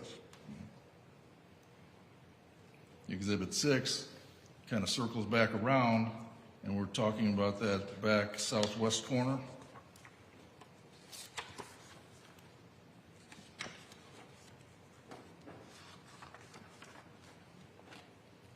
yes. All right. What are you trying to depict here? Be the southwest corner. Just the general damage? General overview of the home. Number 8, picture of the rear of the house. Yes, Same thing, just trying to depict general damage to the house so you can get your arms around what you're going to do next. correct. All right. And then 42, should be the next one, is a picture showing some of the inside of the house. You see that? By looking at it, I'm saying that's probably a picture shot in one of the windows. All right, I wanted to talk to you about that. Your report talks about how this was a difficult excavation or difficult scene on page 12 of your report, if you have it. You remember it being difficult because there was a whole lot of damage and the roof fell in? Yeah, it would be, yeah. The farther along the fire is in the home, the more difficult it is to actually investigate. When you say it's difficult to investigate, why? You don't have as many indicators, you know, more of the house, more of the room left. Your fire patterns that you might have in a small fire, markings on the wall, damage to the studs are not in that condition. You know, extensive burning here in that center portion. And extensive collapse. Yes, And in fact, safety, I take it, for you fire investigators is paramount, isn't it? yes, Which is why I think you didn't do the excavation and you brought an excavator the next time you went out on the 15th. correct, yeah. You had to get inside to do the excavation at basement level. You had stuff hanging over that may or may not fall down on you. Right. And because you're concerned about safety, you didn't even go inside the house then, you just took pictures, as I understand it, from the windows that you were describing. I probably would have gone through the inside as much as I could, just general photos. Next one is photograph number 47. Can you tell us what that you're trying to describe here? It's a photograph of the interior with the wire racks there. Oops, let me see. I think we're dancing around very carefully, I might add, expert testimony here again. The problem is he's showing him the photographs, asking what's in the photograph. Well, as a fire investigator, he can't not but offer some expert opinion in why this photograph is relevant and why it's important. He can't really give a factual witness testimony in this situation, because I've heard him even talk about looking for fire patterns and things of that nature as we've been sitting here. So, Your Honor, I'm simply asking, what did you take? What does it show? This is way beyond the scope of direct, even though that is allowed. The court's allowed to limit it as well, and it does seem that you're going I asked into that I have expert. some latitude for cross-exam. I'm just going to go through these photos. What were you trying to show? Okay. Simple. I'm going to have you move on. Thank you. Thank you. Then 54, what does that picture show? Picture Your of Honor, Sustaining the objection, it's beyond the scope, and it's he's not here as an expert witness unless you wish Fair to enough. try to You lay the are foundation. not here as an expert witness, and you have not been asked, despite your experience, to give any opinion testimony in this case by the prosecutor. Is that right? That's correct. Give me 1 second.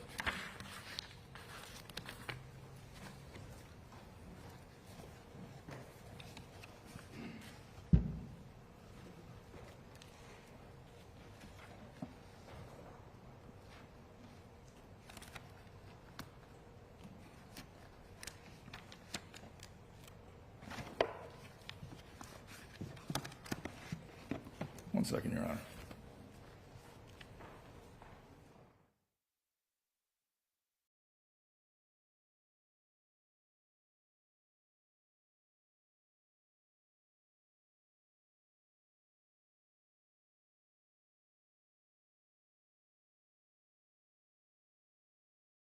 I have no more questions for you, sir. Thank you very much for coming. Go Huskies.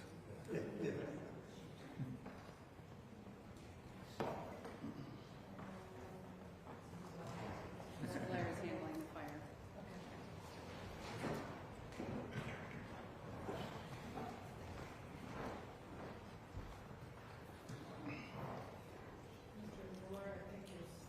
That's your stuff. Mr. Mueller, is that yours on the podium? Okay. Housekeeping. Yeah. Got it. That's what my wife says. I'll pick up after myself.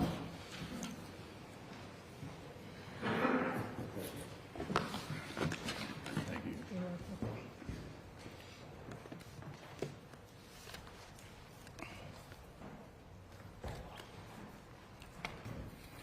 I'm going to start out with these questions if I can first. You have Defense Exhibit H in front of you still? Yes. All right. And looking at these photographs, since they've been admitted here, were these photographs taken before or after you did any excavation or interior examination of this scene? Would have been before. Before. So if you're looking at photograph number, looks like a bunch of zeros and 8 at the bottom right corner, do you see that?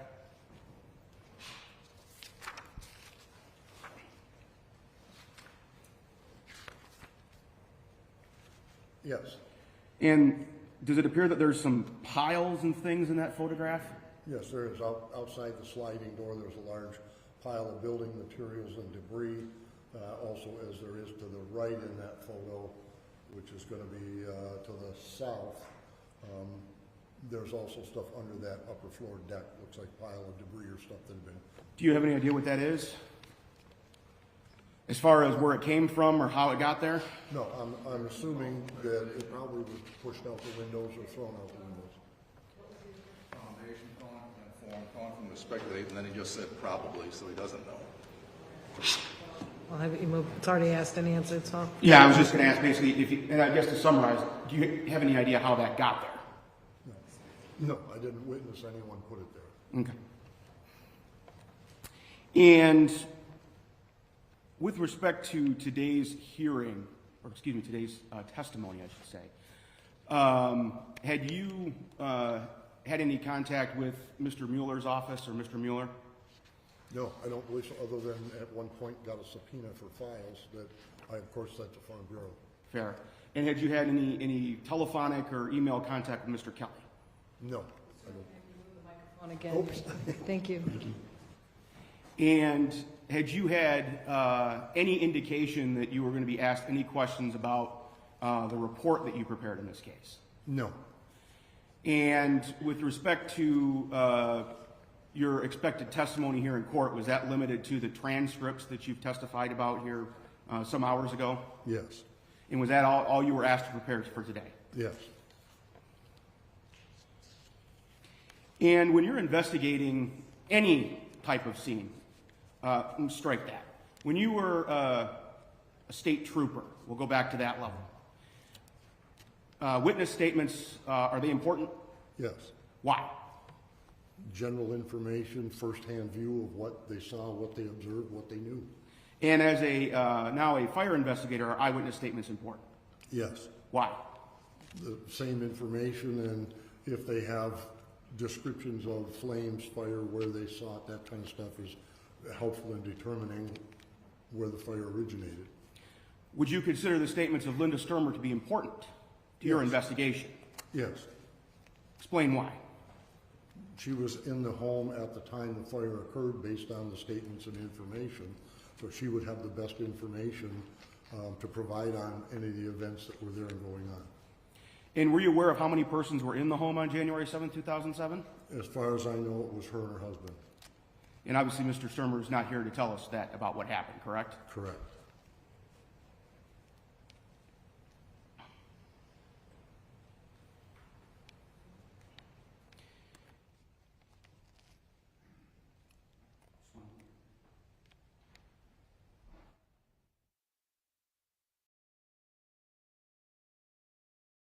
When you are conducting your investigation, you were asked questions on cross about finances and marital discourse and things of that nature. Do you recall those questions? Yes. And are those fairly standard questions you asked during the course of your interviews? Yes. And why is that information relevant to your interview? To try to understand what the normal life and events were for the people that were there, that lived in the home. And I guess, can you kind of expound upon why that would be important for your investigation? Just the normal life, what was going on, were there any issues, were there any outside threats from anyone, threats up between each other. We have a standard interview form. You can answer all the questions. You get answers to the questions, but if you don't talk to the person, you really don't know what's going on unless you talk to the person and listen to them, ask questions, and then have a discussion over it. And very generally speaking, could those questions possibly also yield or point you in the right direction as to the cause of the fire? Yes.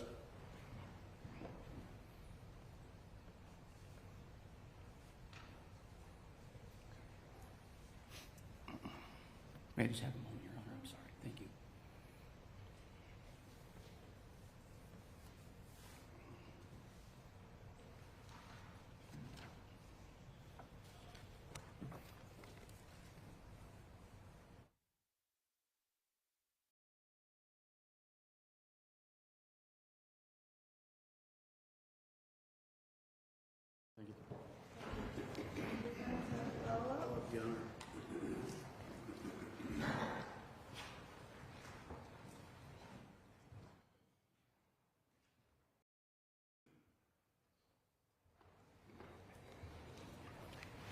Mr. Shimsky, did you just say that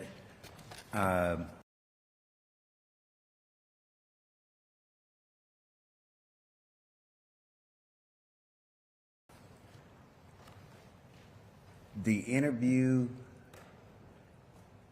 that you obtain helps you lead to determining the cause of the fire? It could be helpful.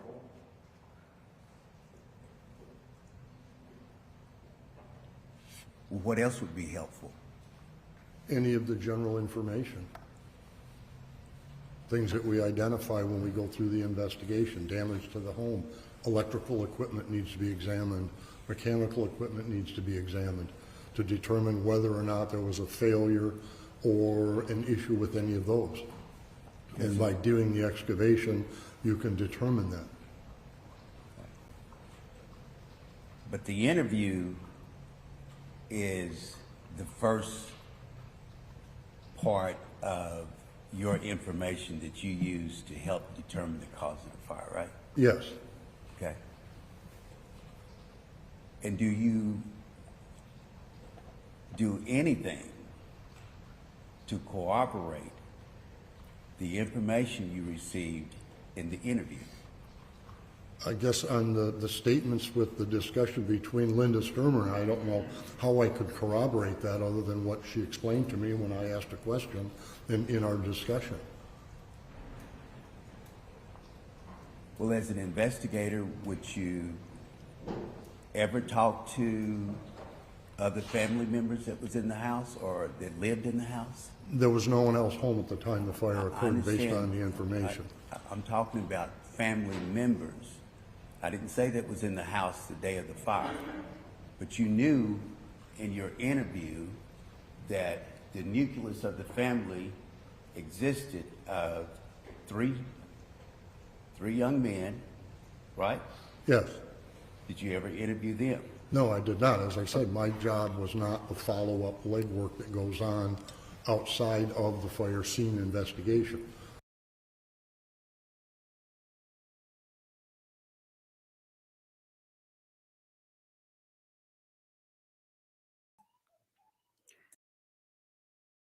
I'm so sorry. I've been talking this whole time and nobody can hear me. He's not law enforcement. He's former law enforcement, but he was not acting as a law enforcement agent in this capacity. He was not, yeah. You guys know what I mean. That sentence was horrible, but you know what I'm saying. He wasn't law enforcement in this situation. He was a fire investigator hired by the insurance company. It's not his job to go around and collect other interviews from people who were not home at the time of the accident. That's it. That's all. Like, come on. You guys are, these defense attorneys, man, I don't know. Here we go. The insurance companies will contract generally to another party to separate the fire origin and cause from any other investigation. You've been shown a copy of your report that you prepared, right? Yes.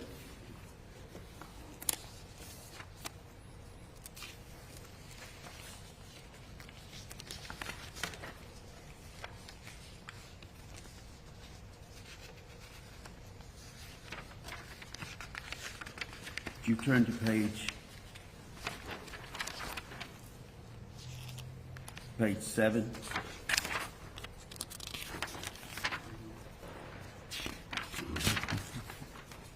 I'm just going to raise the objection now as far as refreshing your recollection, or we're going to have it testify from the report, because it's just based on past practices. I'm just inquiring. Is this refreshing recollection? If so, he'll need to look at the report and then put it down. Yes, but otherwise, further, that he previously testified that he didn't talk to anyone but Linda Stermer. So if it's a prior inconsistent statement, then you don't need to have him look at his report unless you're refreshing his memory. I'm not clear. That's why I asked him, did he have his report? Right, it's just, it looks like he's reading off of the report. It looks like he's reading off the report? Yes, he's holding it in his hand. So what is this for? Is it a prior inconsistent statement? Yes. Okay, so you can, if he needs, you could ask, what did he previously say? Yes. X, Y, Z. What I thought I was trying to do. Thank you, Judge. Okay. May I also raise the objection to ask and answer? We're going to ask about people who's talking that was asked by Mr. Mueller on the cross. I'll allow it. Okay. So, can you review the lower part of your report on page 7? Yeah, the part where it talks about that I interviewed Mr. Matheny, I do not recall that. Well, you prepared this report, or did somebody else prepare this report? I prepared this. You typed it? No, I would have dictated it and sent it to our office, Okay. who does the typing, and then they send it back to us. And that's the process you do on all your reports, is that correct? Yes. Okay. Well, when I previously asked, did you talk to anyone else to corroborate or to validate any information in reference to Ms. Stermer's interview? You said no. And I did not recall talking to Mr. Matheny, and then looking at the report, his girlfriend, Ms. Calhoun, and also in the report, I did, of course, talk with the fire chief to get the general information from them. Okay. Now, this was on January the 17th of 2007. January the 17th of 2007. The 15th. January the 15th. If your numbers sometimes could be, because your report starts out with saying that your date was on January the 7th. Now, Judge, if I could just do my cross, I will be finished and I will sit down. I promise. Okay. I respect Mr. Kelly's right to do his cross, but I just, Do my job, Judge. but we need to do it, call the rule, Your Honor. I'm gonna overrule, it's a leading question, but it's cross. Just so we can get a clarification in reference to dates. On page 5 of this document, your report, contact with insured, on January the 7th of 2007, would that be a typographical error? No. Okay, so that's the date that you actually got, you made a contact with someone in reference to the Stermer house? Yes. Yes.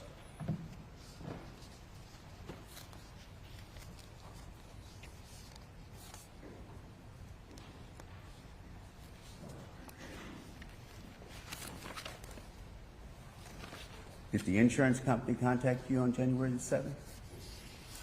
I'd have to look. I have the date that I opened my file on the 9th. Right. And I would have received the file. They would have called or sent it into the office. The office would have notified me, and then would have set up a file and sent it to me electronically. Okay. And I don't have in my report the exact date that I was contacted. No, it was, I received Rodney Thulmer, Farm Bureau of Insurance, contacted Kirby Bailey, on January 7th, request origin and cause investigation of a fire that occurred at the Stermer residence January 7th, 2007, and that's on page 4. So you were contacted the same day of the fire? Correct. After reviewing this, yes. Okay. So now, on the 15th of January, you have a conversation with Michael Matheny,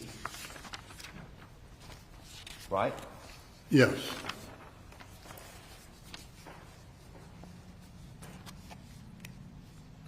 What did you contact Mr.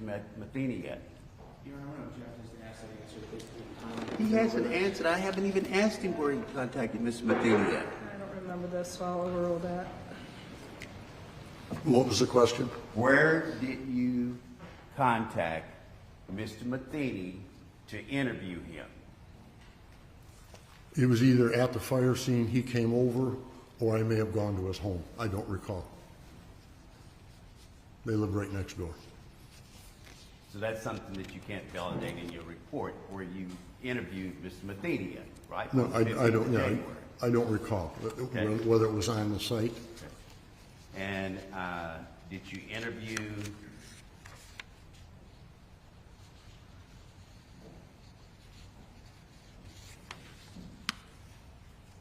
Miss Connie Calhoun the same day?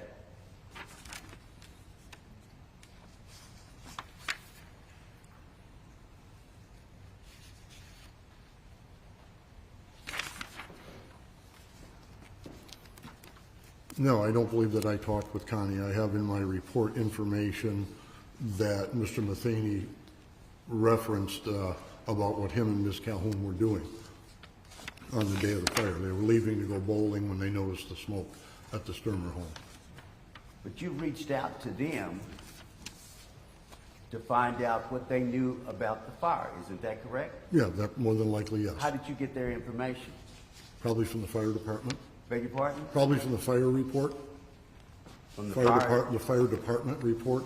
or from the Van Buren County Sheriff's Department? That's possible. Okay.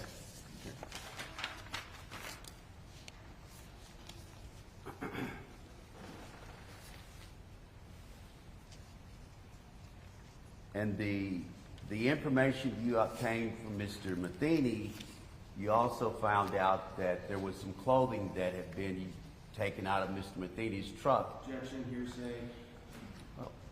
Your report. Your Honor, in the court ruled my objection of hearsay first. Yeah, I'll sustain All my right. objection. Now, for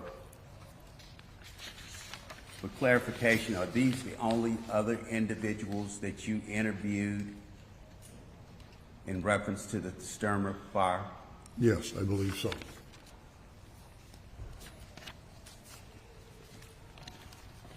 I have no further questions, Your Honor. Mr. Blair, any I other? have some very brief follow-up. Okay. Oh my God. Well, hold on a minute. Let me just talk for a minute because I think I was talking before. You guys couldn't hear me. This is what happens when there's too much shenanigans. My brain gets all scattered. Okay. Hey, Rachel, good to see you. Hold on just a second.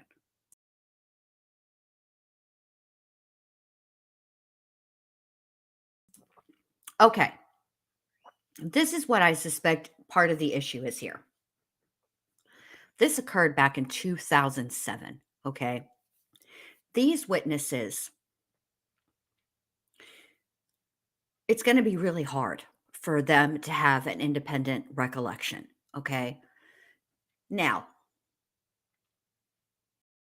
I think this witness likely did review his report, but the pertinent parts, I don't think that Mr. Matheny had anything really of note that he shared with this witness that would stick out in his mind, right? So even if he reviewed his report, even if he read it, all of it, I don't think that detail would be something that he remembered, which is why he needed his report to refresh his recollection.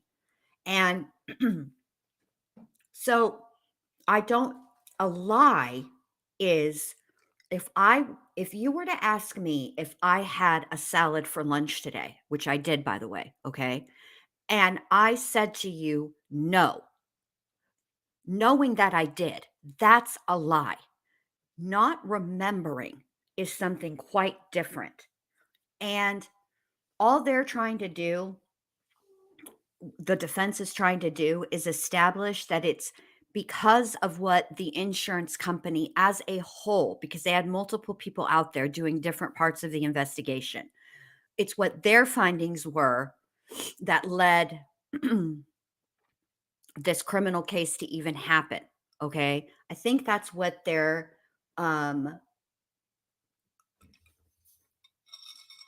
I think that's what the point of this cross-examination really is. Okay. Is look, this guy doesn't even know who or remember who he interviewed, which is a failure on their part, because if they're trying to say it's a shoddy investigation by the insurance company, which is what kickstarted this whole thing, he did talk to other people, but what can they offer? What could Mr. Matheny have offered? Only what he observed at the time, which he already testified to. He didn't smell anything, that has no bearing on how this fire got started at all. And again, I have to point out the important thing, one of the most probably important details that came out of this whole thing is that Linda herself admitted to seeing her husband while she was in the van. All right, here we go. If I were on this jury, that's what I would be arguing during deliberations.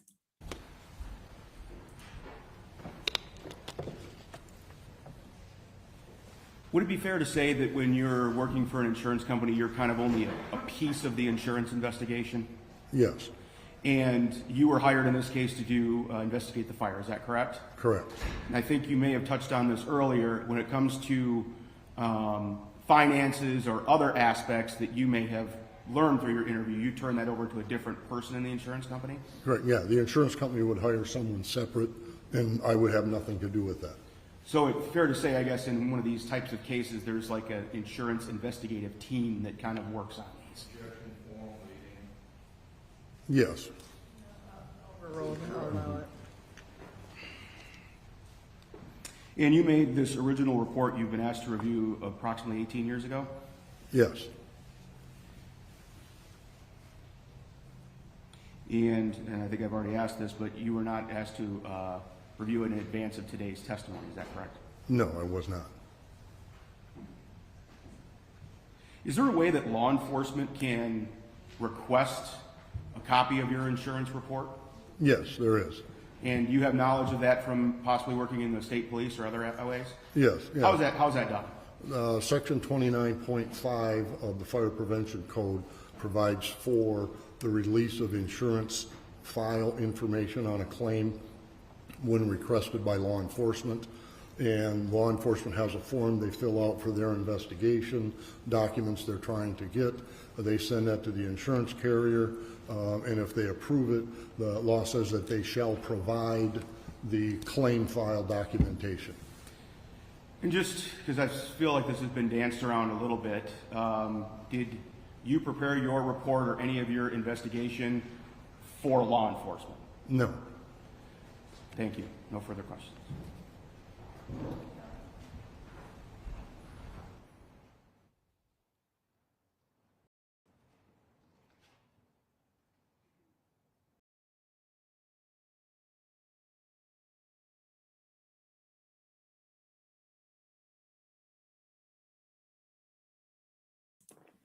She did. What she said was her story was, now we can only know what she told people who took the stand, right? We're good, thank you. Okay. Yes. Jerry, All right, so I'm going to turn the any volume down. questions of this witness? Yes. Okay. All right, so while the jury gets their questions. So that is one of her stories, that she lost sight of him. Okay? But her story to the insurance investigator is that she did see him. He was in front of her. How do you lose sight of something that's in front of you? Well, you definitely would lose sight of something that was in front of you if you freaking ran it over. So,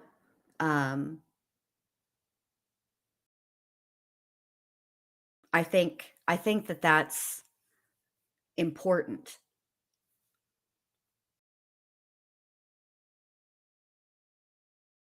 Right, Nick Kaditka, what she said the other day to other witnesses, what they testified to was that she lost sight of him. Okay? What she said to this gentleman is that she got in the van, backed her van out. As she was pulling out, she saw her husband. She pulled forward to help him.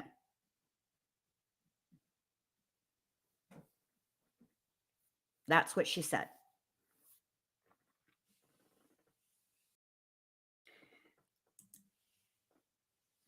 Yes, I've taken a toddler to a mall, but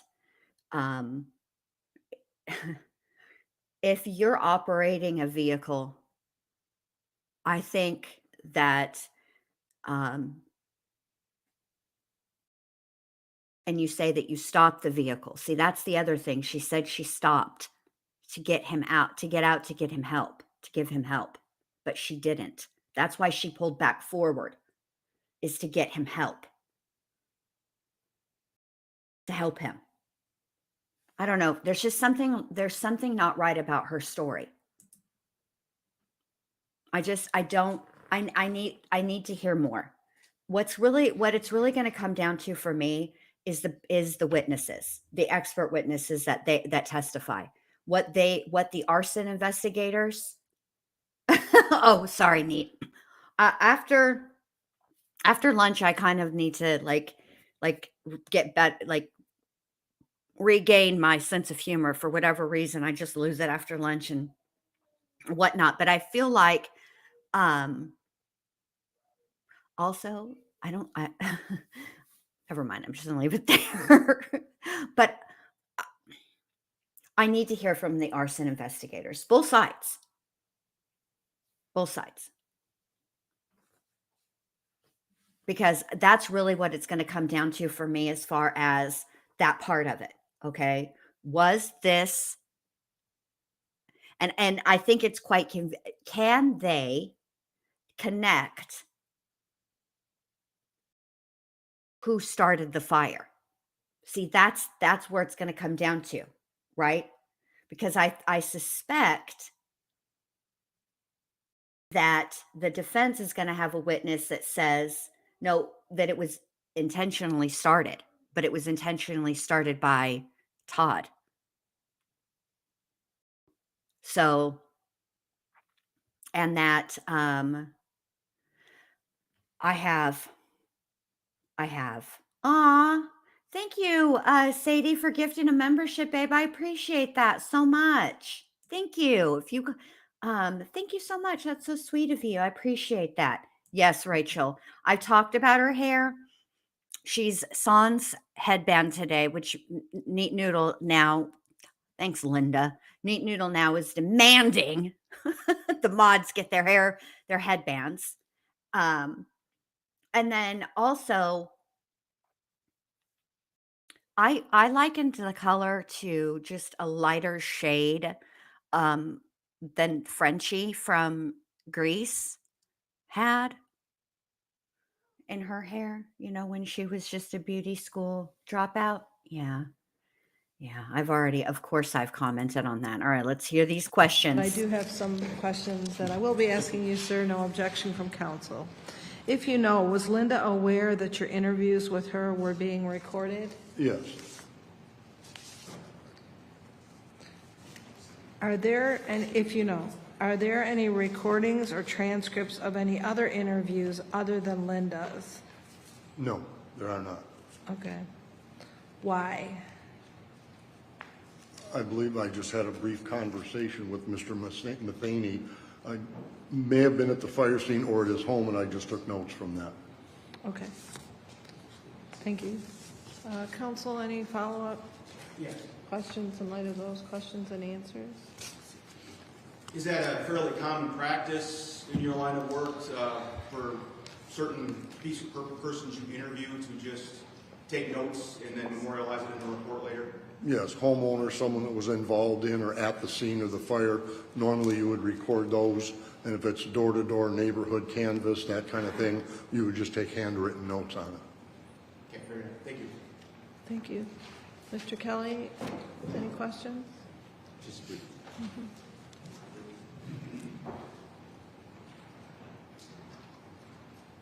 Did I understand that you said you did not record any of the other interviews? No. The interview of Mr. Matheny or the fire chief, no. Thank you. Anything else? No, Your Honor. Jury, any other questions in light of those questions and answers? Nope. Is this witness excused from subpoena, counsel? Oh, Designee, please be excused, Your Honor. Any objection? Yes, Your Honor. Oh, no objection. No objection? Okay. You're done and you're excused from your subpoena obligations. And I guess other than your own materials, you can hand me the other. Yeah, this is all defense, that's prosecutor. Okay, none of that's yours? Yep. Thank you. Thank you.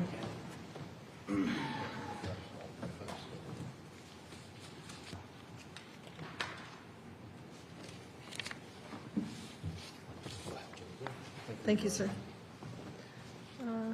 Ms. Siderby? Okay, thank you. Yep.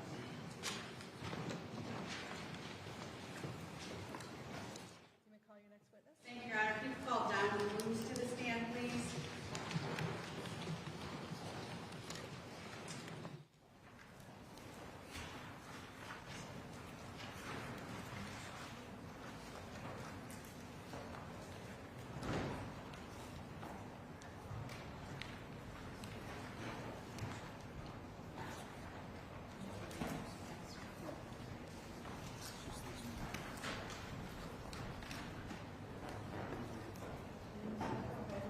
Raise your right hand, please. Do you solemnly swear or affirm that the testimony you're about to give in this cause will be the truth, the whole truth, and nothing but the truth? I do. Thank you. Please have a seat, and when you're settled, I'll have you give us your full name and spell your last, please.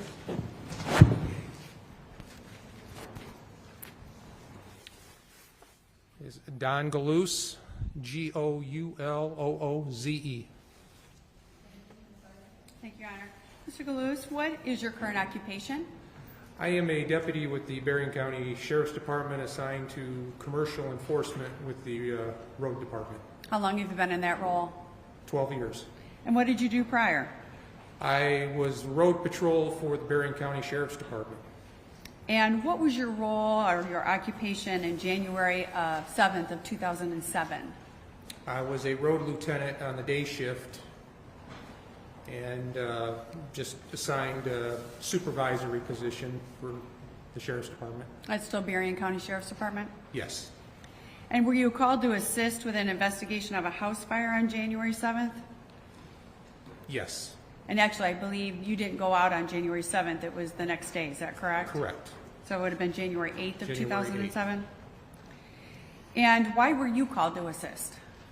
Part of my extra duties is I was an accident investigator, and we had equipment for measuring crime scenes, accident scenes, and everything. We call it a total station. It's a laser measuring device. And they had, Van Buren had requested me to come out to a site from, at that point, was a house fire, and measure the scene for them. So is this something that requires specialized training? Yes. And is this also a specialized piece of equipment? Yes. And not every department has this piece of equipment, is that correct? No, at that time, the Berrien County Sheriff's Department had one, and Michigan State Police had a few of the units. And you called it a total station, is that correct? Yes. And what does this total station do? Total station measures with a laser beam the items that you want for a CAD drawing or scale drawing. So you would set up the tripod, that would be the control point, and then you would pick a reference point, and everything from those 2 points to the object you wanted to measure, so it's like a triangulation. And as long as that reference point is there, you could go back today, set up in that same location, and put everything back in those spots. So it's a way of just getting accurate measurements of whatever you're trying to measure on that scene? Yes. And like you said, you could measure it back then, and then you could actually still go back with that same piece of equipment and have the same measurements today? Yes. Did you go to the scene at 66598 County Road 215 Lawrence to do these measurements? Yes. And you used that total station? Yes.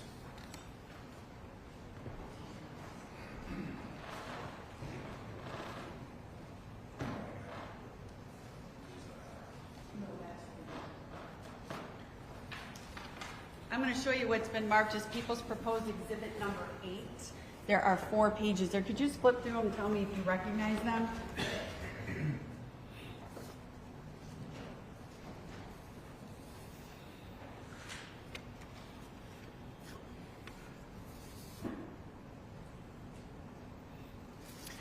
Yes, these are copies of the scale drawings that I did. The full scene one is in a scale drawing of, I believe, 1 inch is like 65 feet. And the other ones were in a scale, it's supposed to be 1 inch equals 20 feet. So these are my drawings. Those are the drawings that you did based on your total station measurements? Yes. Your Honor, at this time I'd move to admit People's Exhibit number 8 into evidence.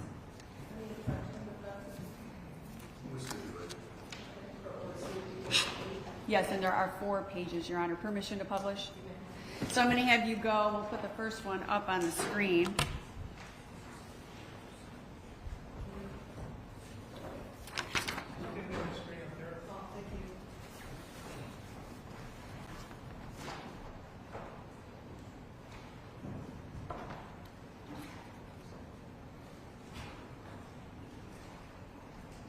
So we have up the first page. Could you describe this for the jury and what we're looking at? And I do have a pointer if you need me to point out anything in particular. Okay. This is all the measurement points that I took on that date. This is the whole scene from the roadway to the fence in the backyard. And so I want to point out to you the long line going across the center of the page. Can you see that? Yes. What is that depicting? That is the driveway. And I want to point out then you have a marking here that I've got my pointer on just underneath the driveway kind of section.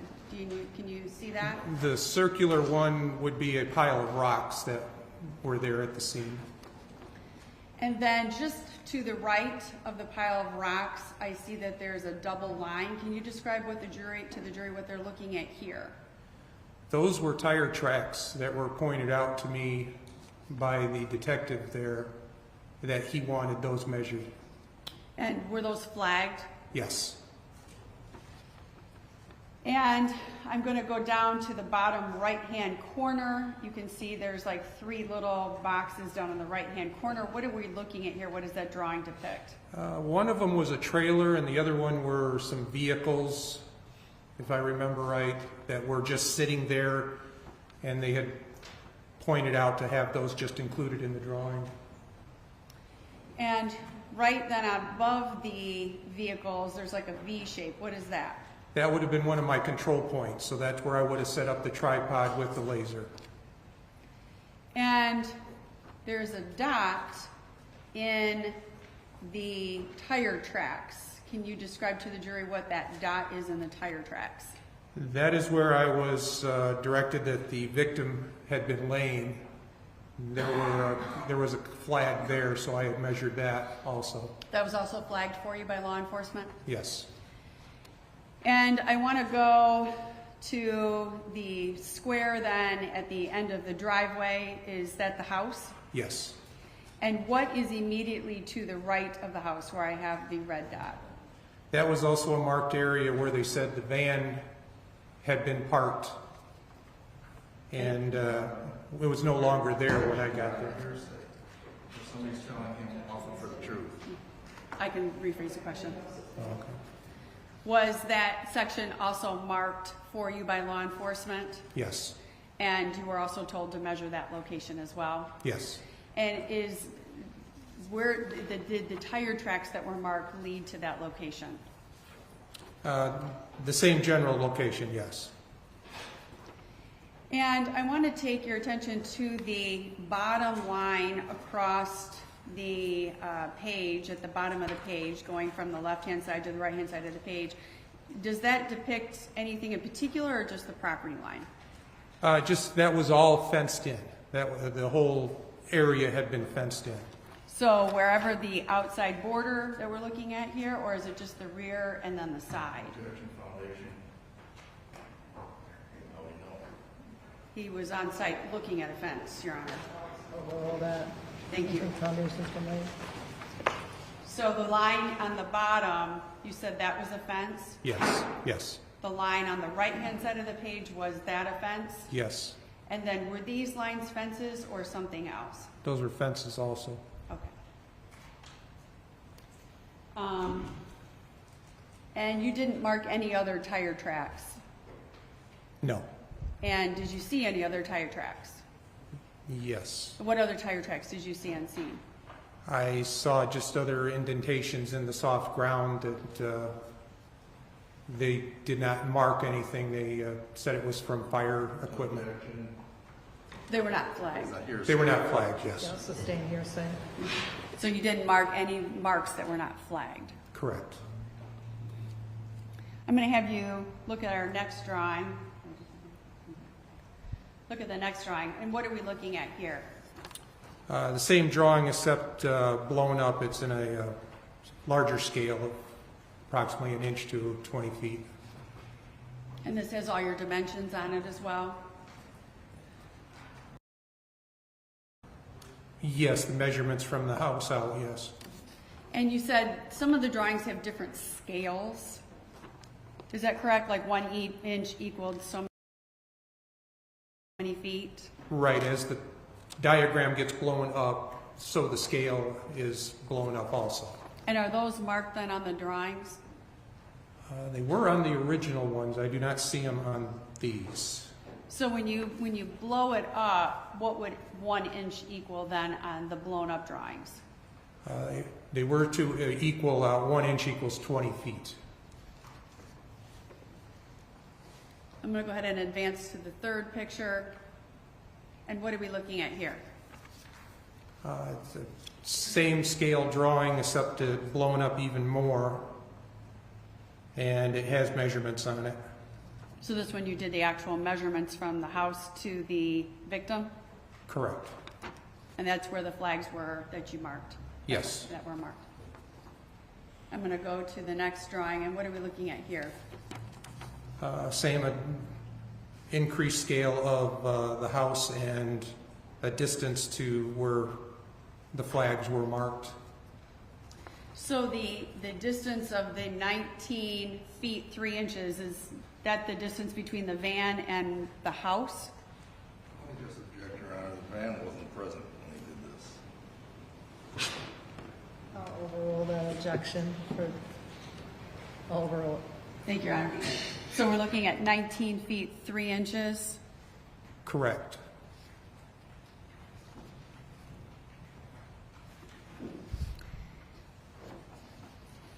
I'm Were there hold any on. tire tracks that were flagged? I'm telling y'all right now, Wolfmueller is going to call the van as a witness. Flagged by the fence area? No.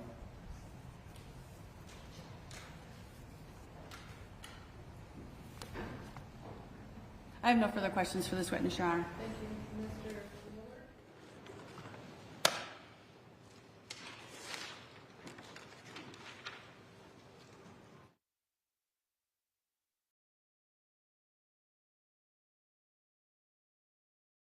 You look at that third picture that we were looking at, the enlarged one. Yes. See that? And it says victim, you see that? Yes. Todd Stermer was not laying there when you did measurements, correct? No, he was not. Okay. So you don't know the orientation of Todd Stermer. This is what he was described as. That's all based on what officers told you, correct? Correct. All right. You would have no firsthand knowledge of any orientation of Todd Stermer, correct? Correct. And you would have no firsthand knowledge of the van orientation from your firsthand knowledge, fair? Only from the flags and the tire marks. Only from the secondhand testimony or statements from the police officers as to which direction the van was facing, right? Correct. All right. I do notice that if we were, you correct me if I'm wrong, if we were curious as to the path Linda Stermer took before Todd Stermer was ever impacted, your diagrams don't help us, do they? I don't follow you. You were given points of reference with respect to the final resting spot of Todd Stermer, correct? Correct.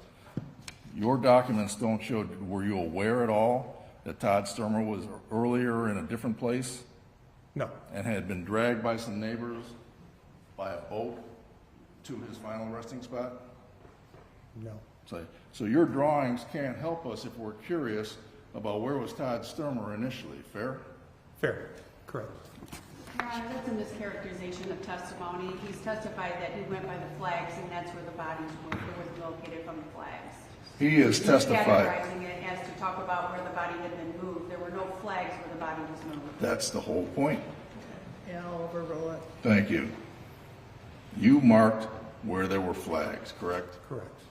And there were no flags, to your knowledge, of anything else except Todd Stermer's final resting spot, correct?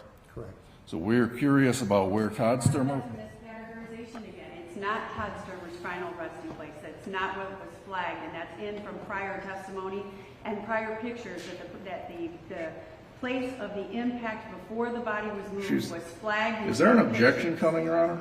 Yeah, I'll allow you to address it with the witness and redirect.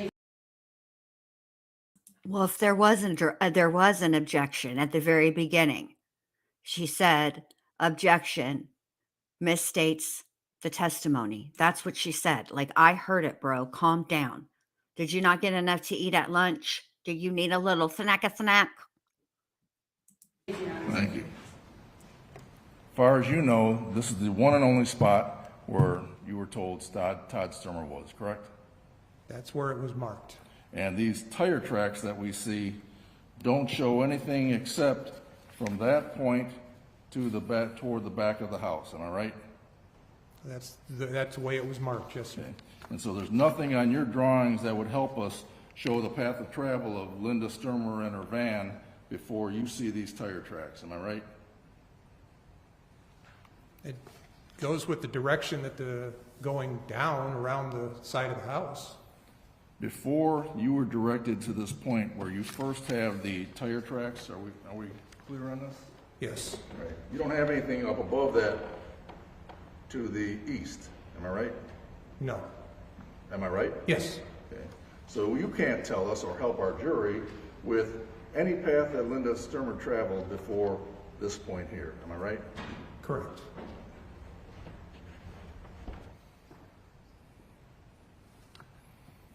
Oh, by the way, you don't know what caused the fire, do you? Objection, Your Honor. That's not my specialty, sorry. Let's cross-examine just two questions. You don't know what caused the fire, fair? Asked and answered, objection. We didn't get an answer. Okay, we didn't get the answer, well, you can ask it once and then move on. Do I? Nope.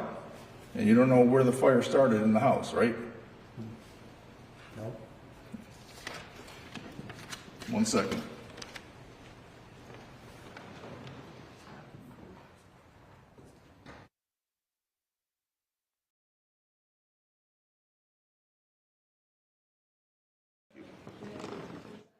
Did you meet law enforcement out there?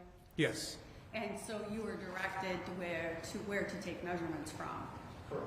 And you were then directed where the flags were placed? Correct. By the law enforcement that had attended and was out there? Yes. Do you recall who was out there with you? Detective Lieutenant Stump. There was another officer out there. I don't remember his name, and then the fire marshal Scott Leroy was out there. Thank you. I have no further questions, Your Honor. Mr. Mueller, any follow-up?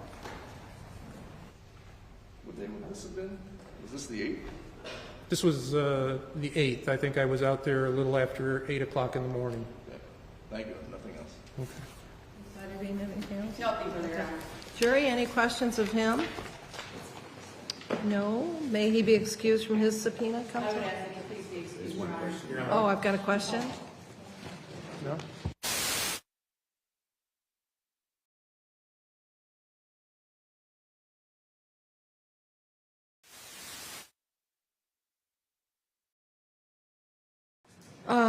Any objection, counsel? Yes. I'm good with it. Okay. Thank you, sir. You're all done. And I think I'll take that from you. Thank you. Ms. Siderbean, you may call your next witness. Thank you, Your Honor. Could you call David Hayhurst to the stand, please?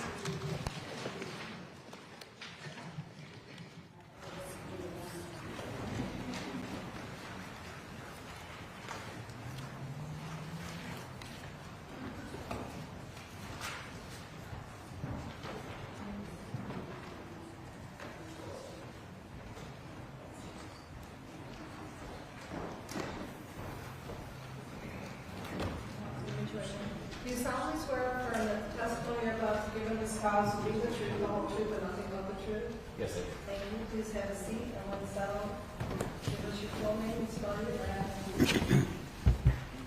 And you're going to put that microphone right in front of your mouth so the jury can hear you. Excuse me. My name is David Hayhurst. Last name is Hayhurst. Thank you, Ms. Siderbean. Thank you, Your Honor.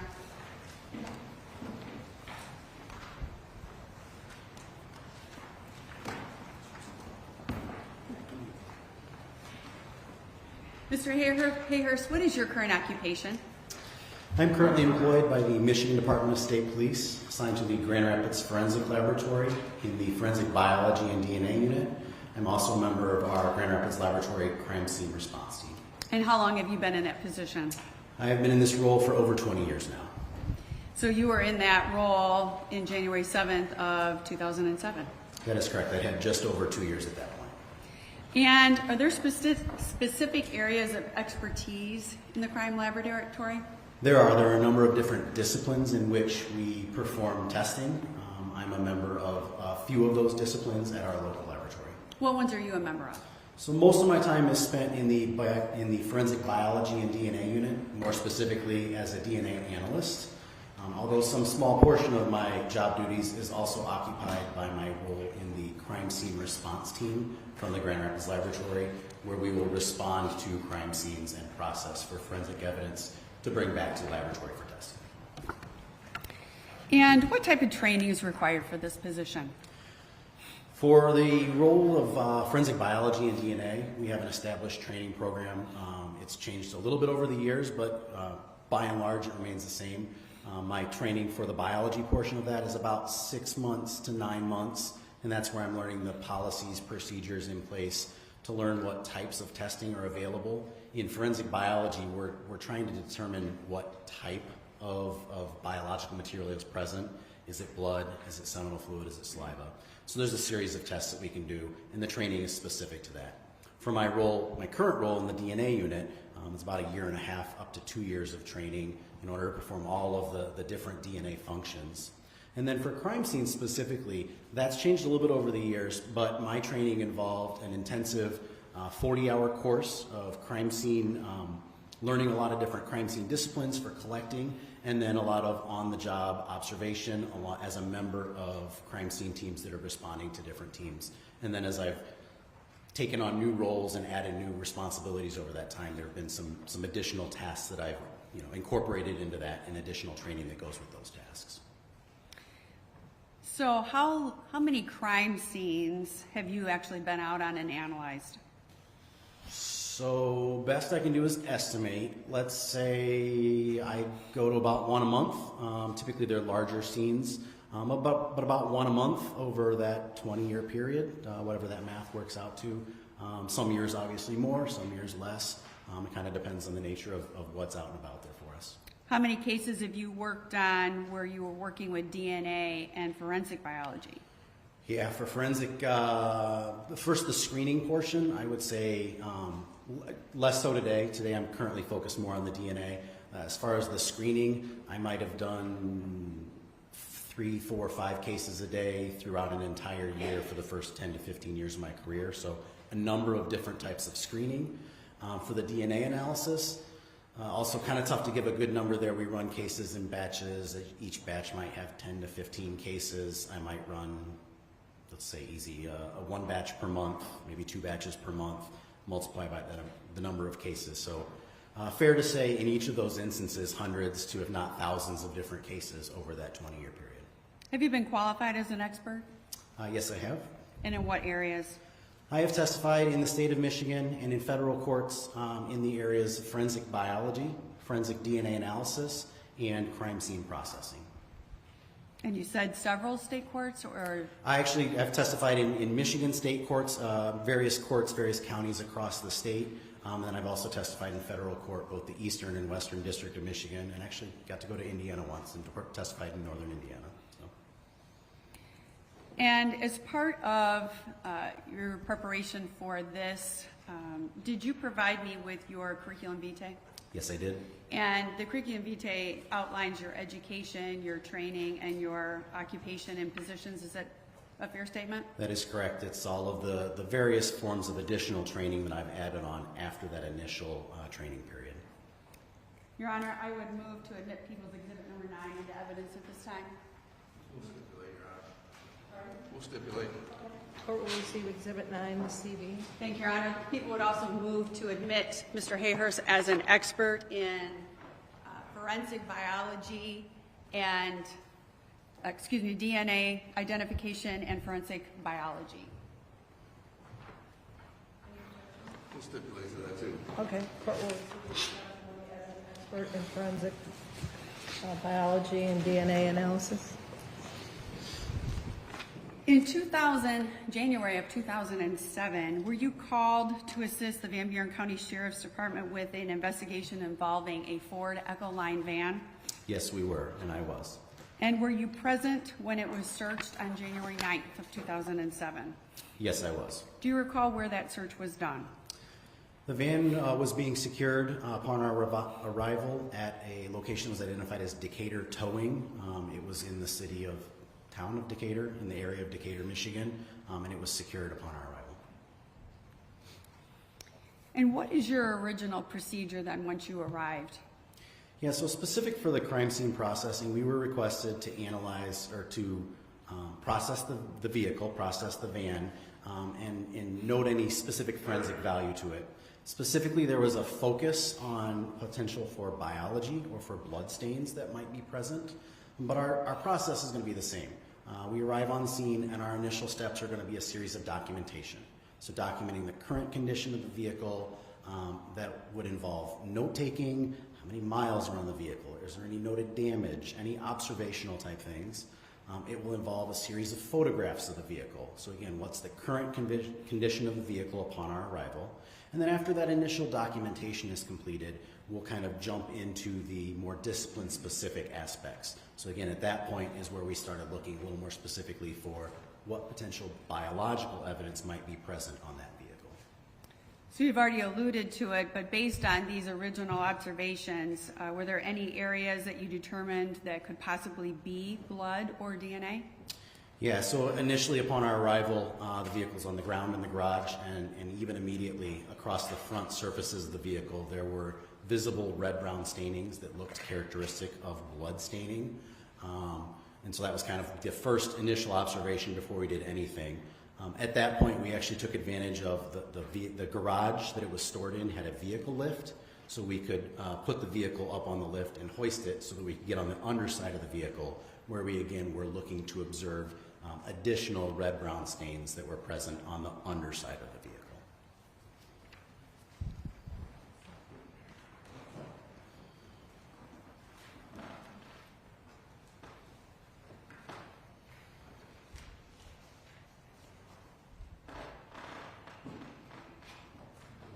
I'm going to show you what's been marked as People's Proposed Exhibit number 10.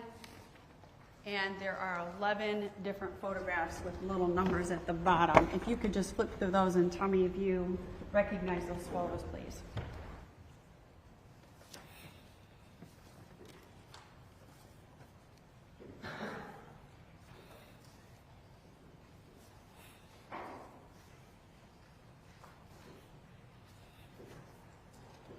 Yes, People's Proposed Exhibit number 10 is a series of 10 photographs that appear to be photos that were taken during our processing of this vehicle. I can see some of the stickers that I applied during our processing and analysis. And these do appear to be fair and accurate photos of the vehicle upon the condition in which we were processing it. Your Honor, our people would move to admit People's Exhibit number 10 at this time. It says, "I heart Patricia Burns forever." That's what's on his lapel pin. She's kidding. I have no idea. No objection. Permission to publish? Also, this is a fantastic point. How can she lose sight of him because he's on fire? Like, how do you miss somebody who's on fire? So I'm going to show you, and these pictures have a number in the lower right-hand corner. So this one has a number 1, so I'll make sure you're looking at the same. Can you tell the jury what we're looking at here in picture number -1? Yes, in People's Exhibit number 10, image number 1 is an image, and the coloring's a little tough here. This is kind of the advent of digital photography for us during processing. This is a view of the front surface of the vehicle itself. In the center of the image, there's a large white rectangle. That's a scale tag. It's a way for us to first of all put a scale in there. It's I believe a 1-inch scale, 2-inch segment here. Might be centimeters, excuse me. But it provides a scale that's present here. And then it also allows for the identification of this area. So handwritten in text on here is my handwritten text. I can see my initials are in the lower right of that. Excuse me. So the bottom line of that text is handwritten. It has our laboratory number. It has the date that we processed this vehicle, so January 9th of 07, has my initials. And then just above the laboratory number on the left-hand side is an indication of L-1. And that to me is an indication that this is the first area that we identified, again, on the front surface of that vehicle. So you're starting at the front vehicle with your sample? That is correct. That numbering system began at the front. It's actually, there's not a wider picture. It's more, a little bit more on the driver's side of the front of the van, and it's that lower front bumper. The bottom portion of it would almost be that kind of plastic fascia that hangs below the metal bumper itself. But it's a view of that front leading surface of the van on that front bumper. And is this, at this time, the van is on the lift? It's tough to say at this point whether it's on the lift or on the ground. If it's got tags, I wouldn't be able to say. Based on this photo, I wouldn't be able to say if it was yet on the ground and I'm stooped taking a picture, or whether it's up on the lift and I'm partially raised and I'm looking at it. I wouldn't be able to tell. I'm going to advance then to the photograph of the number 2 at the bottom right corner. And can you tell the jury what we're looking at here? Excuse me, yes. Image number 2 within People's Exhibit number 10 is a similar view. Again, the same tag is visible. It's a little different lighting condition of the bumper itself, but the same information on the tag, lab number, date, my initials, and identifies it as area L1. And again, the tag is above some of the visible staining that's present on the bumper itself. And you said the staining then that you're looking at is below that tag? Yeah, it's kind of a tough, again, the contrast in this photo, this is early digital photography for us. The red-brown staining is probably most prominently visible below the tag and slightly to the right. You can see there's a little bit of a red discoloration. Actually, it looks better on the monitor than the printout. Much better on the monitor, sorry. Yeah, that's correct. So there's some red-brown staining that's visible below the tag, slightly to the right. And in person, that staining actually is visible. It covers an area approximately 24 inches across the face of that bumper. It was heaviest in this area, but it does cover a little bit of a wider area across the front of the van.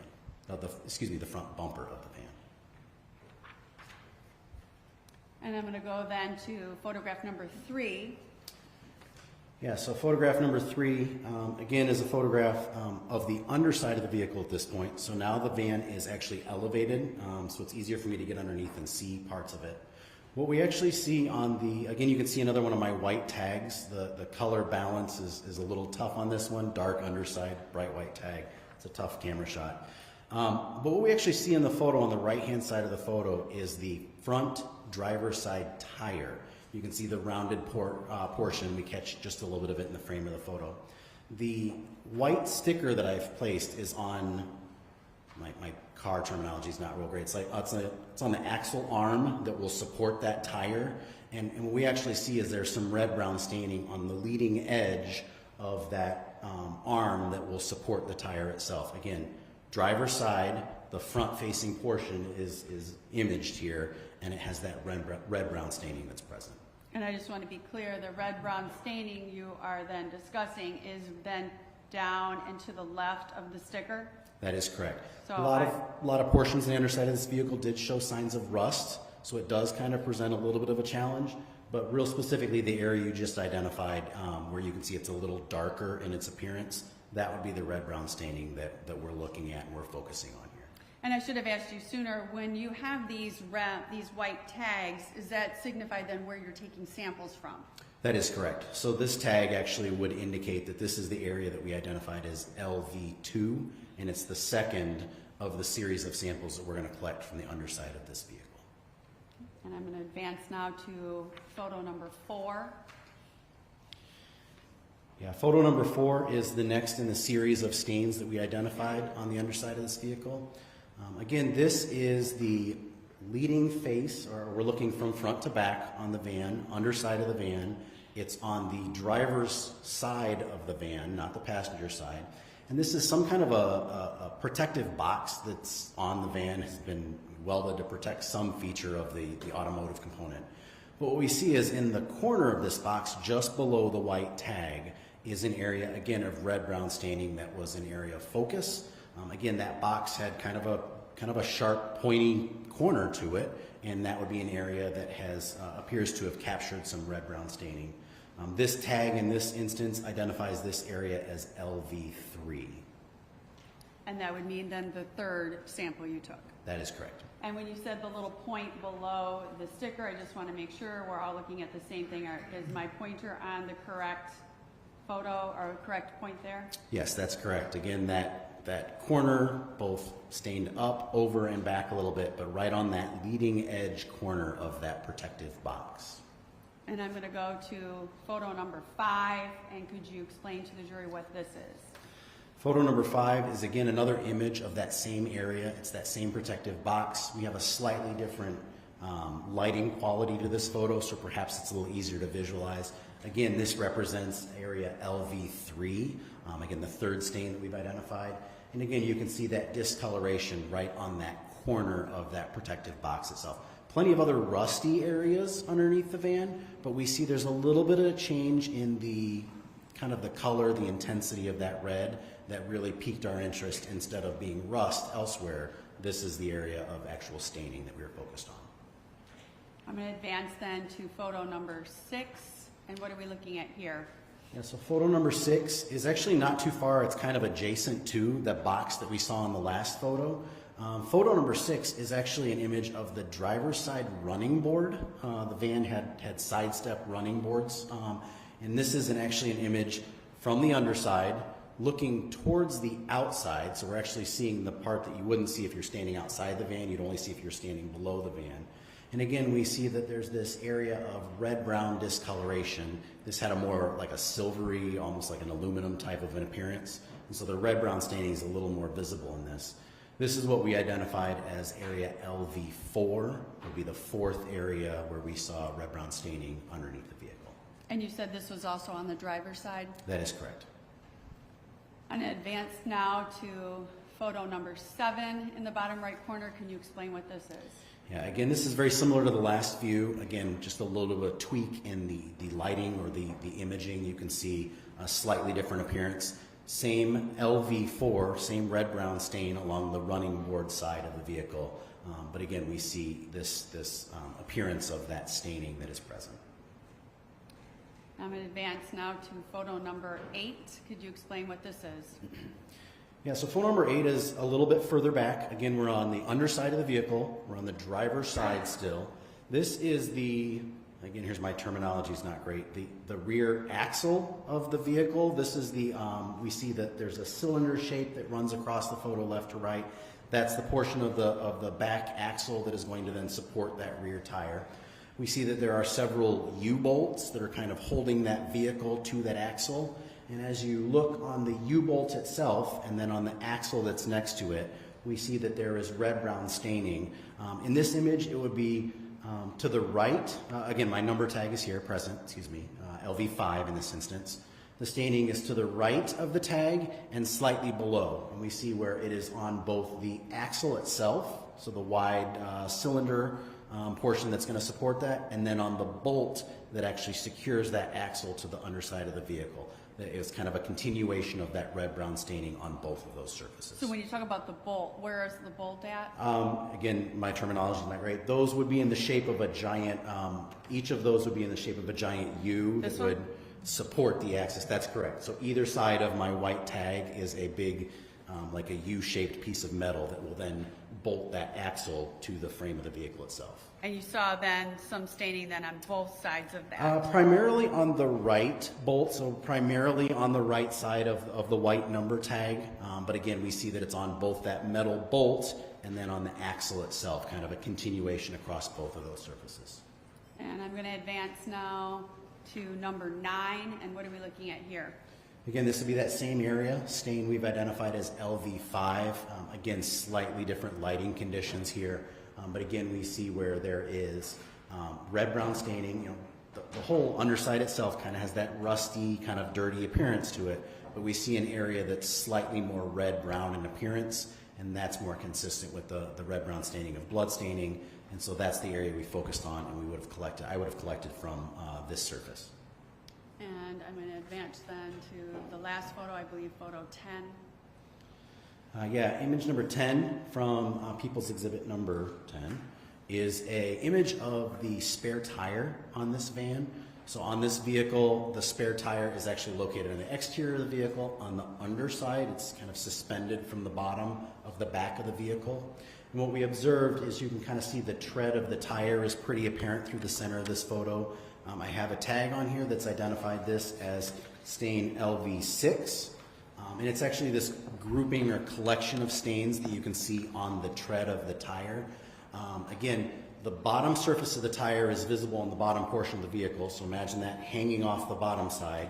And then you have tread that carries up vertically up into some of the protected recesses underneath that vehicle. And we actually see is there's red-brown staining towards the top of that tire tread, so nearest to the underside of the vehicle, further away from the ground itself, we see that staining continues up that vertical surface. And that portion that was collected from this LV6 is a portion of the red-brown staining that was visible on that tire itself. And are we still then looking at just the driver's side? Yeah, again, the tires, because it's larger, it has a little bit more central location, but this surface that it's on, this portion of the tire, is more to the driver's side than it is to the passenger side. Again, consistent with the staining that we've seen from the front of the vehicle as it continues through the bottom side of the vehicle along the driver's half of the vehicle, and then this would be the end of that visible staining that's present.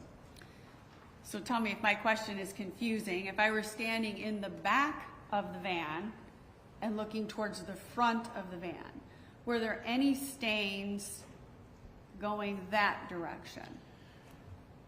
So it may be possible to visualize a small portion of these stains if you are standing in the back of the van and looking forward, but just the portions that kind of continue from the front-facing surfaces downward. By and large, most of the stains that were visualized were much more visible on the front-facing vertical surfaces of the van. Again, surfaces that I would expect to see if you were standing in the front looking back at different surfaces on the underside as compared to the reverse of standing behind and seeing them forward. Everything appeared to be on the front-facing surfaces, not on the rear-facing surfaces.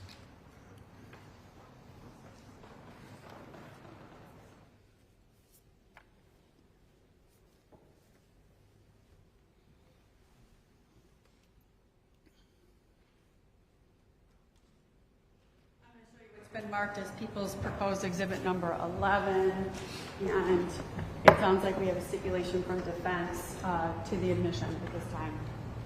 Stipulate? Yes, Your Honor. Okay, thank you. We'll receive People's 11. Yes, Your Honor. And I'm going to put it up on the screen for everyone to see. And is this your report? That is correct. This is the laboratory report that our team generated in response to our crime scene response.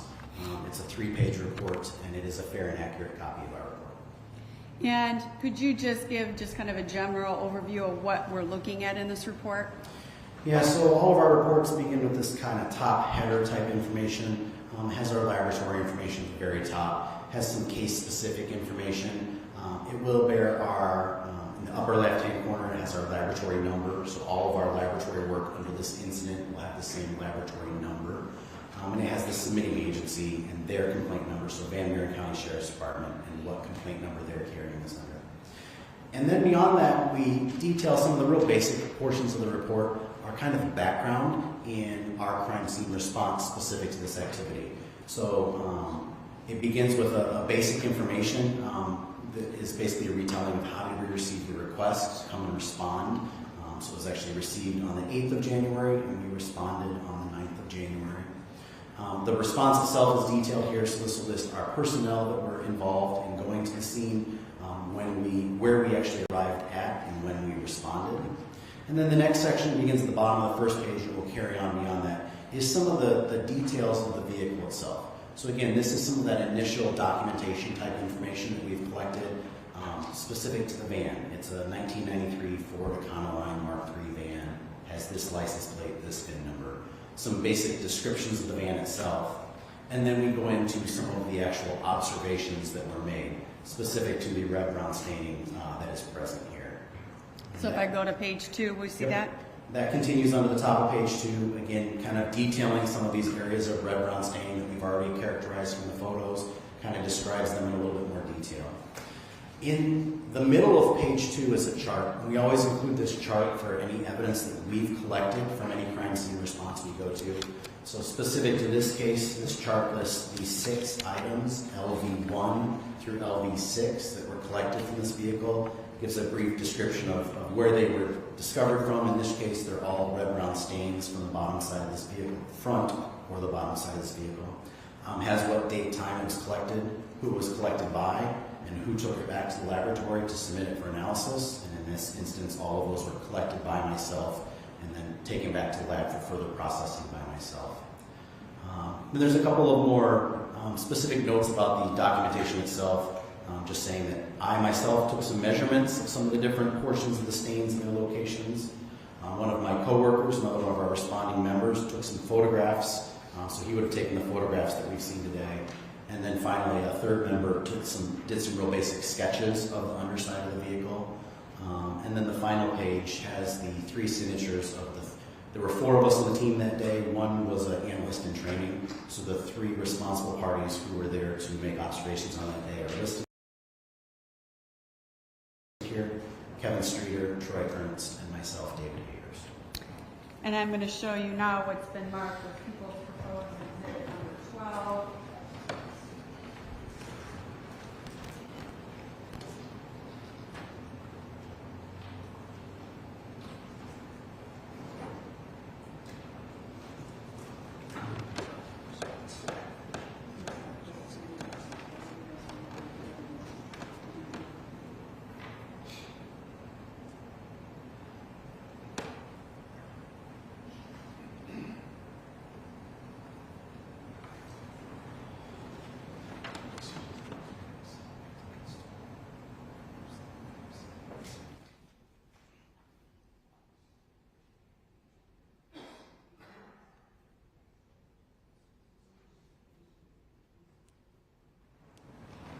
So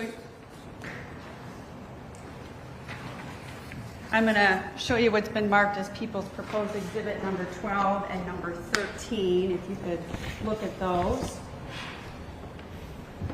People's proposed exhibits number 12 and 13 excuse me, are 2 additional laboratory reports that I generated based on laboratory testing or processing that was done, again, back at our laboratory specific to this case. So those are your reports, no changes or alterations? That is correct. They are fair and accurate copies. Your Honor, I'd move to admit people's exhibits 12 and 13 into evidence. Any objection? Okay, court will receive people's 12 and 13. Permission to and will publish.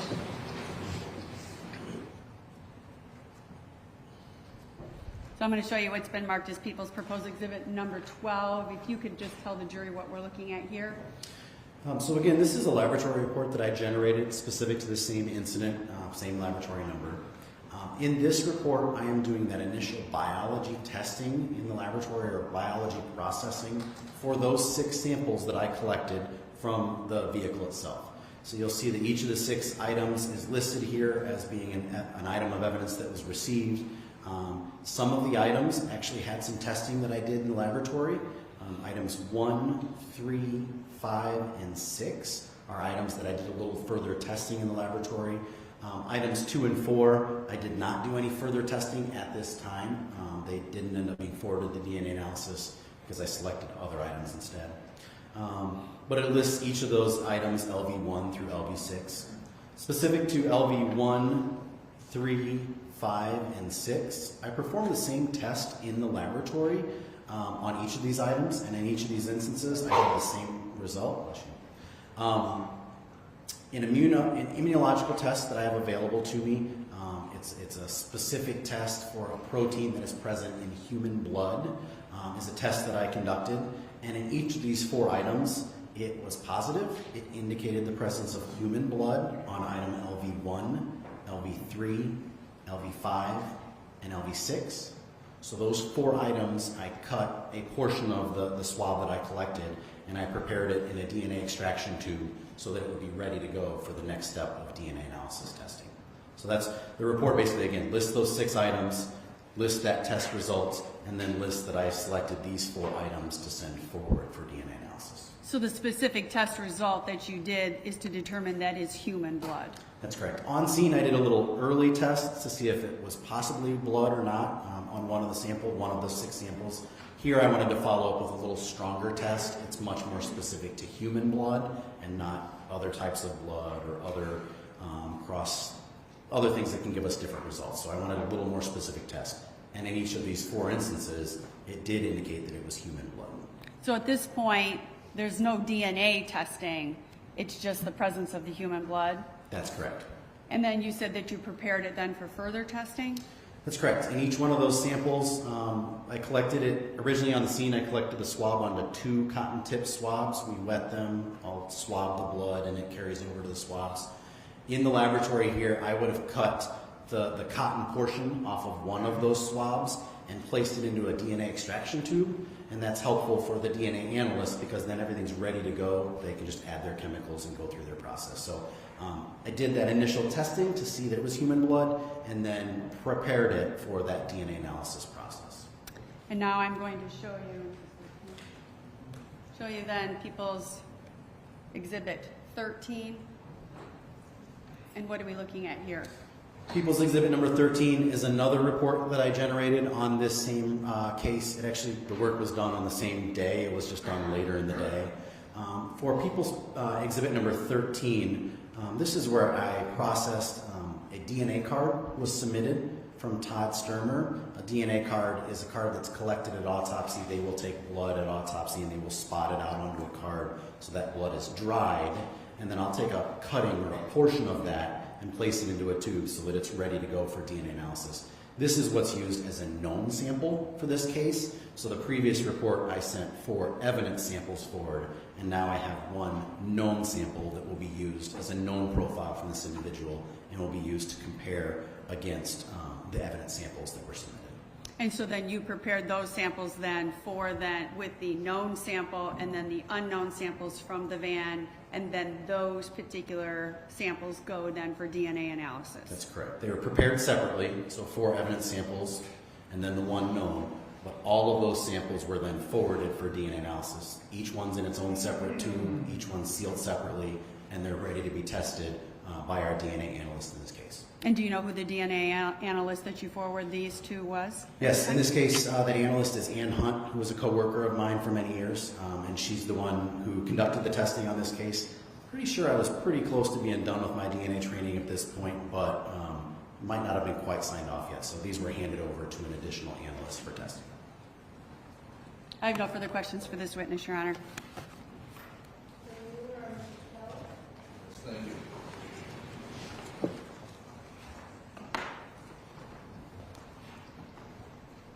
Good afternoon, sir. Good afternoon. Let me just make sure I understand some of what you did. Some of the photographs you showed a tire and some blood stains on the tire. That's correct. Red-brown stains on the tire, right? That's correct, yes. I just want to make sure we're clear. Those were on the spare tire underneath the van. That is correct. The images that were shown here today with the red-brown staining on the tire, that is the spare tire, again, located on the undersurface of the vehicle, kind of suspended from the bottom side of the vehicle, and they were on that vertical edge, the tread portion of that tire. Okay. There was nothing from the tread portion of the 4 tires, driver front, passenger front, driver rear, passenger rear, on the tread surface themselves, correct? There was brown staining on the treads of all 4 tires, but it was brown like a mud brown. It was not a brown that would make me have cause to think that it could be red brown that would be more consistent with blood staining. It was much more like a muddy type of appearance. Which, of course, you saw mud on the frame and mud on the tires, right? That's correct. All right. I noticed that, I want to make sure we are clear about this too. Your report indicates on page 2 of the scene report. Of the scene report, right? Yes. Are you with me? Do you I have don't it? have it in front of me, but it's the 3-page, People's 11.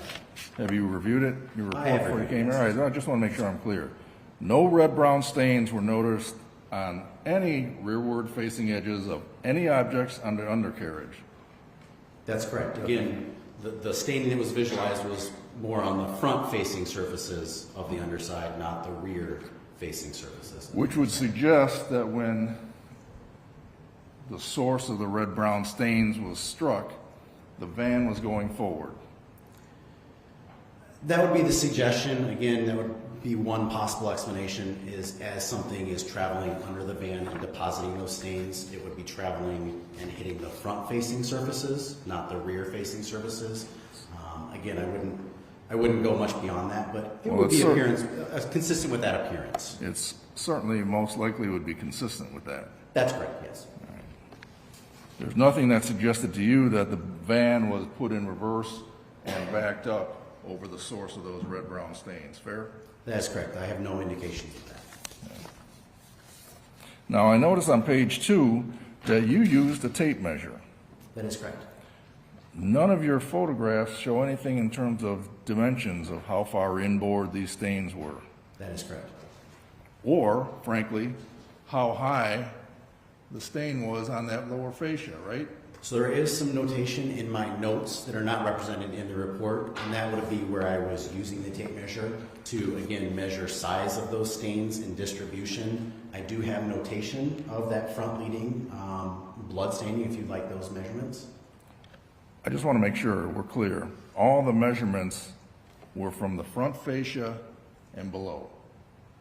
So the measurements that I have for that LV1, which is that front-facing stain, showed that the staining was approximately 24 inches wide at its widest and would go from the lower portion of that fascia, so the fascia would be up off the ground a bit, and continued approximately, I believe it's 5 inches upward from there.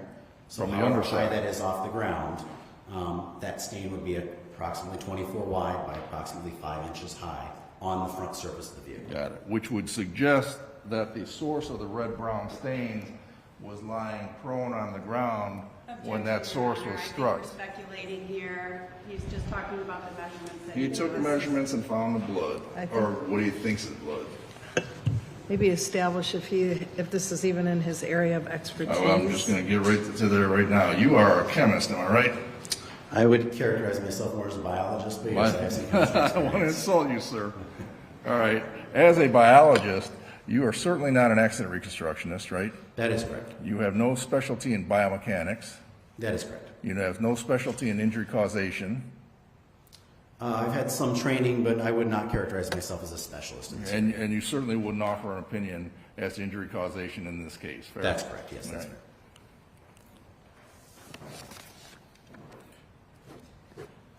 You are apparently not an expert in any type of body kinematics?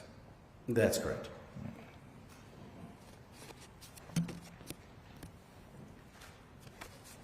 You, in terms of any injury causation forces that on impact, you would defer to somebody who was a biomechanics expert or an accident reconstruction person for those, right? That is correct, yes.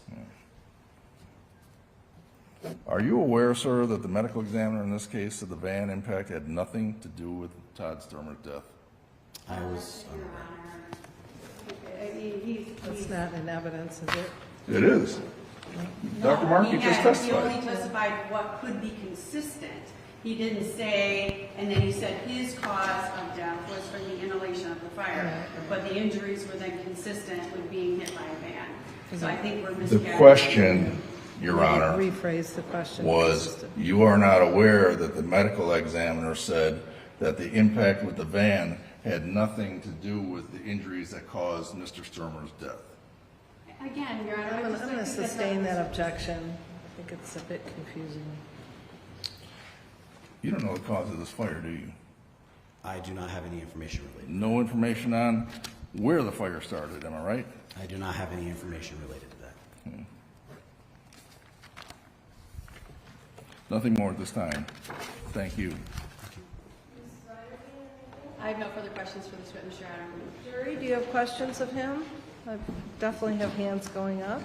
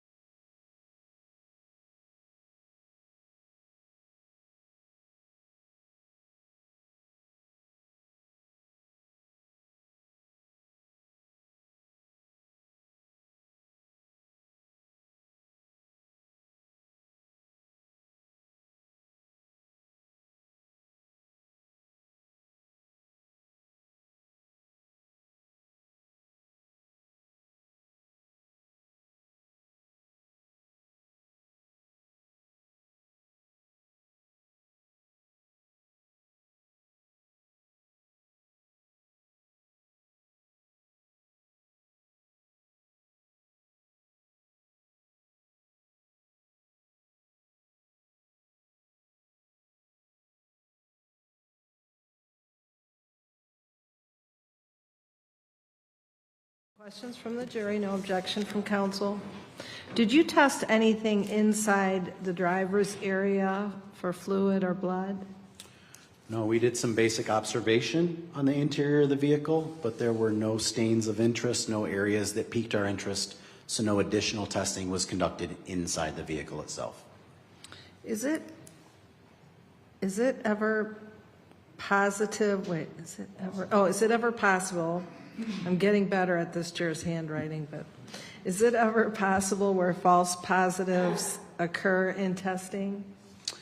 Yeah, certainly when we talk about the biological screening testing that is available to me, we have a number of different tests that are available. Some of them are potentially have more false positives than others. That's part of our training, is to learn to identify some of those scenarios. For example, the underside of a vehicle frequently has a lot of rust. And rust is known to cause issues with some of the testing that we do. So specific to this vehicle, I chose not to do that test on the rusty areas because of that.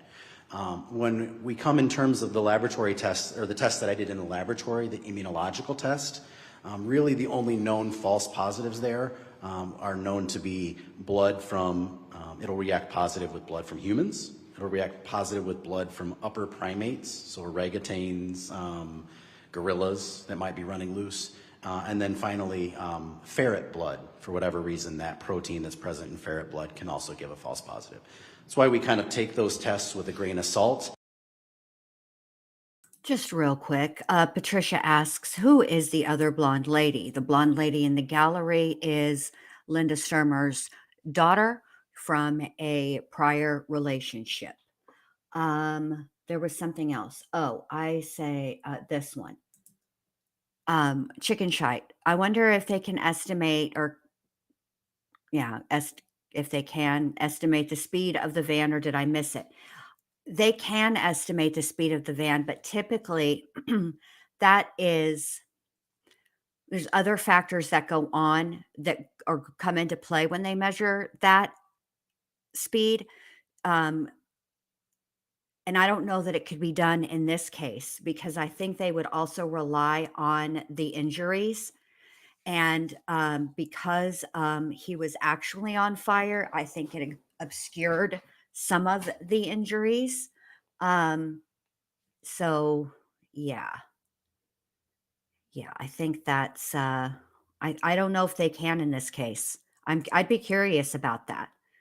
But yeah, all right, let's see what else. And understand that the DNA analysis portion is really ultimately the best test that I have, and that will be truly a good gauge as to whether that's a human blood stain or not, if we get a good DNA profile from that sample. Thank you. And this, I think you answered this pretty much. Was the inside of the van checked for any blood or fluid? Yeah, again, we did a very precursory look. We did examine the interior of the van. There were no stains of interest that required us to look a whole lot further, so no additional testing on the inside of the van. Thank you. Counsel, any questions in light of the questions and No, answers? let this man go. Other than where might be the orangutans that are on the loose?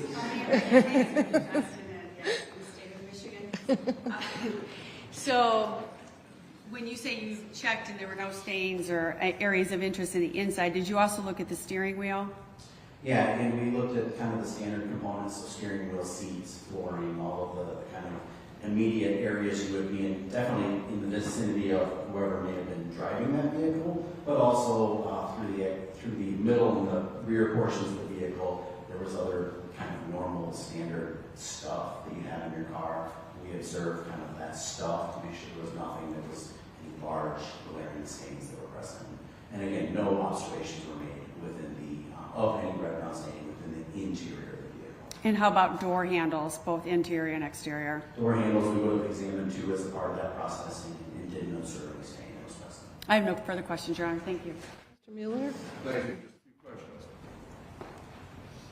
You are trained to have a keen eye looking for these red-brown stains that might be blood. That is right.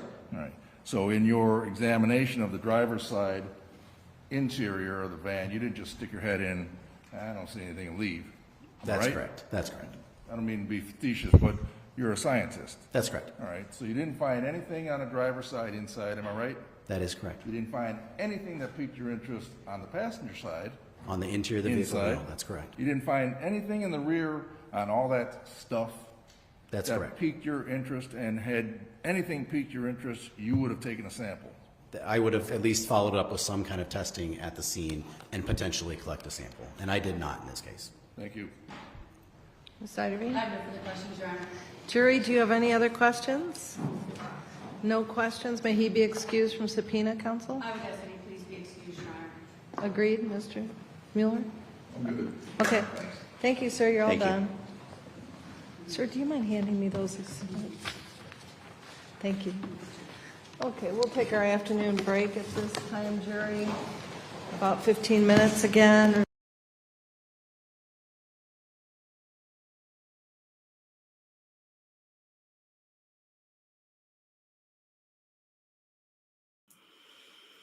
Okay, so they're going to take a 15-minute break. I got to say, you guys, the state does not have this case locked, not by any stretch of the imagination, okay?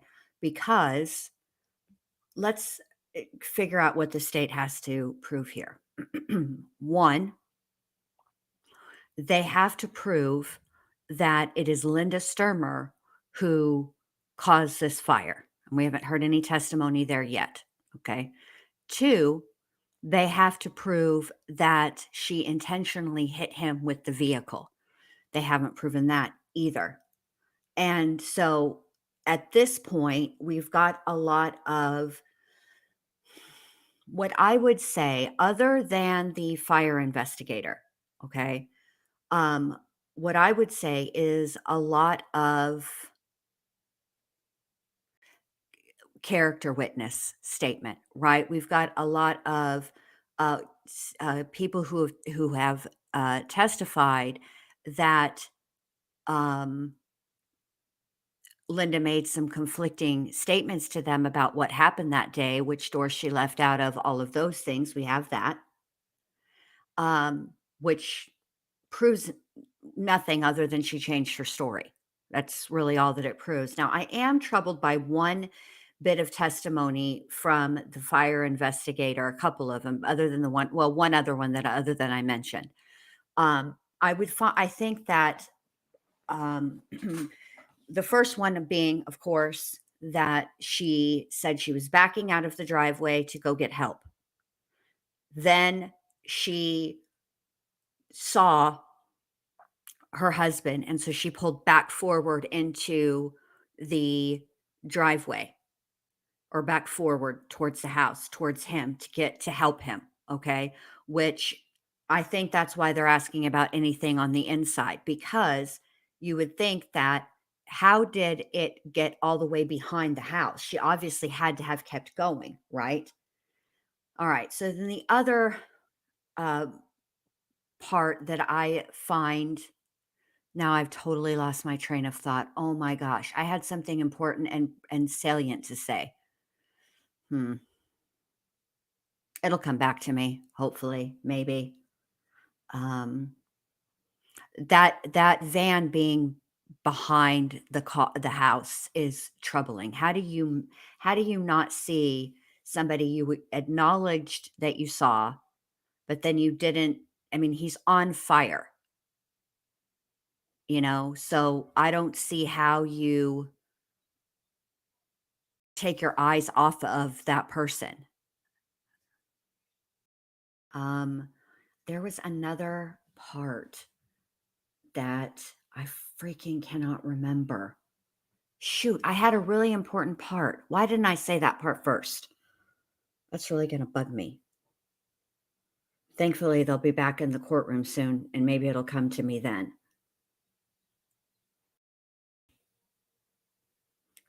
I know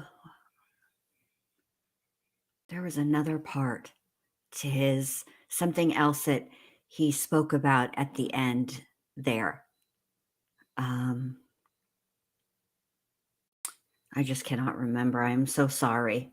This is how I feel. This is what my brain is doing right now. Like, if I just feel like, Hold on a second. This is for you guys because everything I just said makes me feel like this. What you just said is one of the most insanely idiotic things I have ever heard.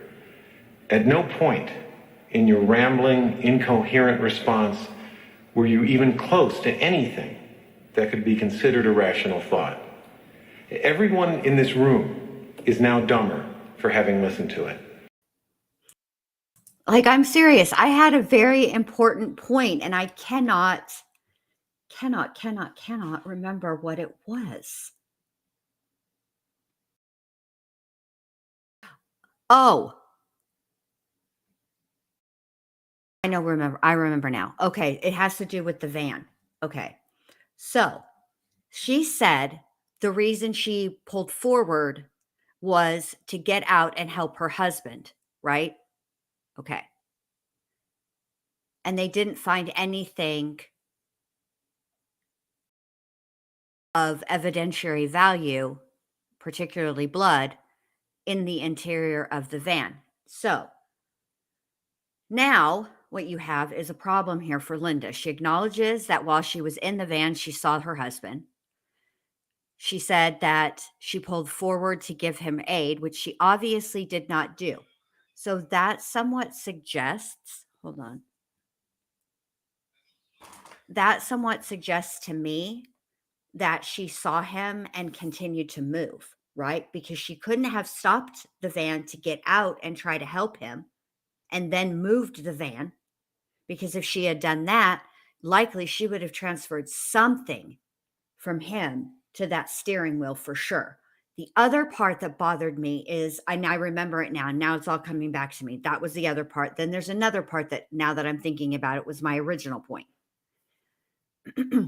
When she talked to the fire investigator, she said that she was laying on top of him to help him keep his mouth open so that he could continue to breathe. But here's the thing. Laying on top of somebody, right?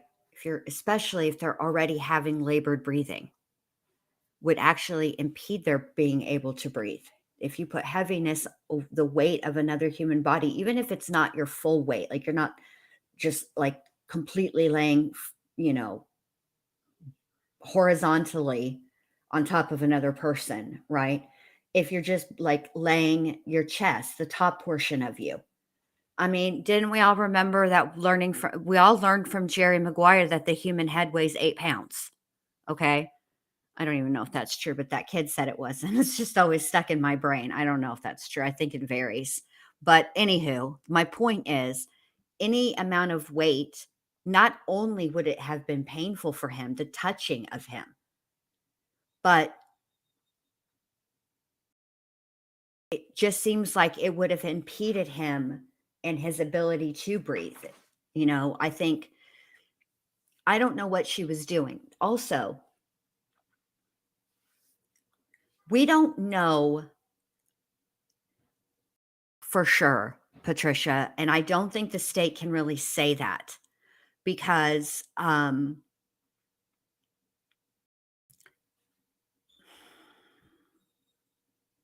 lot of injuries that we would have been able to see but for the fire would have probably the fire obscured a lot of injuries. So presumably if you go by what she said to the fire investigator, right, she would have had to. Because if he was trying to get his clothing off, specifically his pants, okay, because they were found down around his ankles, okay, how far could he have actually run? I mean, try running. Just don't be doing it out in public. Please don't go out to your driveway and do this. But just in your bedroom or someplace where you have an open space. Start at one, corner of the room. Try to run to the other corner of the room while you're pulling down your pants. It's not that easy. And then think about the added issue of being on fire.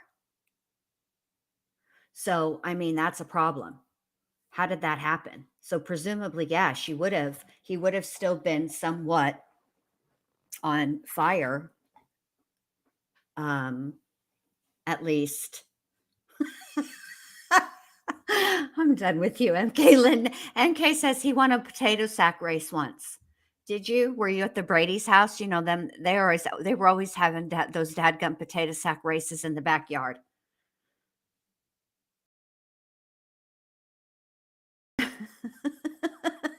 Violet. Yeah. So I mean, they don't have this locked. They don't. And I don't know what else they've got to come in. And also, I'm angry and irritated that it took so long today, and now we don't get to hear Connie Calhoun. I want to know how miffed and if it's going to alter her testimony in any way, because she had to spend at least some time in the clink. I mean, they took her and they arrested her. They issued a bench warrant for her not showing up for her subpoena on Friday. And I wonder when, I guess because she showed up today, they obviously, because she had no choice, they let her go, right? So they just, I don't know. I don't even know if she's pending more charges, because she says, what can they get her for? I mean, as long as she didn't take it into the jail, number one. Yes, it depends. I mean, she obviously popped dirty, because they referenced that at the end of Friday. Okay. So she tested dirty for what? I don't know. But what crime could they charge her with? Not possession. She didn't drive herself to the courthouse. The deputy drove her. So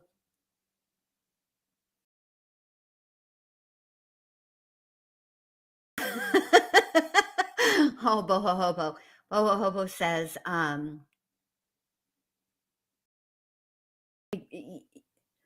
okay. Boho Hobo says, Jen, my family already thinks I'm nuts for being so into these chats and trials. All I need is to be caught testing out my running and stripping skills in the living room. Do it on the low. Do it when nobody's home.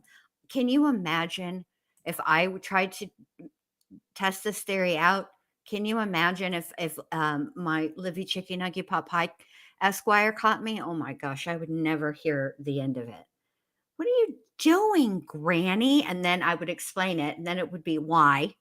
Because, they get to that age, 4, where everything is why. Why? They always want to know why, which I appreciate the fact that she doesn't just take everything at face value. Like, it's good to question things, and I'm proud of her for doing so.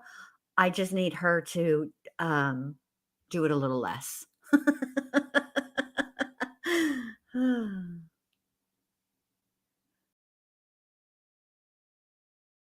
Come on, let's get back to it. Oh my goodness, I'm sorry. Ms. Siderbean, you may call your next witness.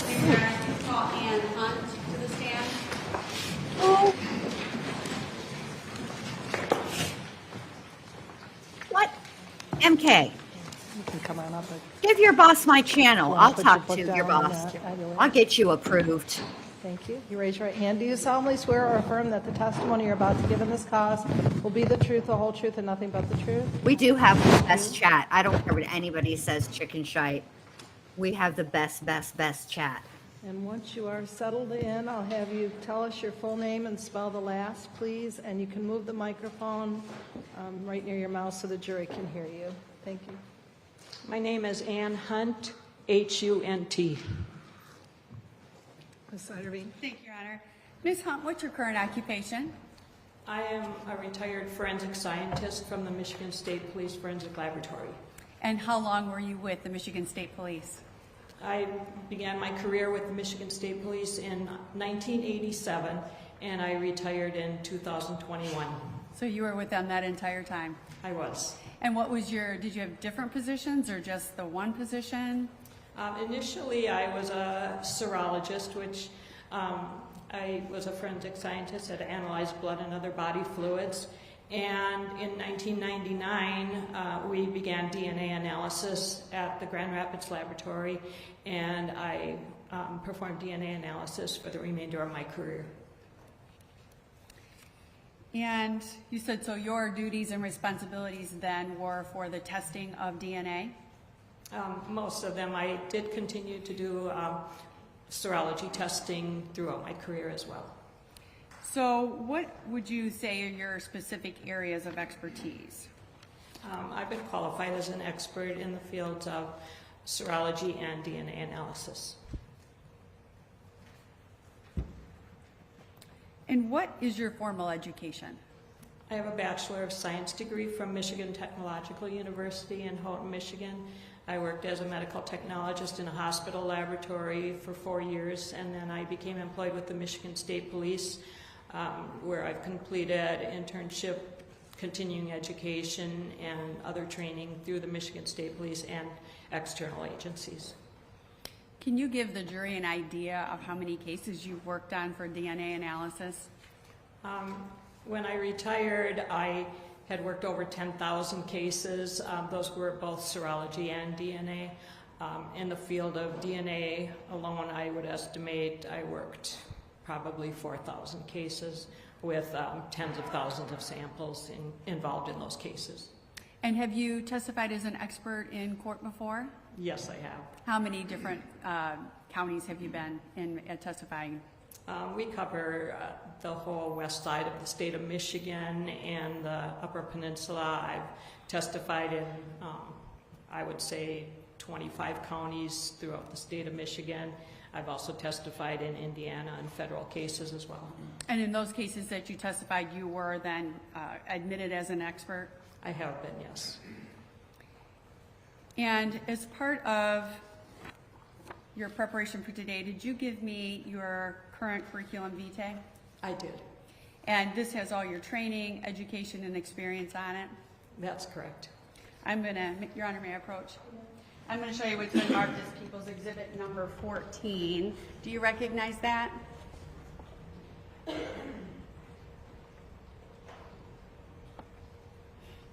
I believe I gave you a corrected version because I have till the present and I'm not working anymore from 2021.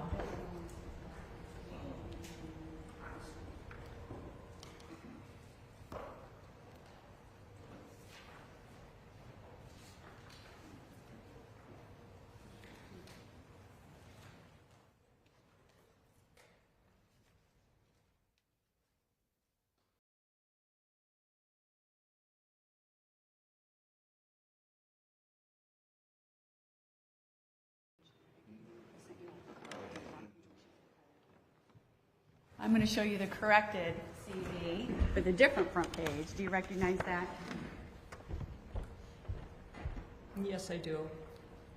People's Exhibit 14 is a copy of my curriculum vitae, which lists my work experience, registrations in societies, my education, and it compiles the list of training and continuing education I participated in throughout my career. Your Honor, the people would move to admit People's Exhibit 14 into evidence at this time. Any objection? Court will receive Exhibit 14. And we'd also move to admit Ms. Hunt as an expert in serology and DNA analysis. No objection. We'll receive her testimony as an expert in those areas.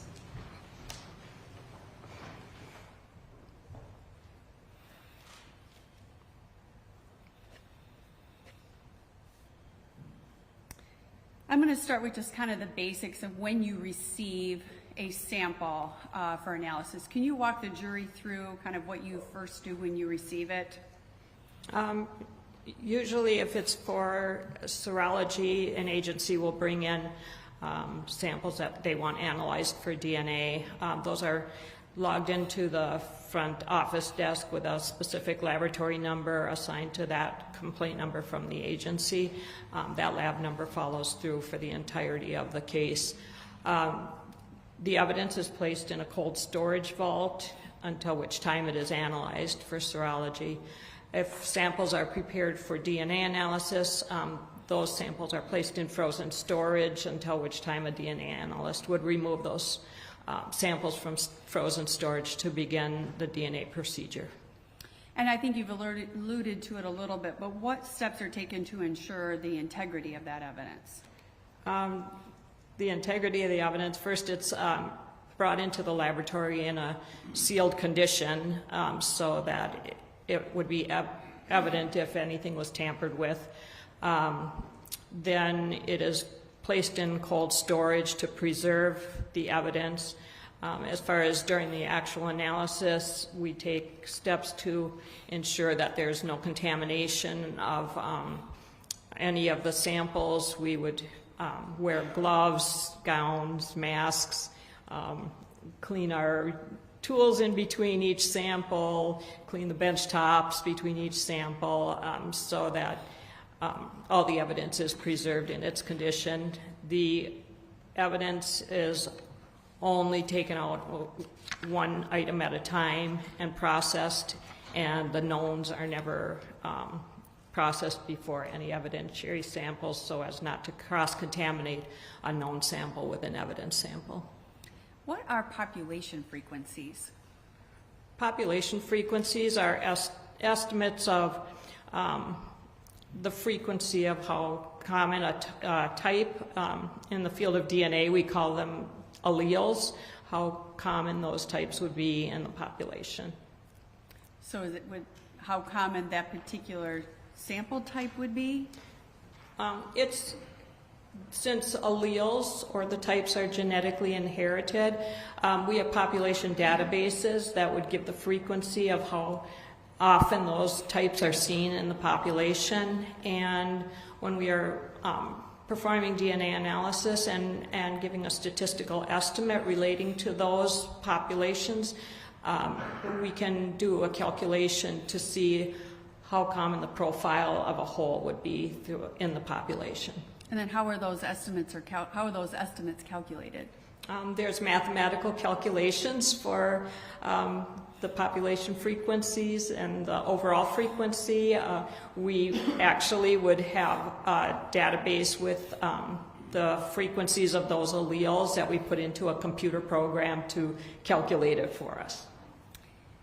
And can you explain then what type of testing is done on a DNA sample then for, what type of testing do you do for your results? Related to DNA? Yes.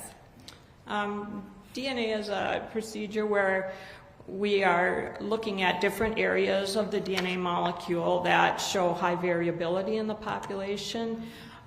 With the exception of identical twins, everybody's DNA is different. And most of a human's DNA, approximately 99.5% of their DNA is all similar in humans, but there is that variability of about 0.5% of the DNA that shows that variability. So we target those areas to look at on the DNA molecules so that we can determine if an individual could or could not have contributed to a particular evidence sample. And at some point, did you receive evidence relating to Mr. Todd Stermer's DNA? I did. And what type of evidence did you receive? I received a cutting identified as Todd Stermer. It was a cutting of a blood stain in an extraction tube that I performed DNA analysis on. And did you receive any other samples to use as a comparison? The known from Todd Stermer was used as a comparison to 4 evidentiary samples that I developed DNA profiles from. So you had 4 unknowns and then you had the 1 known? That's correct.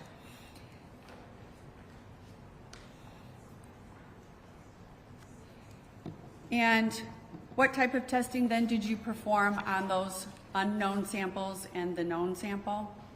I performed DNA testing. We perform what's called short tandem repeat testing, which is, as I described, there's regions that are variable in the population. And at that time, we were looking at 13 different areas of the DNA molecule that showed that variation. I performed testing on those evidentiary samples, and then I also performed testing subsequently on the known sample of Todd Stermer and did a comparison of the evidentiary samples to the known sample of Todd Stermer and based my conclusions on those results. And as part of your testing, did you provide the Van Buren County Sheriff's Department with your laboratory report with your findings? I did. Your Honor, may I approach? I'm going to show you People's Proposed Exhibit number 15. Do you recognize this?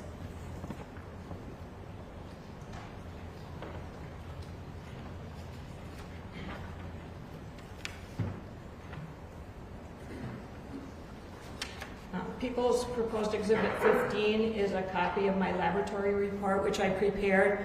It lists the laboratory number assigned to the case and the agency information. It also lists the evidence and the known sample that I received. I'm going to stop you there. Has that been altered or changed in any way since you reviewed it? No. Your Honor, people would move to admit People's Exhibit number 15 into evidence at this time. No objection. Court will receive 15. Permission to publish, Your Honor? You may. So I'm going to put up now page 1 of your lab report, and I'm going to have you just describe to the jury then what we're looking at on page 1.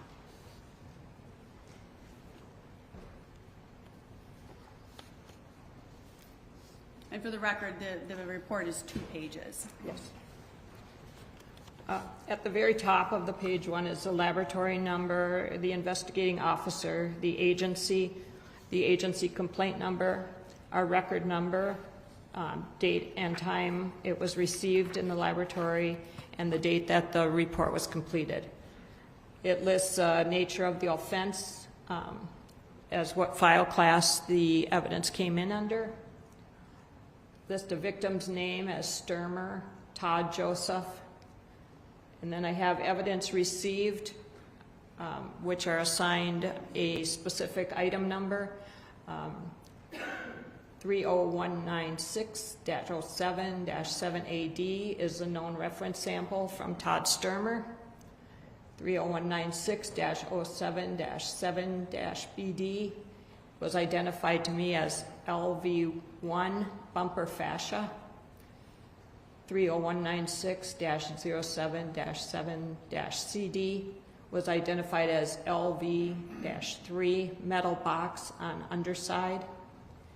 30196-07-7-DD was identified to me as item LV-5 driver's side U-bolts, and 30196-07-7-ED was identified to me as item LV-6 spare tire.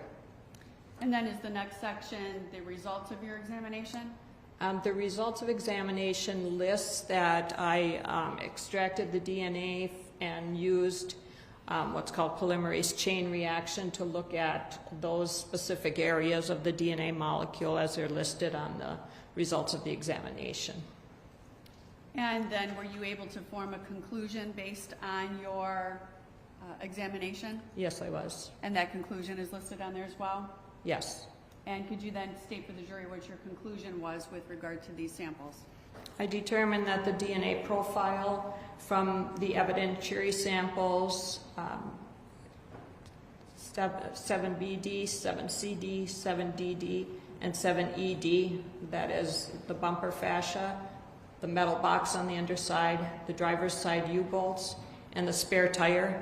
The DNA profile from those evidentiary samples matched the DNA profile obtained from the known sample of Todd Stermer. I'm going to go to page 2.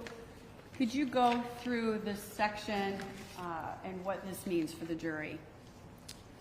On page 2, I reported all population statistics. Anytime there's association made, a probative association made, we provide a population statistic, which will put a weight to the match or the inclusion of those samples. So in this case, I did a population statistic for the 4 evidentiary samples I received. The way we report it out is the probability of selecting an unrelated individual, unrelated to Todd Stermer, that would match those samples for the Caucasian database would be 1 in 13.7 quadrillion. For the African American database, 1.1 1 in 1.1 quintillion, and for Hispanics, 1 in 214.6 quadrillion. So just to simplify that a little bit, if I just focus on the Caucasian equation there, it's 1 in 13.7 quadrillion? Correct. And that would be then to say that the individual would have that chance of matching Todd's DNA as a Caucasian? It's not saying that there is one person in 13.7 quadrillion. It's saying that the probability of selecting an unrelated individual out of the population that would match those DNA profiles from the evidentiary samples would be 1 in 13.7 quadrillion. And so I have a hard time imagining what quadrillion is. Could you tell me that's a 1 with how many zeros after it? 1 quadrillion would be 15 zeros. And so here we're looking at 13.7 quadrillion. So it would be 137 and 14 zeros. After that. And so based on the population statistics and your analysis and your examination, that led to your conclusion that those 4 samples, unknown samples, matched the known sample of Todd Stermer. That's correct. I have no further questions for this witness, Your Honor. Thank you. Your Honor, we would have agreed that was Todd Stermer's DNA. All they had to do was ask. So I don't have. Your Honor, I object. I do have one question, 2 questions. Just continue the commentary, please. I will. Okay. And you have a question for the witness? I do. Thank you. Do you know what caused the fire? I do not. Do you know where the fire started in the house? I do not. Thank you. Okay. Jury, do you have any questions of her? No? Thank you. May she be excused from her subpoena, counsel? I ask that she please be excused, Your Honor. She may be excused, Your Honor. Okay. Thank you. I'll take your, the exhibit that's up there. Thank you. Ms. Lamborghini, you may call your next witness. Thank you, Your Honor. People call Troy Ernst to the stand, please.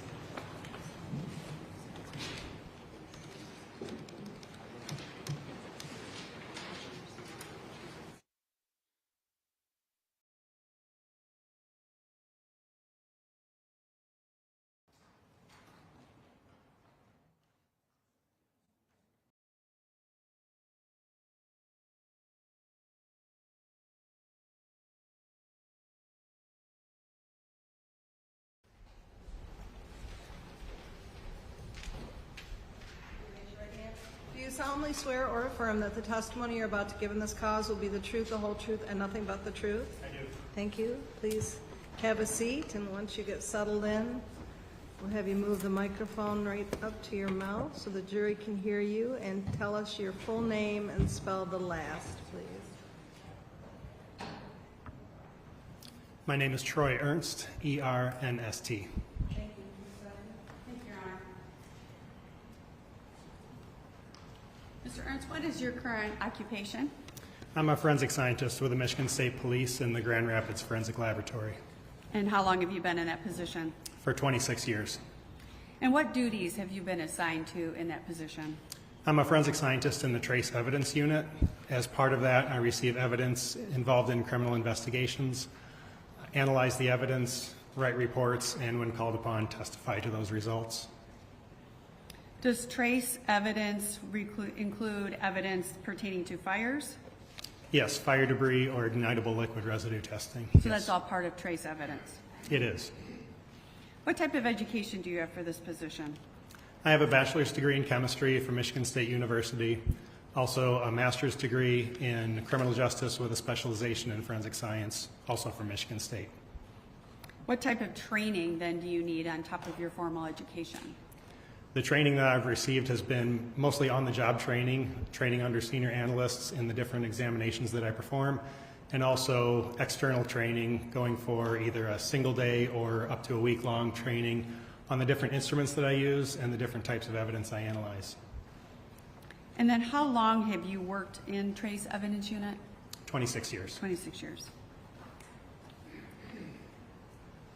And have you been qualified as an expert in trace evidence and fire scene analysis in courts before?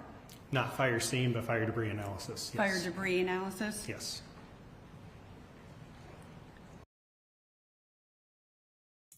I'd like to take this opportunity to recognize Violet's daughter and Violet herself, Maddie, for getting a 98% on her AP Calculus final. Woohoo! Way to go, Maddie. Way to go, Violet. Congratulations. Fantastic. It's not, calculus is not easy. So, wow. All right, you guys, here we go. Do you know how many times you've been qualified as an expert in those areas? 17 in fire debris. 17 in what? In fire debris analysis. In fire debris? And then how about the trace evidence unit umbrella? The same number or a different number? Overall, I've been an expert witness 75 times. Do you recall what courts or what counties? Around the state of Michigan and even in a couple of other states, including in this county. I have never been called as an And expert as witness part of in any county or state. preparation for this testimony, did you give me your current curriculum vitae? I did. And does it list out all your education, your training, your position, and various sorts of instructions and things that you've given in your career? Yes, it does. And I'm going to show you what's been marked as People's Proposed Exhibit number 16. Do you recognize that?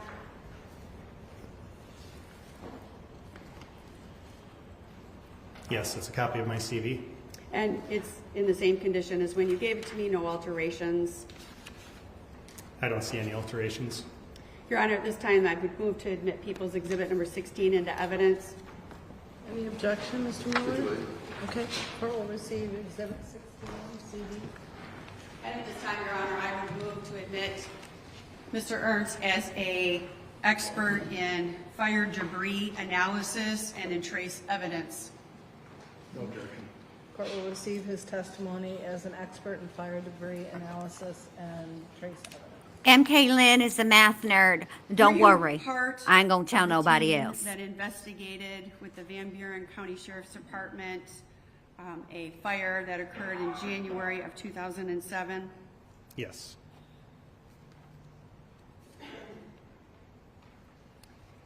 Were you present when the van was searched on January 9th of 2007? I was. And what was your role then with the van? As I recall, my role was mostly photography. So you basically just took pictures of the van at that point? That's what I recall my role being, yes. Did you also have the opportunity to analyze items submitted to you by Sergeant Leroy from MSP's Fire Marshal Division as part of this investigation? Yes. Do you recall what type of items those were? Mostly these were clothing items, and then there was a gasoline can. So clothing and gasoline can. Do you know how many items? There were 11 items. And could you explain to the jury then how numbers are assigned to those? The way we assigned numbers back then was we typically used the agency who submitted the evidence would have numbers on them, and we would use their numbers.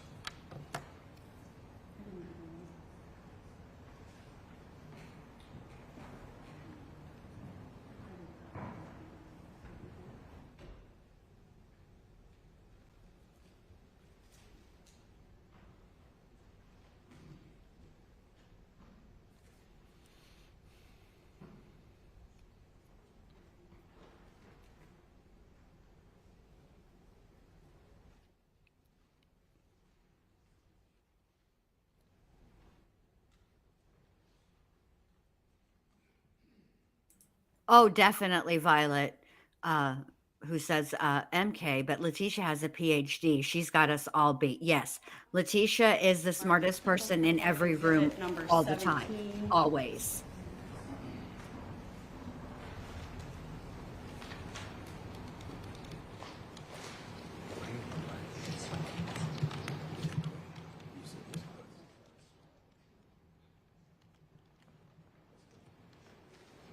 I'm going to show you what's been marked as People's Proposed Exhibit number 17.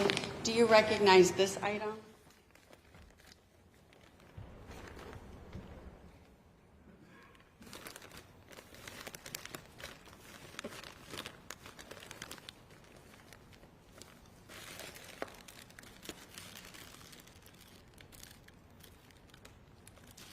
It looks like what is marked as my item number 1. And do you recall what your item number 1 would have been generically titled?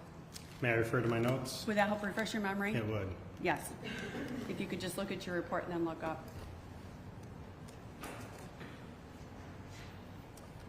Generically, it was gray sweatpants. And next one.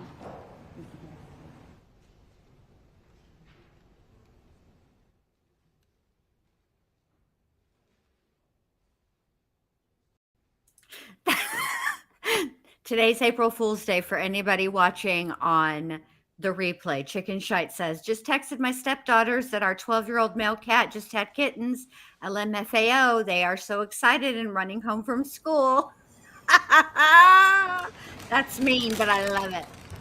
Hey, Sarah Bellum, good to see you. Oh my God, I forgot to email you back. I will. Don't worry. I promise I will.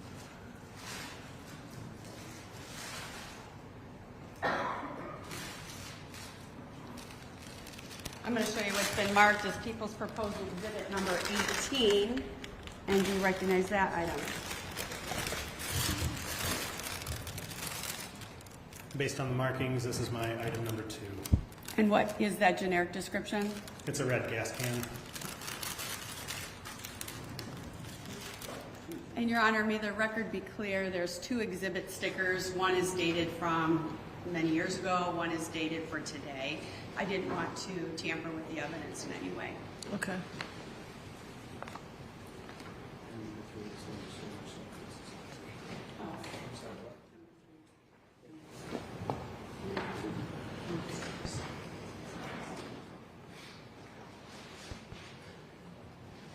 I'm going to show you what's been admitted as People's Exhibit number 3. And you recognize this item.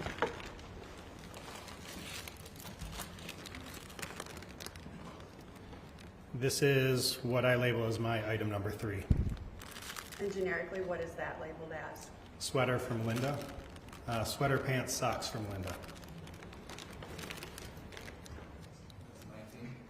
That actually was admitted already as People's Exhibit number 3.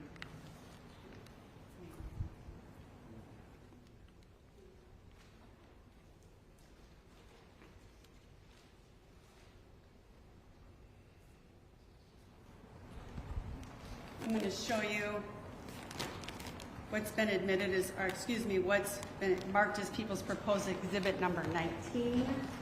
Do you recognize this? Yes, this is my item number 4. Your item number 4?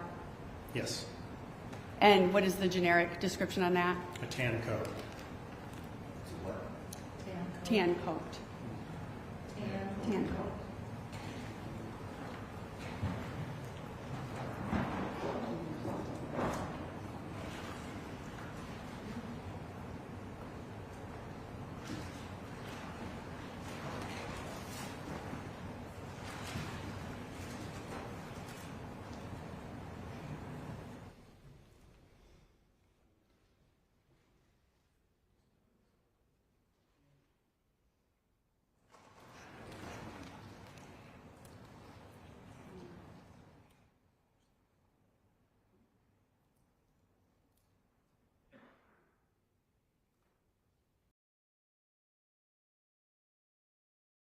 I'm going to show you then what's been marked as People's Proposed Exhibit 20.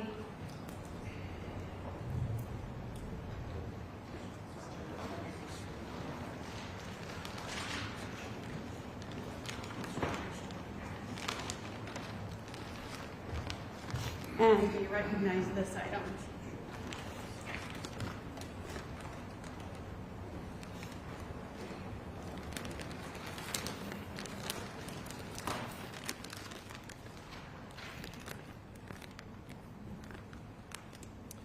I can see that I have my initials on here. I don't see any other tags of mine on here right now.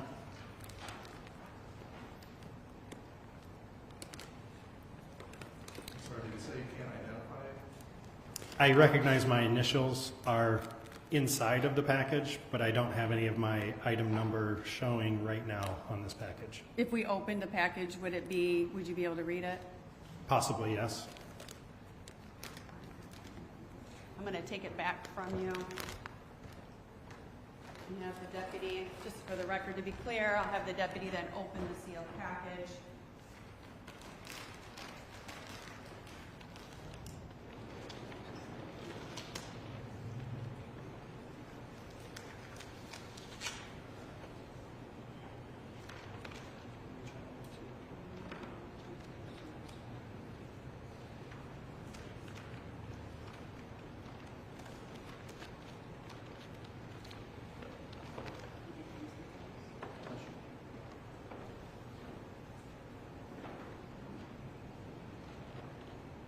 I'm going to give you a pair of gloves as well, and if you can take that out and see if you can read any of the markings and identify it with anything.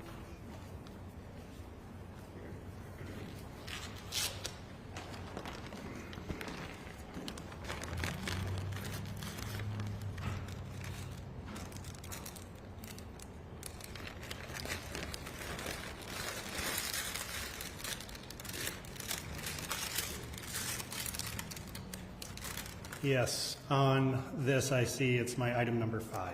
And what is that the generic name for? It's a red sweatshirt.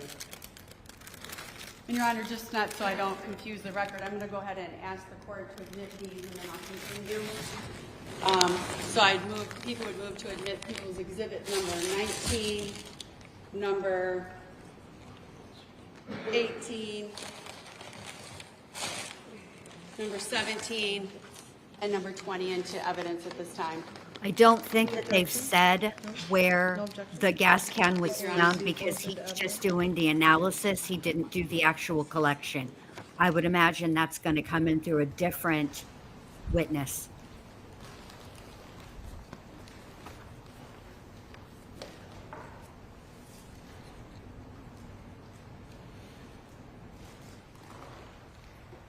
I'm going to show you what's been marked then as People's Proposed Exhibit number 21.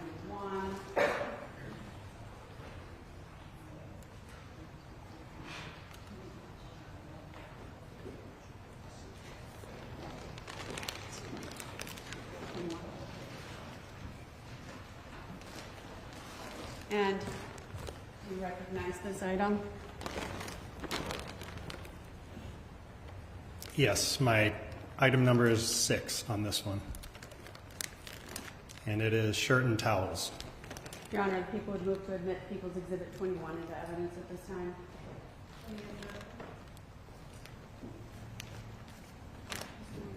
Objection or I'm Mr. sorry. I'm sorry. No objection. No objection, okay, we'll receive 21.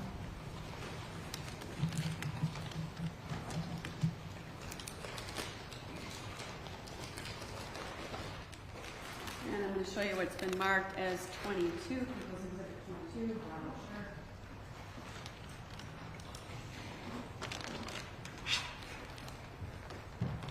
Do you recognize this item? This one is my item number 7. And it is a brown shirt. Your Honor, people would move to admit People's Exhibit number 22 into evidence. Any objection? Okay, court will receive Exhibit 22.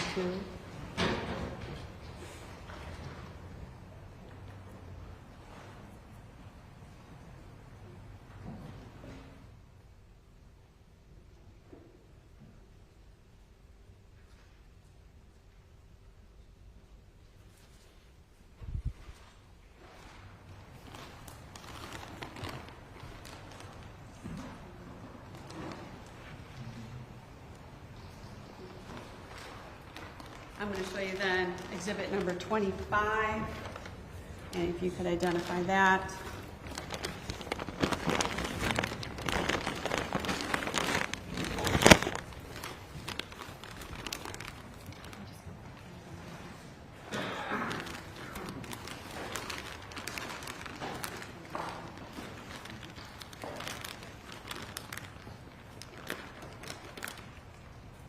This is my item number 8, and it's a metal paint can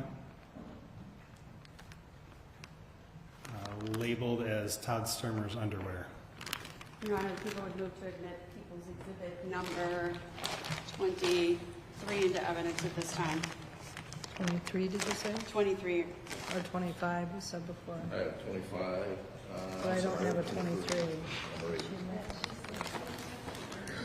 Yeah, you said 25, but I think you're at 23. I'm sorry, Your Honor, it's 23. I Okay. apologize. So any objection to 23? No, Your Honor. In fact, we'll stipulate to save some time to 9, 10, and 11. Thank you. Okay. Court will receive 23.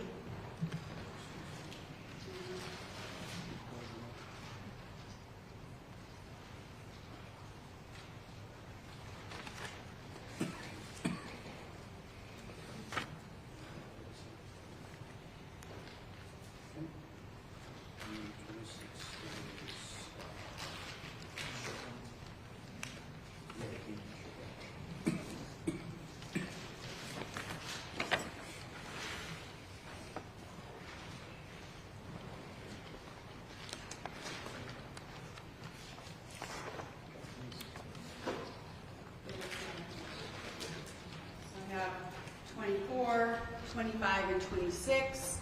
And then what are these then on your report? So 24 would be, My item number 9, 25 would be your,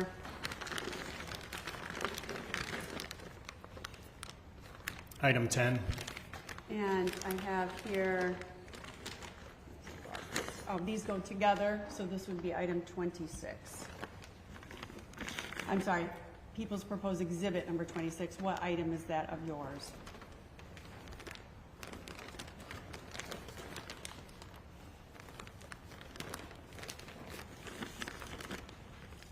I'm unable to see any markings of mine on this, so I can't tell you right now. Do you believe if I opened it up, you'd be able to find them? If this came into me, then yes. Oh, actually, could they be on this container, on the container that goes with it?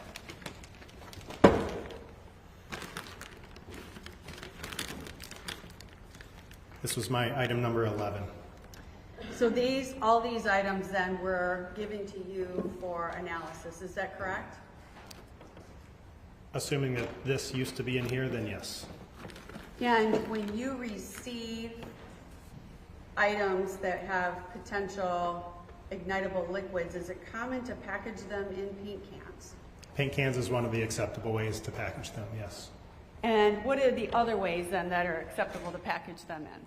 Nylon bags is the other most common way that we receive them, and then you can package them in a glass jar if it's sealed well. And because there are still a few sealed gas cans, I'm going to remove some of these items then from your area.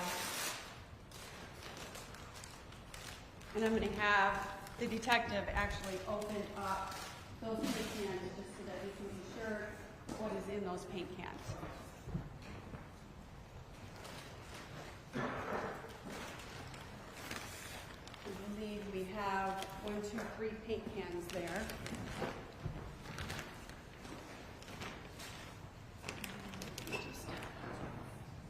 So may the record reflect that I'm going to have the detective open up the paint cans for 24, People's Exhibit 24, People's Exhibit number 25, and I believe the one that goes with it.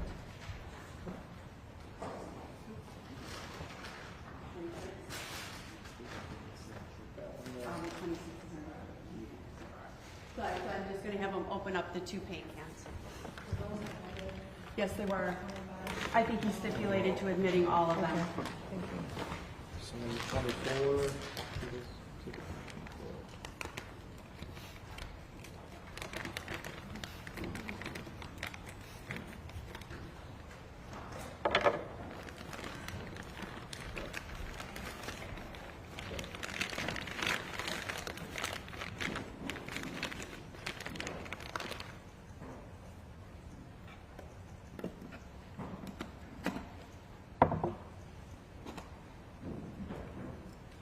don't have to remove anything. If you just want to tell me what is in that paint can. It looks like a rolled up sock is in this one. And then I'll have you do the other one as well.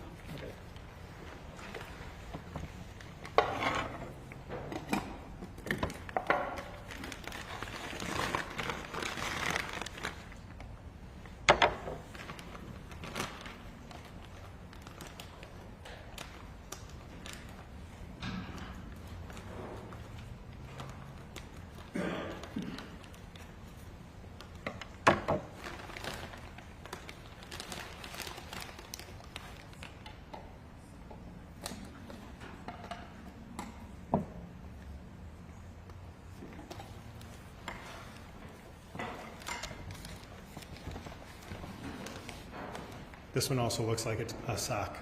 Another rolled up sock. Yes.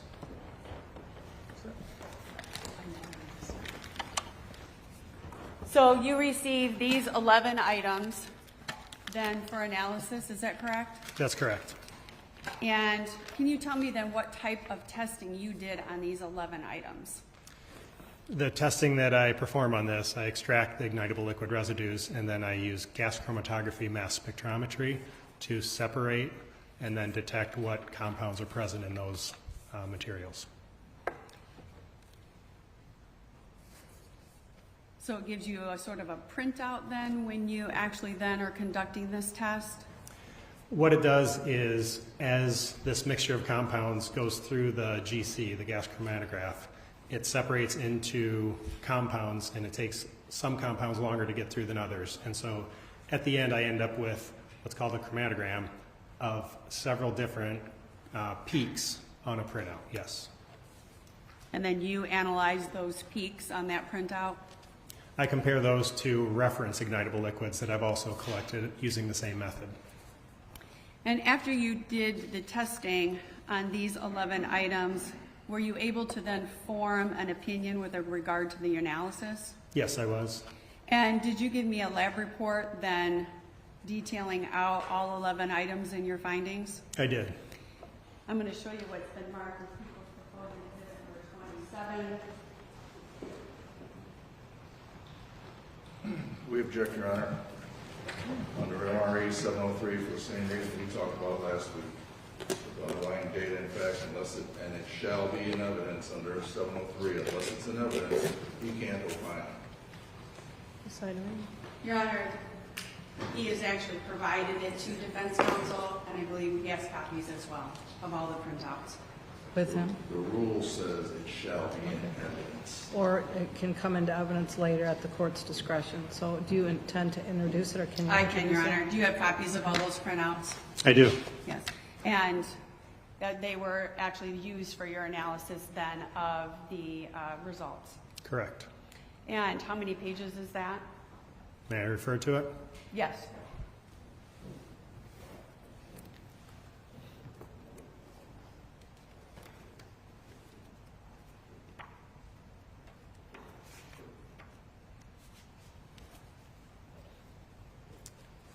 Without counting, it's that thick.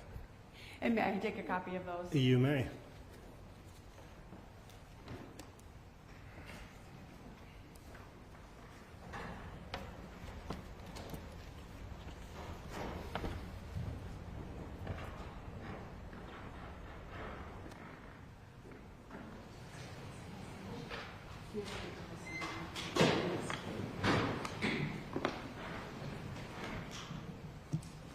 I'll allow you to keep questioning, and then we can introduce that. I assume there's no objection to its introduction, Mr. Mueller? Your Honor, I don't know that there's been a foundation laid as to what those charts are and what they represent. If she lays that foundation, then I don't think there'd be an objection. But all this is just pages of paper until he explains it. And how he got, I do believe he's already got talked to about. his opinions. He's already talked about the gas chromatography that he's already done, and the printouts and how he uses it for his analysis. But I'm happy to go into have more discussion or further detail or testimony about it. I think enough of a foundation's been made, so once we get it, you can introduce it then. Thank you, Your Honor.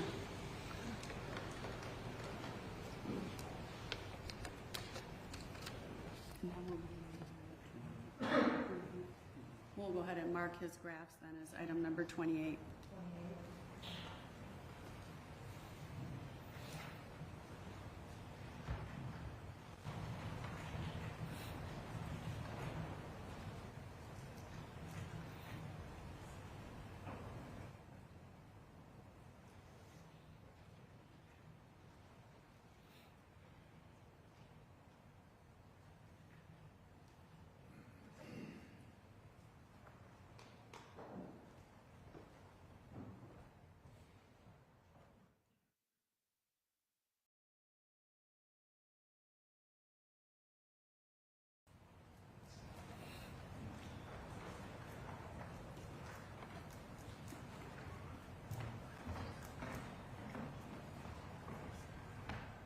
I'm going to give you your copy back.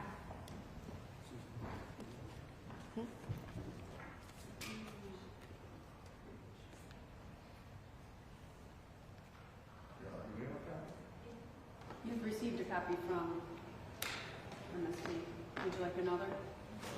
I'll put marked up one. We don't need to do it now. Yes, he already has been provided copies. Thank you, Your Honor.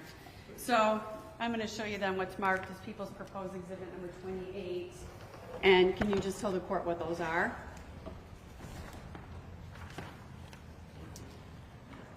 These are the chromatograms and comparisons that were printed out as part of the evaluation of what ignitable liquids may be present in the samples that were submitted to me. So this is after you've run all 11 items. These are the graphs that are printed from your analysis. Correct. And then you use these graphs to then interpret this data and make your findings. That's correct. Your Honor, I'd move to admit People's Exhibit number 28 into evidence at this time. Your objection's noted. Any other objection, Mr. Mueller? None, Okay. what's already been noted. Thank you. Court receives Exhibit 28 into evidence. So based on Exhibit 28, with your data, were you able then to form an opinion with regard to analysis of these 11 items? Yes. And did you then put that into a report detailing out your findings for all 11 items? I did. I think I already showed defense counsel. So I'm going to show you what's been marked as People's Proposed Exhibit 27. And do you recognize that? Yes, this is a copy of my lab report for this case. And Your Honor, people would move to admit People's Exhibit number 27 into evidence at this time. Your Honor, I'm going to object. I believe there are MS charts as well. And if he has those, then we wouldn't have a problem. That's at least what we learned from the last witness, who was a chemist like Mr. Ernst. Objections noted. I'll overrule it. I think sufficient foundation's been laid. So you may admit 27. 27, thank you. Permission to publish? You may. I'm going to put this in front of you so you can actually read it while I put it up on the screen.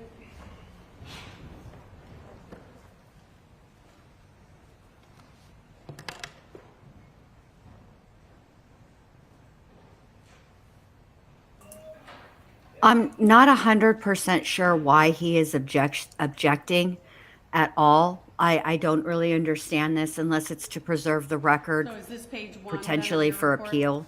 Is there I just don't one know. page? I believe there's just one page to this Just report. one page. Yes. So we have the report then displayed. Can you just start at the top and go through then your findings with these 11 items? Do you want me to start with the results? However is easiest for you. Okay. The larger block on this page is evidence received, and that just details what I received from the agency. Below that are the results, and what it states is gas chromatographic mass spectrometric analysis of items 1, 2, 8, 9, 10, and 11 showed the presence of gasoline. And I'm going to stop you there. Can you go through what each of those items are generically called? Item 1 is gray sweatpants. Item 2, 1 gallon red plastic gasoline can. Item 8, underwear. Item 9, left sock. Item 10, right sock. And item 11, shirt. Those are the items that tested positive for what? For gasoline. For gasoline. And then now if you want to continue then with your other analysis.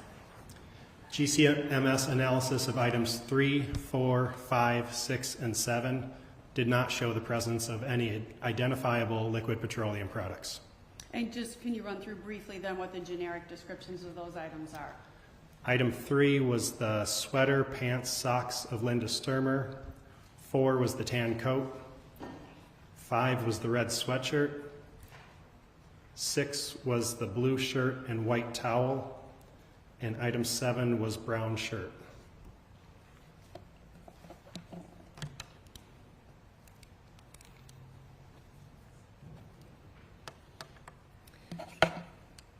So I want to ask you a little bit about the testing for gasoline versus other types of oils, fuel oils. Does gasoline show particular characteristics that would be separate from, say, a fuel oil, lamp oil, or a kerosene oil? Yes, those are all different categories of ignitable liquids. Gasoline has a wide range of types of compounds in it, and it includes classes such as alkanes and aromatics and naphthalines. Fuel oil, that's typically a petroleum distillate, so that's a different class of chemicals that comprises that material. Lamp oil can be a petroleum distillate, it can be a naphthenic paraffinic, it can be a normal alkane, and so those are, again, are different classes of ignitable liquids that we have references for and we can compare to, but gasoline is different from all of those.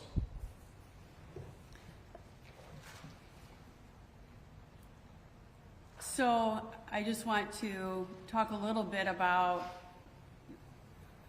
are you familiar with the types of fuel oil that are used in furnaces? I don't know, I would want to have a sample to test to find out what it is, but off the top of my head, I wouldn't want to speculate. Okay. And I want to talk to you a little bit about, were you aware that there were certain items that were placed into a body bag in this case that you tested? Yes, I did hear that. And do you recall or know what items were placed in the body bag? My understanding was items 8, 9, 10, 11, and 1. I will work on that tonight, Neat Noodle. That's a fantastic suggestion. Underwear, left sock, right sock, shirt, and gray sweatpants. And so,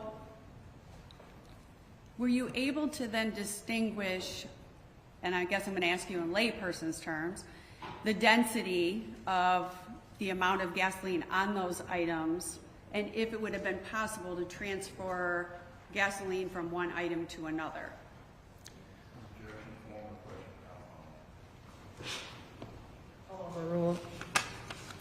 Quantifying the amount of ignitable liquid present is not something that I am capable of doing with the tests that we do. So to that part, no, I can't quantify that.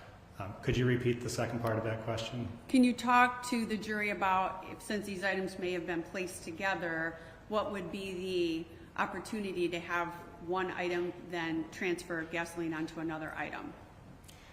If they're all packaged together and there's not good airflow that can escape, then under the conditions such as room temperature, sealed up fairly well, I would expect that any gas on one item would be able to transfer through the air to another, or if it has liquid present, then it can directly, through touch, transfer gasoline from one sample to another.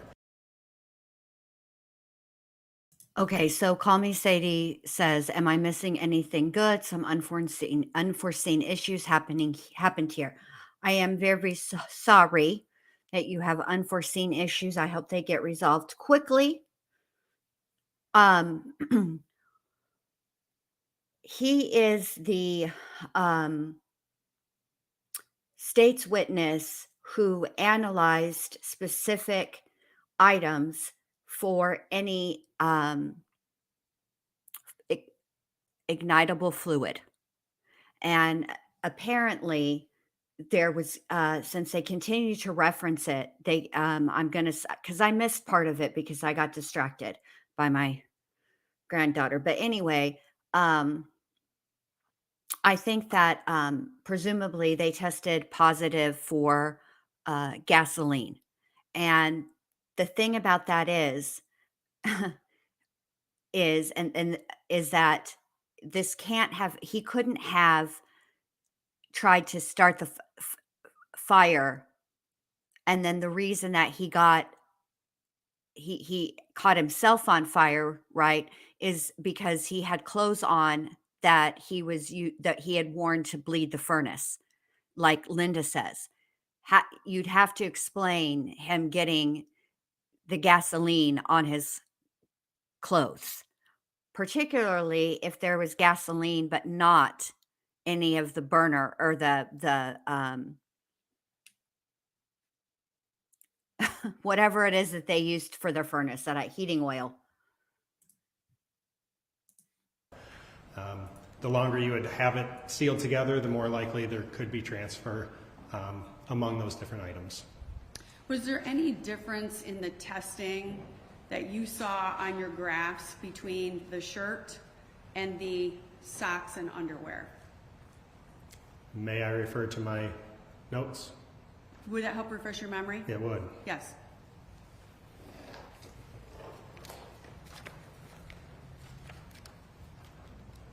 And actually, I do think I have some of your graphs in a short form from an email that you sent me, if that helps refresh your memory as well.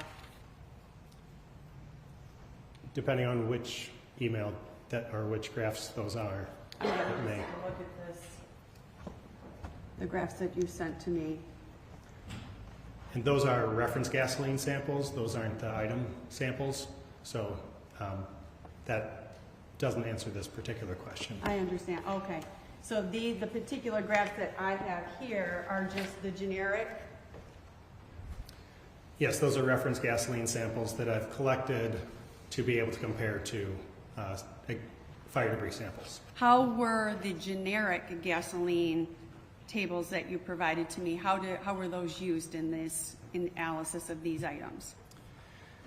When we receive things and we test them for ignitable liquids and we compare them to reference ignitable liquids that we've collected, we don't just compare them to the fresh gasoline, for instance, but we also take that fresh gasoline and evaporate it to different volumes. So you can have 50% evaporated gasoline, because what happens is you lose some of the components of gas, but not all of them. And so the gas chromatograph shifts over how much evaporation there's occurred for that sample.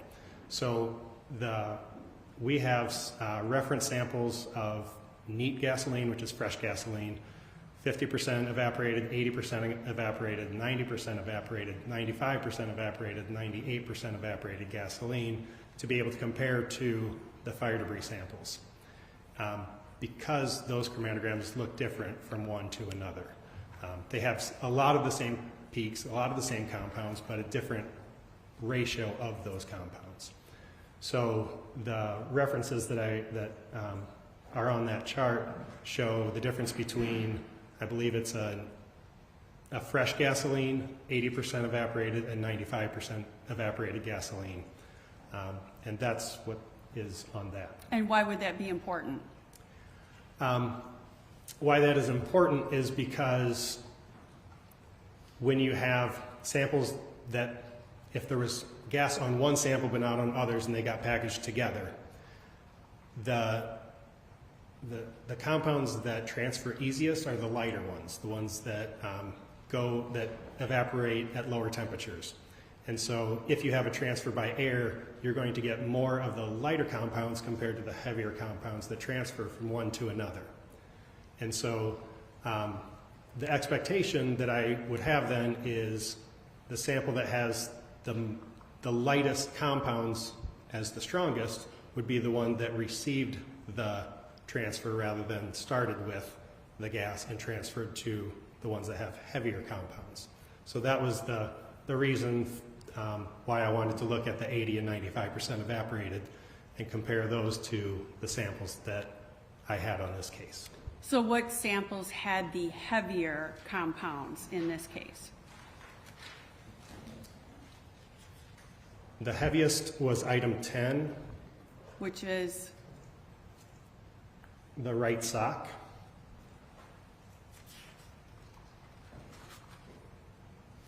And then items 8, 9, and 1 had approximately the same level of evaporation that compared well to these samples. and those are 8, 9, and 1. What are those the generic names for? 1 is the gray sweatpants, 8 is the underwear, and 9 is the left sock. And then the shirt, item 11, had the lighter compounds out of those samples. So just to keep it in layperson's terms, your expectation then when analyzing those for lighter compounds versus heavier compounds with relation to how they could transfer, could you put that in lay terms with the items, the generic item numbers or item descriptions? So based on the data that I'm looking at, and assuming that they were packaged in a similar way and were in the same temperature afterwards, then the expectation I would have is that if there was a sample that didn't have gas on it originally and had it transferred to it, or if it had it also could have had a lighter, could have had gasoline present on it already, but if that's not a consideration, then it would be item 11, which would be the shirt that has the lighter compounds. So that would be the one that I would expect would have received the transfer, not given the transfer compared to the others. Compared to the socks, underwear, and sweatpants. Correct. I have no further questions for this witness, Your Honor.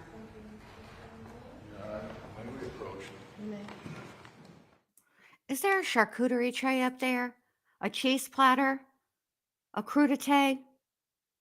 A fruit bowl? Why do we need to approach?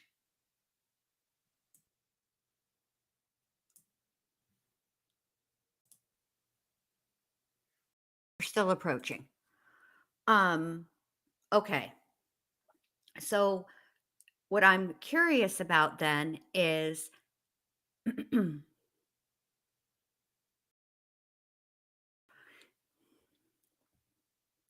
sweatshirt is what got, they were all packaged together. The shirt, the sweatpants, the sweatshirt, the sweatpants, the socks, and the underwear. Hold on a minute. Don't interrupt me, Mr. Wolf. Okay. So what his testimony was,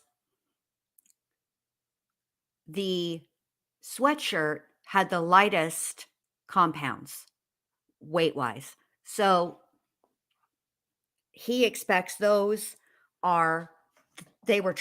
more than likely transfer. But what doesn't make sense is how is, I don't understand why the socks had so much. I mean, following the state's theory of the case here, okay, they had the heaviest materials, which means they had the concentrated ignitable fluid residue. So did she douse his socks? Help me. Gray, Sadie, or Jennifer, his sweats were gray. I need help. MK, help me. This seems like chemistry, and that was my junior year, and I that's when I dipped. So help me. Am I understanding the testimony correctly?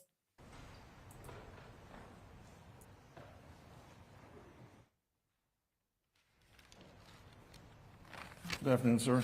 Hello. I hope not to take too long late in the afternoon. I want to have some questions answered here. You and I have spoken before, I believe, in January of 2021. You remember we talked on the phone? I do recall. Okay. You told us, I think, earlier that MSGC is a qualitative test and analysis, correct? I don't recall exactly what I have told you. Is it a qualitative analysis as opposed to a numerical? Yes and no. We do get numbers from it, so in some ways it can be, but in terms of identifying ignitable liquids, it is qualitative in that respect. Okay, when we say qualitative, we mean a go, no-go test, correct? It means rather than using numbers, you're using words. You're describing what is there or isn't there. Right. Relative. It's either there or it's not there. It's positive or it's negative, right? To an extent, yes. Okay. Oh It's man, not like MK's blood lost alcohol, two. Like Linda's 0.08% headband. blood alcohol, Maybe we can get it out of 0.17, here. You're super drunk. Nothing like that, right? It's not like that. Okay. So here, we have a test, this GCMS, right? Yes. Gas chromatograph mass spectrometry? Yes. Yes? All right. You showed some GC charts, am I right? I don't know if I showed them, but Well, they were admitted as an exhibit. Remember that Yes. over my objection? Yes. There are also, these are two separate parts of the test. There's a GC and then there's an MS, am I right? yes, the MS is the detector, and you can get compound information from it. Yes. Okay. And you have your MS charts here as well? What I have are extracted ion profiles, which uses the mass spec data, but it sums certain ions that are particular for the different types of compounds that we're looking for in ignitable liquids. Okay, so what you don't have, correct me if I'm wrong, the base data, you don't have those charts, or are they charts? They're spectra. They're spectra. Okay, spectra, what does that mean? It's a series of peaks with numbers on them that indicate what mass fragments those individual compounds broke up into. Okay. You, as an expert, have to analyze those, don't you? For gasoline identification, that's using patterns compared to other references, and that uses the total ion chromatogram, which is a sum of all of those mass spec, and also extracted ion profiles, which are portions of those mass spectra. So in regular layman's English, do you have to interpret that underlying data? I have all of the patterns that are needed to interpret if gasoline is present or not in here. Okay, it's one level up from the raw data, am I right? Could you You have the raw data, and then there's something like the ions you said, and that's based on the raw data? What do you mean by the raw data? The spectra you talked about. Okay. So, again, the chromatogram that's a printout includes all of the mass spectra added together. The extracted ion profiles that I use to compare certain compounds, again, patterns of the compounds, those also use the mass spectral data. In gasoline identification, there isn't the requirement that you have to identify what each of these peaks are. The capability is there to identify what these peaks are on this chromatogram, but it's a comparison of these chromatograms and extracted ion profiles to reference ones. So I do have all of the data that are necessary for the identification. Okay, and it's just gasoline, am I right? You call it gasoline, as opposed to fuel oil, which might be some mid-level liquid, ignitable liquid, fair? Fuel oil would be typically a petroleum distillate, a heavy petroleum distillate from my recollection, and that would use a similar process of the chromatograms, the patterns of peaks, and the extracted ion profiles. This GCMS test, it is extremely sensitive, isn't it? It is sensitive. And is it based on volume per volume? As What do you you're mean, analyzing? Well, what are the units? What are the units of what? When you're analyzing an GCMS test, you're using a sample of something. So the printouts are in relative abundance, and these are in counts. So however many counts of that, at that retention time, at that number of minutes since it got injected into the column, how long that took to come out, however many counts are hitting the mass spec at that point, that's the top number on the chromatogram. Okay. Let's talk about how sensitive this machine is. Am I correct? It's 0.005%. Or better. You mean or more sensitive than that? Yes, or more sensitive, yes. Like what would that or better be? You're the one who's running these tests.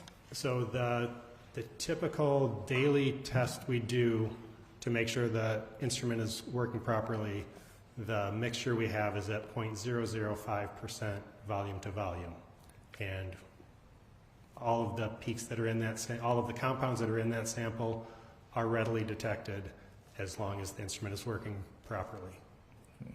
So 0.005%, if we translate that out to a number, it's 0.00005, right? Correct. 5 10,000s, correct? Without having it written down, I wouldn't want to. Tens, hundreds, thousands, 10,000s, 5 100,000s. Okay. 5 100,000s. That's sensitive, correct? Yes, but Okay. in terms of... For the threshold.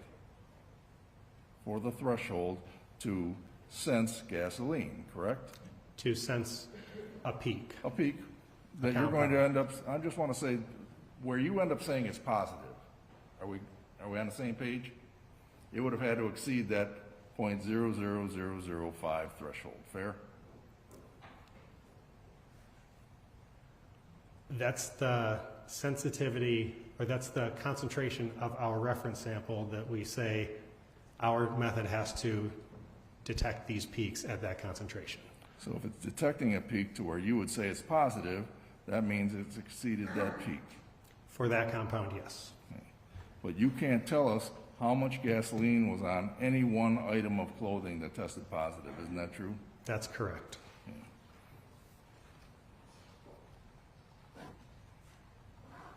And you said you can have transfer of gasoline, for example, from one item of clothing to another, touch transfer, fair? Yes. And also atmospheric transfer, right? That's correct. I think you said if you assume that they were packaged the same way and kept together? In terms of if they were in the same general area from the time they got packaged up until the time that I tested them. I can't control that part. And you can't control, and you are not aware of how the clothing was on Todd Stermer, if it was on Todd Stermer. That's correct. You also don't know how it was packaged from the scene once it was taken off of Todd Stermer, correct? That's correct. That's literally just what he said.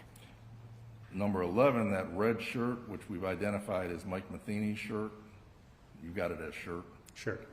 And number 1, and number 8, 9, I think, and 10? Yes. All were positive, right? For gasoline, yes. Right. Thank you, Sadie. You can't rule out, Hold on a based on minute. the Let me evidence you stop. have and just the knowledge. Now that you've changed it, I just got used to call me Sadie, and then now you've changed it to Jennifer. Okay, Jennifer says, Lori Vallow, 62 potential jurors, in-person questioning starting. Judge wants 12 jurors and 4 alternates. Perfect. Thank you. Knowledge you have, you can't rule out the logical possibility that maybe there was a transfer from Matheny's clothes to the other closet item. I don't think this witness understands who owns the clothes. It's just the type of clothing. So if he could refer to it by the item number, that would be helpful. That would be better. Let me try that. Item number 11, the red shirt, tested positive, so did the sweatpants, number 1, so did the underwear, number 8, so did number 9, the sock, left sock, and 10, the right sock, right, or vice versa. Correct. All right. As you sit here, you have no evidence that can rule out the logical possibility that number 11 could have transferred gasoline to the other items. Fair? Because of the complexity involved, I can't say how it did happen, so that's fair. Okay. And you certainly, and I appreciate your candor because you told the jury that you weren't going to speculate, right? Correct. Because an expert should never speculate, right? Correct. Because if you offer speculation as an expert opinion, what you're doing is misleading the reader, aren't you? Or the listener. That can happen. Why are you so No comfortable? reasonable Look, person, man of hold on a science, minute. Woman of science. Like, why are you being so confrontational, Mr. Mueller? Who whizzed in your Wheaties, bro? Nobody did anything to you. This gentleman is just an employee of the state. Okay? He has not, all he did was run some damn tests, analyze the results, make a report, and submit it to the state. That's what he did. Okay? He didn't get up this morning or any morning 18 years ago or 5 years ago or 4 years ago or yesterday and say, you know what? I'm going to F with Wolf Mueller Esquire today. Stop taking it out on him. He didn't do anything to you, man. And you're just being rude. And you're trying to confuse the jury. And I don't like that shit. So cut that out. Do that, correct? I can't speak for everybody. You certainly wouldn't. I try not to. The gasoline, assuming it was on the sweatpants, item number 1, you've already said you don't know how much gasoline could have been on there, correct? I don't have a volume, correct. You don't know where the sweatpants were when gasoline might have gotten on it. Correct. How the gasoline might have gotten on it. I don't know that. How long the gasoline might have been there before you tested it. Correct. Right? I mean, you can't tell, or maybe you can, but you can't tell if the gasoline that you were testing were on those sweatpants for a week, 2 weeks, 30 minutes. Fair? No, I can't do that. You can't do any of that, and to do that would be speculate, right? Correct. Which no reasonable, or at least you would never do, right? I try not to. All right.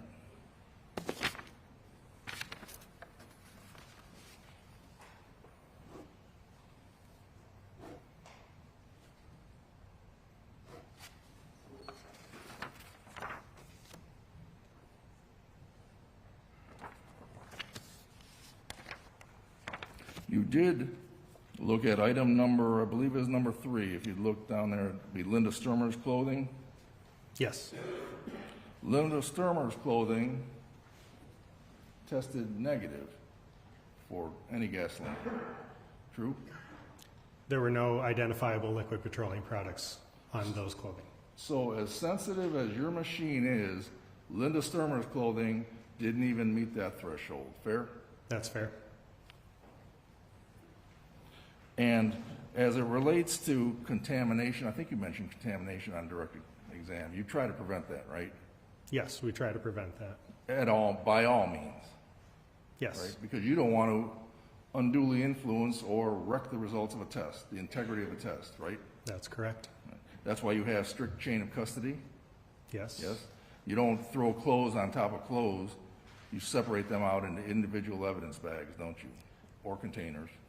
We analyze them how they come in. Whatever packaging they're in, that's how they get analyzed. So sometimes you might get clothing that's packaged together 2 at a time. Correct. Like a towel and a shirt. Yes. Like we saw in this case. Yes.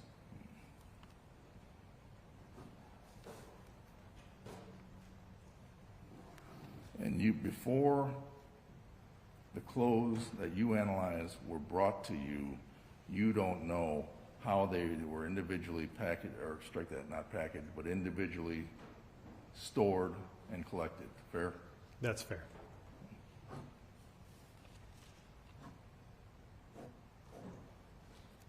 Can you have false positives on a GCMS test? Is that possible? That is not something that we would have as a false positive.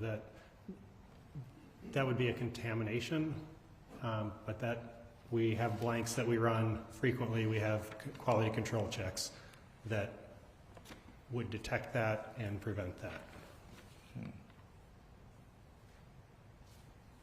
The gasoline, we didn't talk about a gasoline can, that 1 gallon can we saw. Remember that? Yes. That tested positive for gasoline, correct? It did. As one would expect from a gasoline can. You were talking about fresh gas, 85% gas, or 85% not diluted, what was the word? Evaporated. Evaporated. 90% evaporated, right? Yes. Do you know what the rate of that gas was in terms of evaporation? I compared it to one of the evaporated states, and it compared well with one of them. I would have to look to see what it was mostly similar to.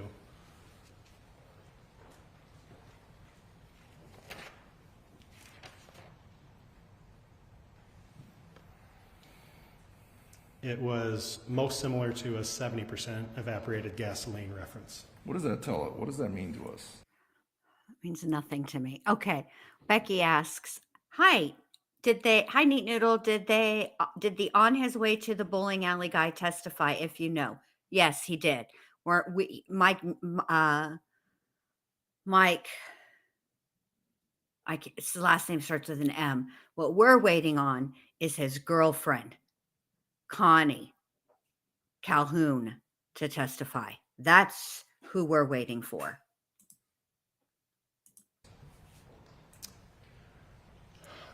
What that means is the compounds that were lighter than what are left at the 70% level had been evaporated off.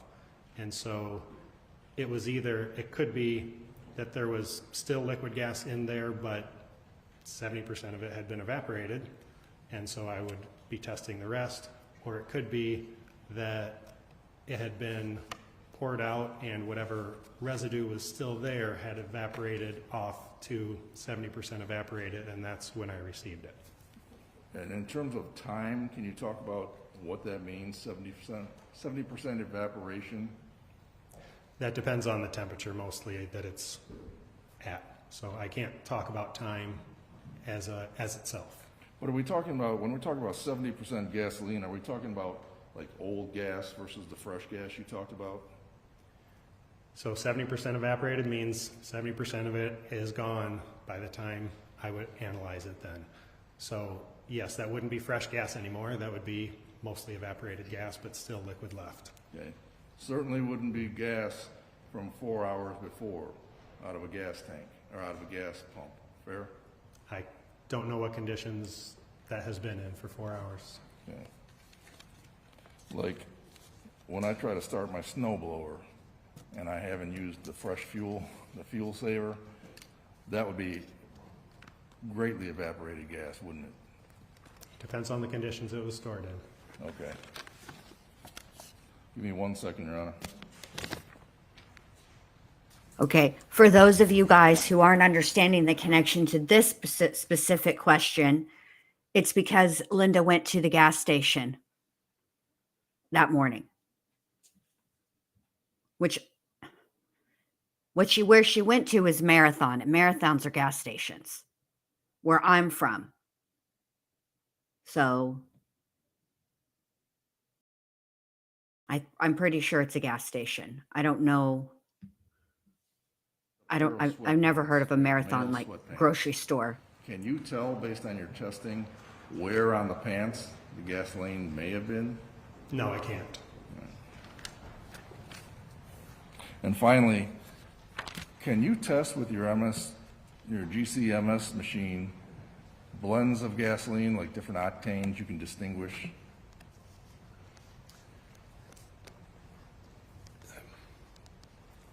If I'm comparing fresh gas to fresh gas, Some of the premium have different additives in them that can be detected, but most of those are lighter, and so by the time it gets evaporated, then it pretty much looks the same. But if it was fresh gas to fresh gas, for example, like the Sunoco, could you?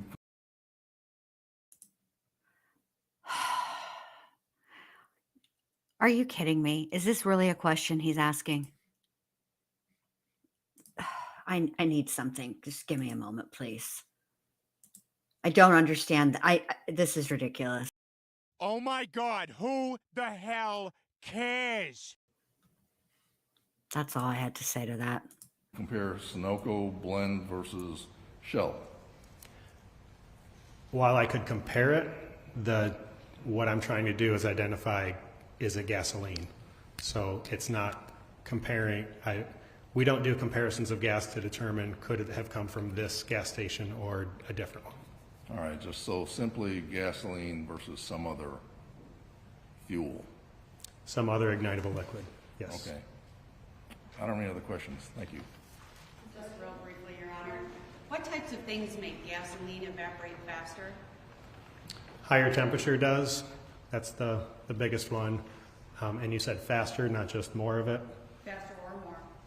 More time and better airflow. So if something's exposed to air or outside, it would evaporate more? Yes, it would. We haven't gotten there yet. Fire would evaporate more? Yes. If something's left out overnight with a cap on versus with a cap off, would that affect the evaporation rates? It would affect it if the cap's on versus off, yes. I have no further questions, Your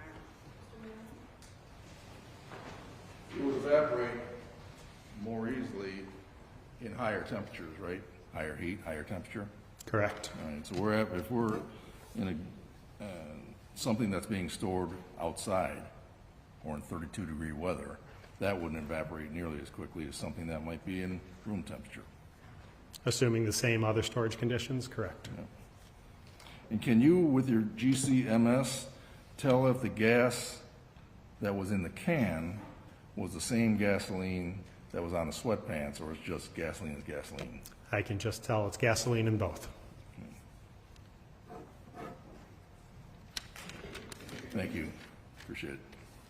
Ms. Seiderbean? No further questions, Your Honor. Jury, any questions of him? Okay, we'll retrieve those.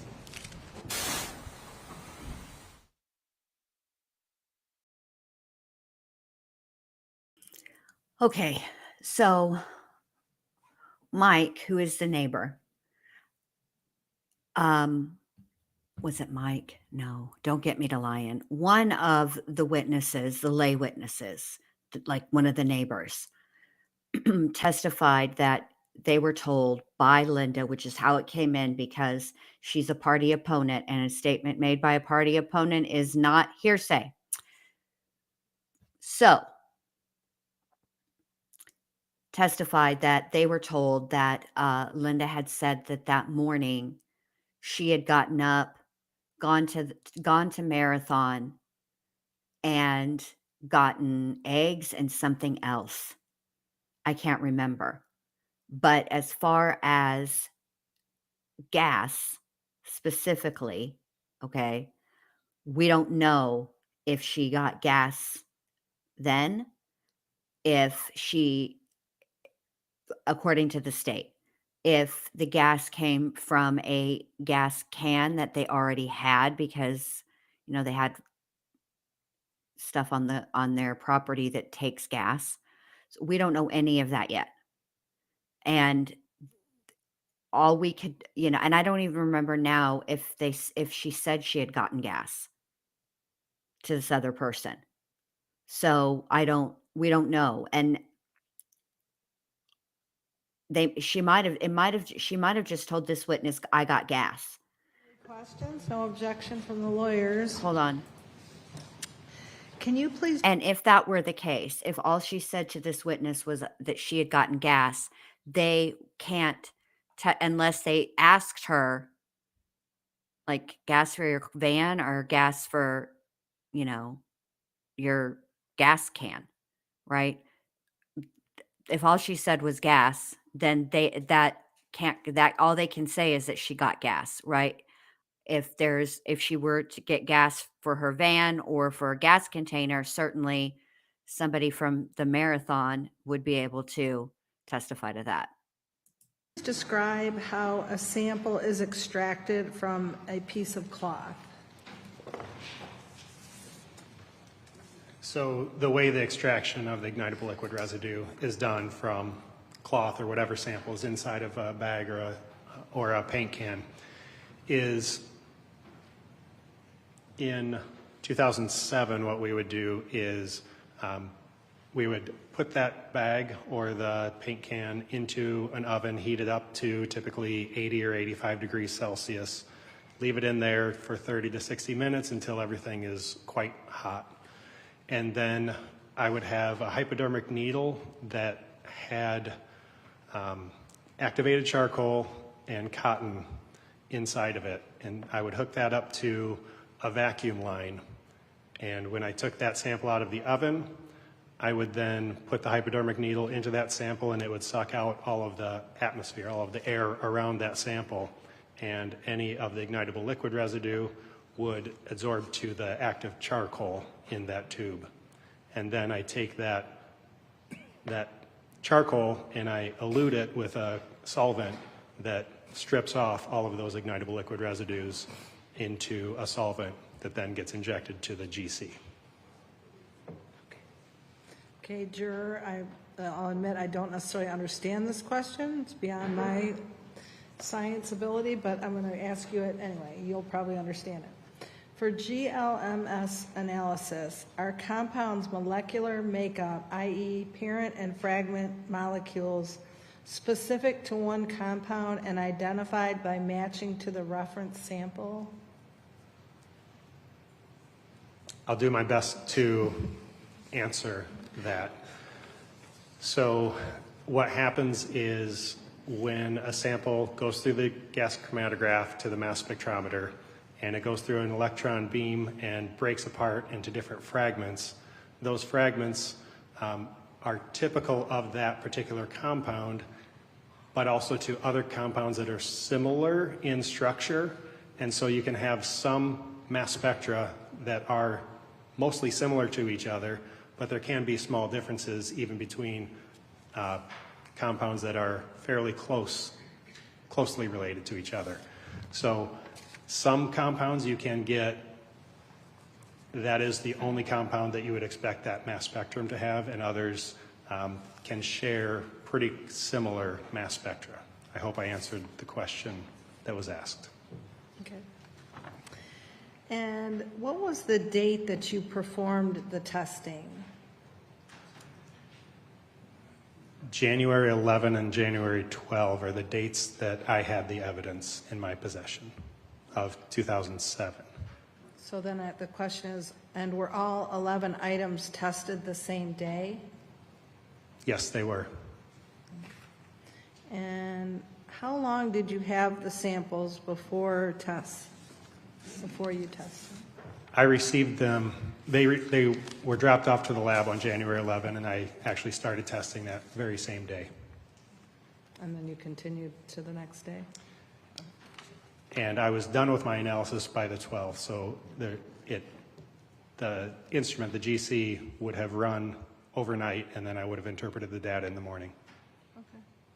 Counsel, any questions in light of those questions and answers? I just had one. Okay. I don't understand. When you had the compounds you said that could test similarly, then is that where then you run the further testing then to differentiate them? No, we typically don't need to further differentiate individual compounds. It's often done by patterns of these types of compounds and not just individual compounds, particularly for gas. That's when you use the charts and you use the comparisons then to be able to distinguish those? Yes, if I'm looking to identify one particular compound, such as acetone, then I would look at just that one compound and compare that to a reference. Thank you. No further questions, Your Honor. Mr. Mueller? I'm a little confused. The way you package these items once you receive them, you with me? You package them, right? I didn't package them. Okay. the way they are packaged, can they evaporate within a day or two? You get a lot of evaporation or no? No, the reason why nylon bags and paint cans are suitable for fire debris samples is because they don't allow evaporation. Okay, so we can assume that in the 4 days, given that they were in paint cans, in the 4 days from the 7th to the 11th, that we wouldn't have much, if any, evaporation. Fair? If they were properly sealed, then I wouldn't expect any. Thank you. Ms. Iterbean, anything else? No further questions, Your Honor. Jury, any other questions? No questions. Is he excused from his subpoena, counsel? Please be excused from this subpoena. Okay, thank you, sir. You're all done. Thank you. And I'll take that exhibit from you. I think the binder is your own, right? Is that binder admitted to? That's fine. That is his binder. He just submitted his, report we made a copy of. And then does the court want me to hang on to the physical evidence? Yes, please. I'll have our detective hang on to the physical evidence. You're all done. Thank you. Jury will obviously recess for the evening. Remember my obnoxious rules, but do not watch any news media. Don't in any social media, texting, conversations with anybody, including family and friends.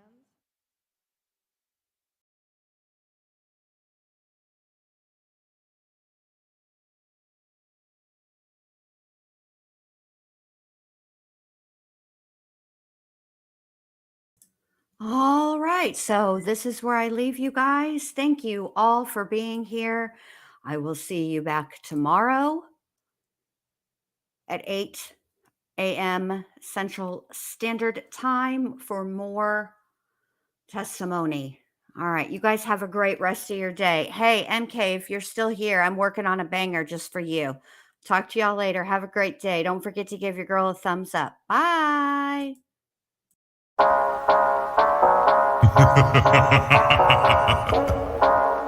Cause it's Friday, you ain't got no job, and you ain't got shit to do.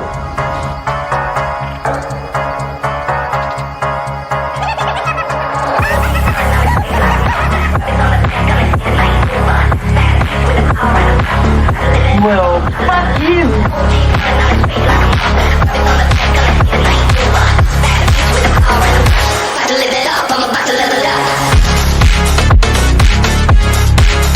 No malicious intent or effort was towards it.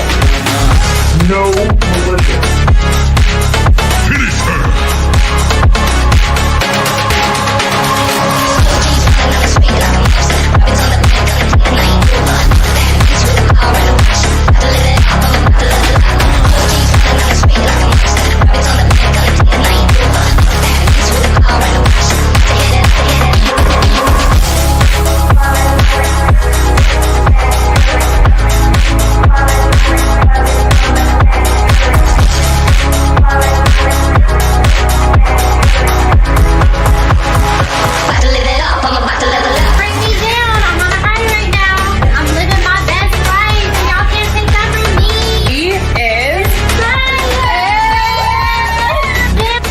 Minutes later.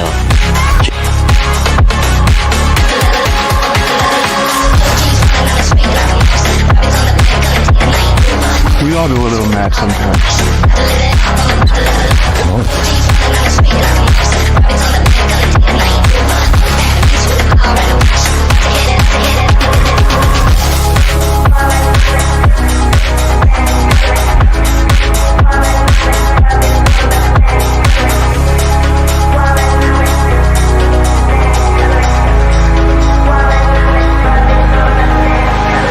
And you know this, man.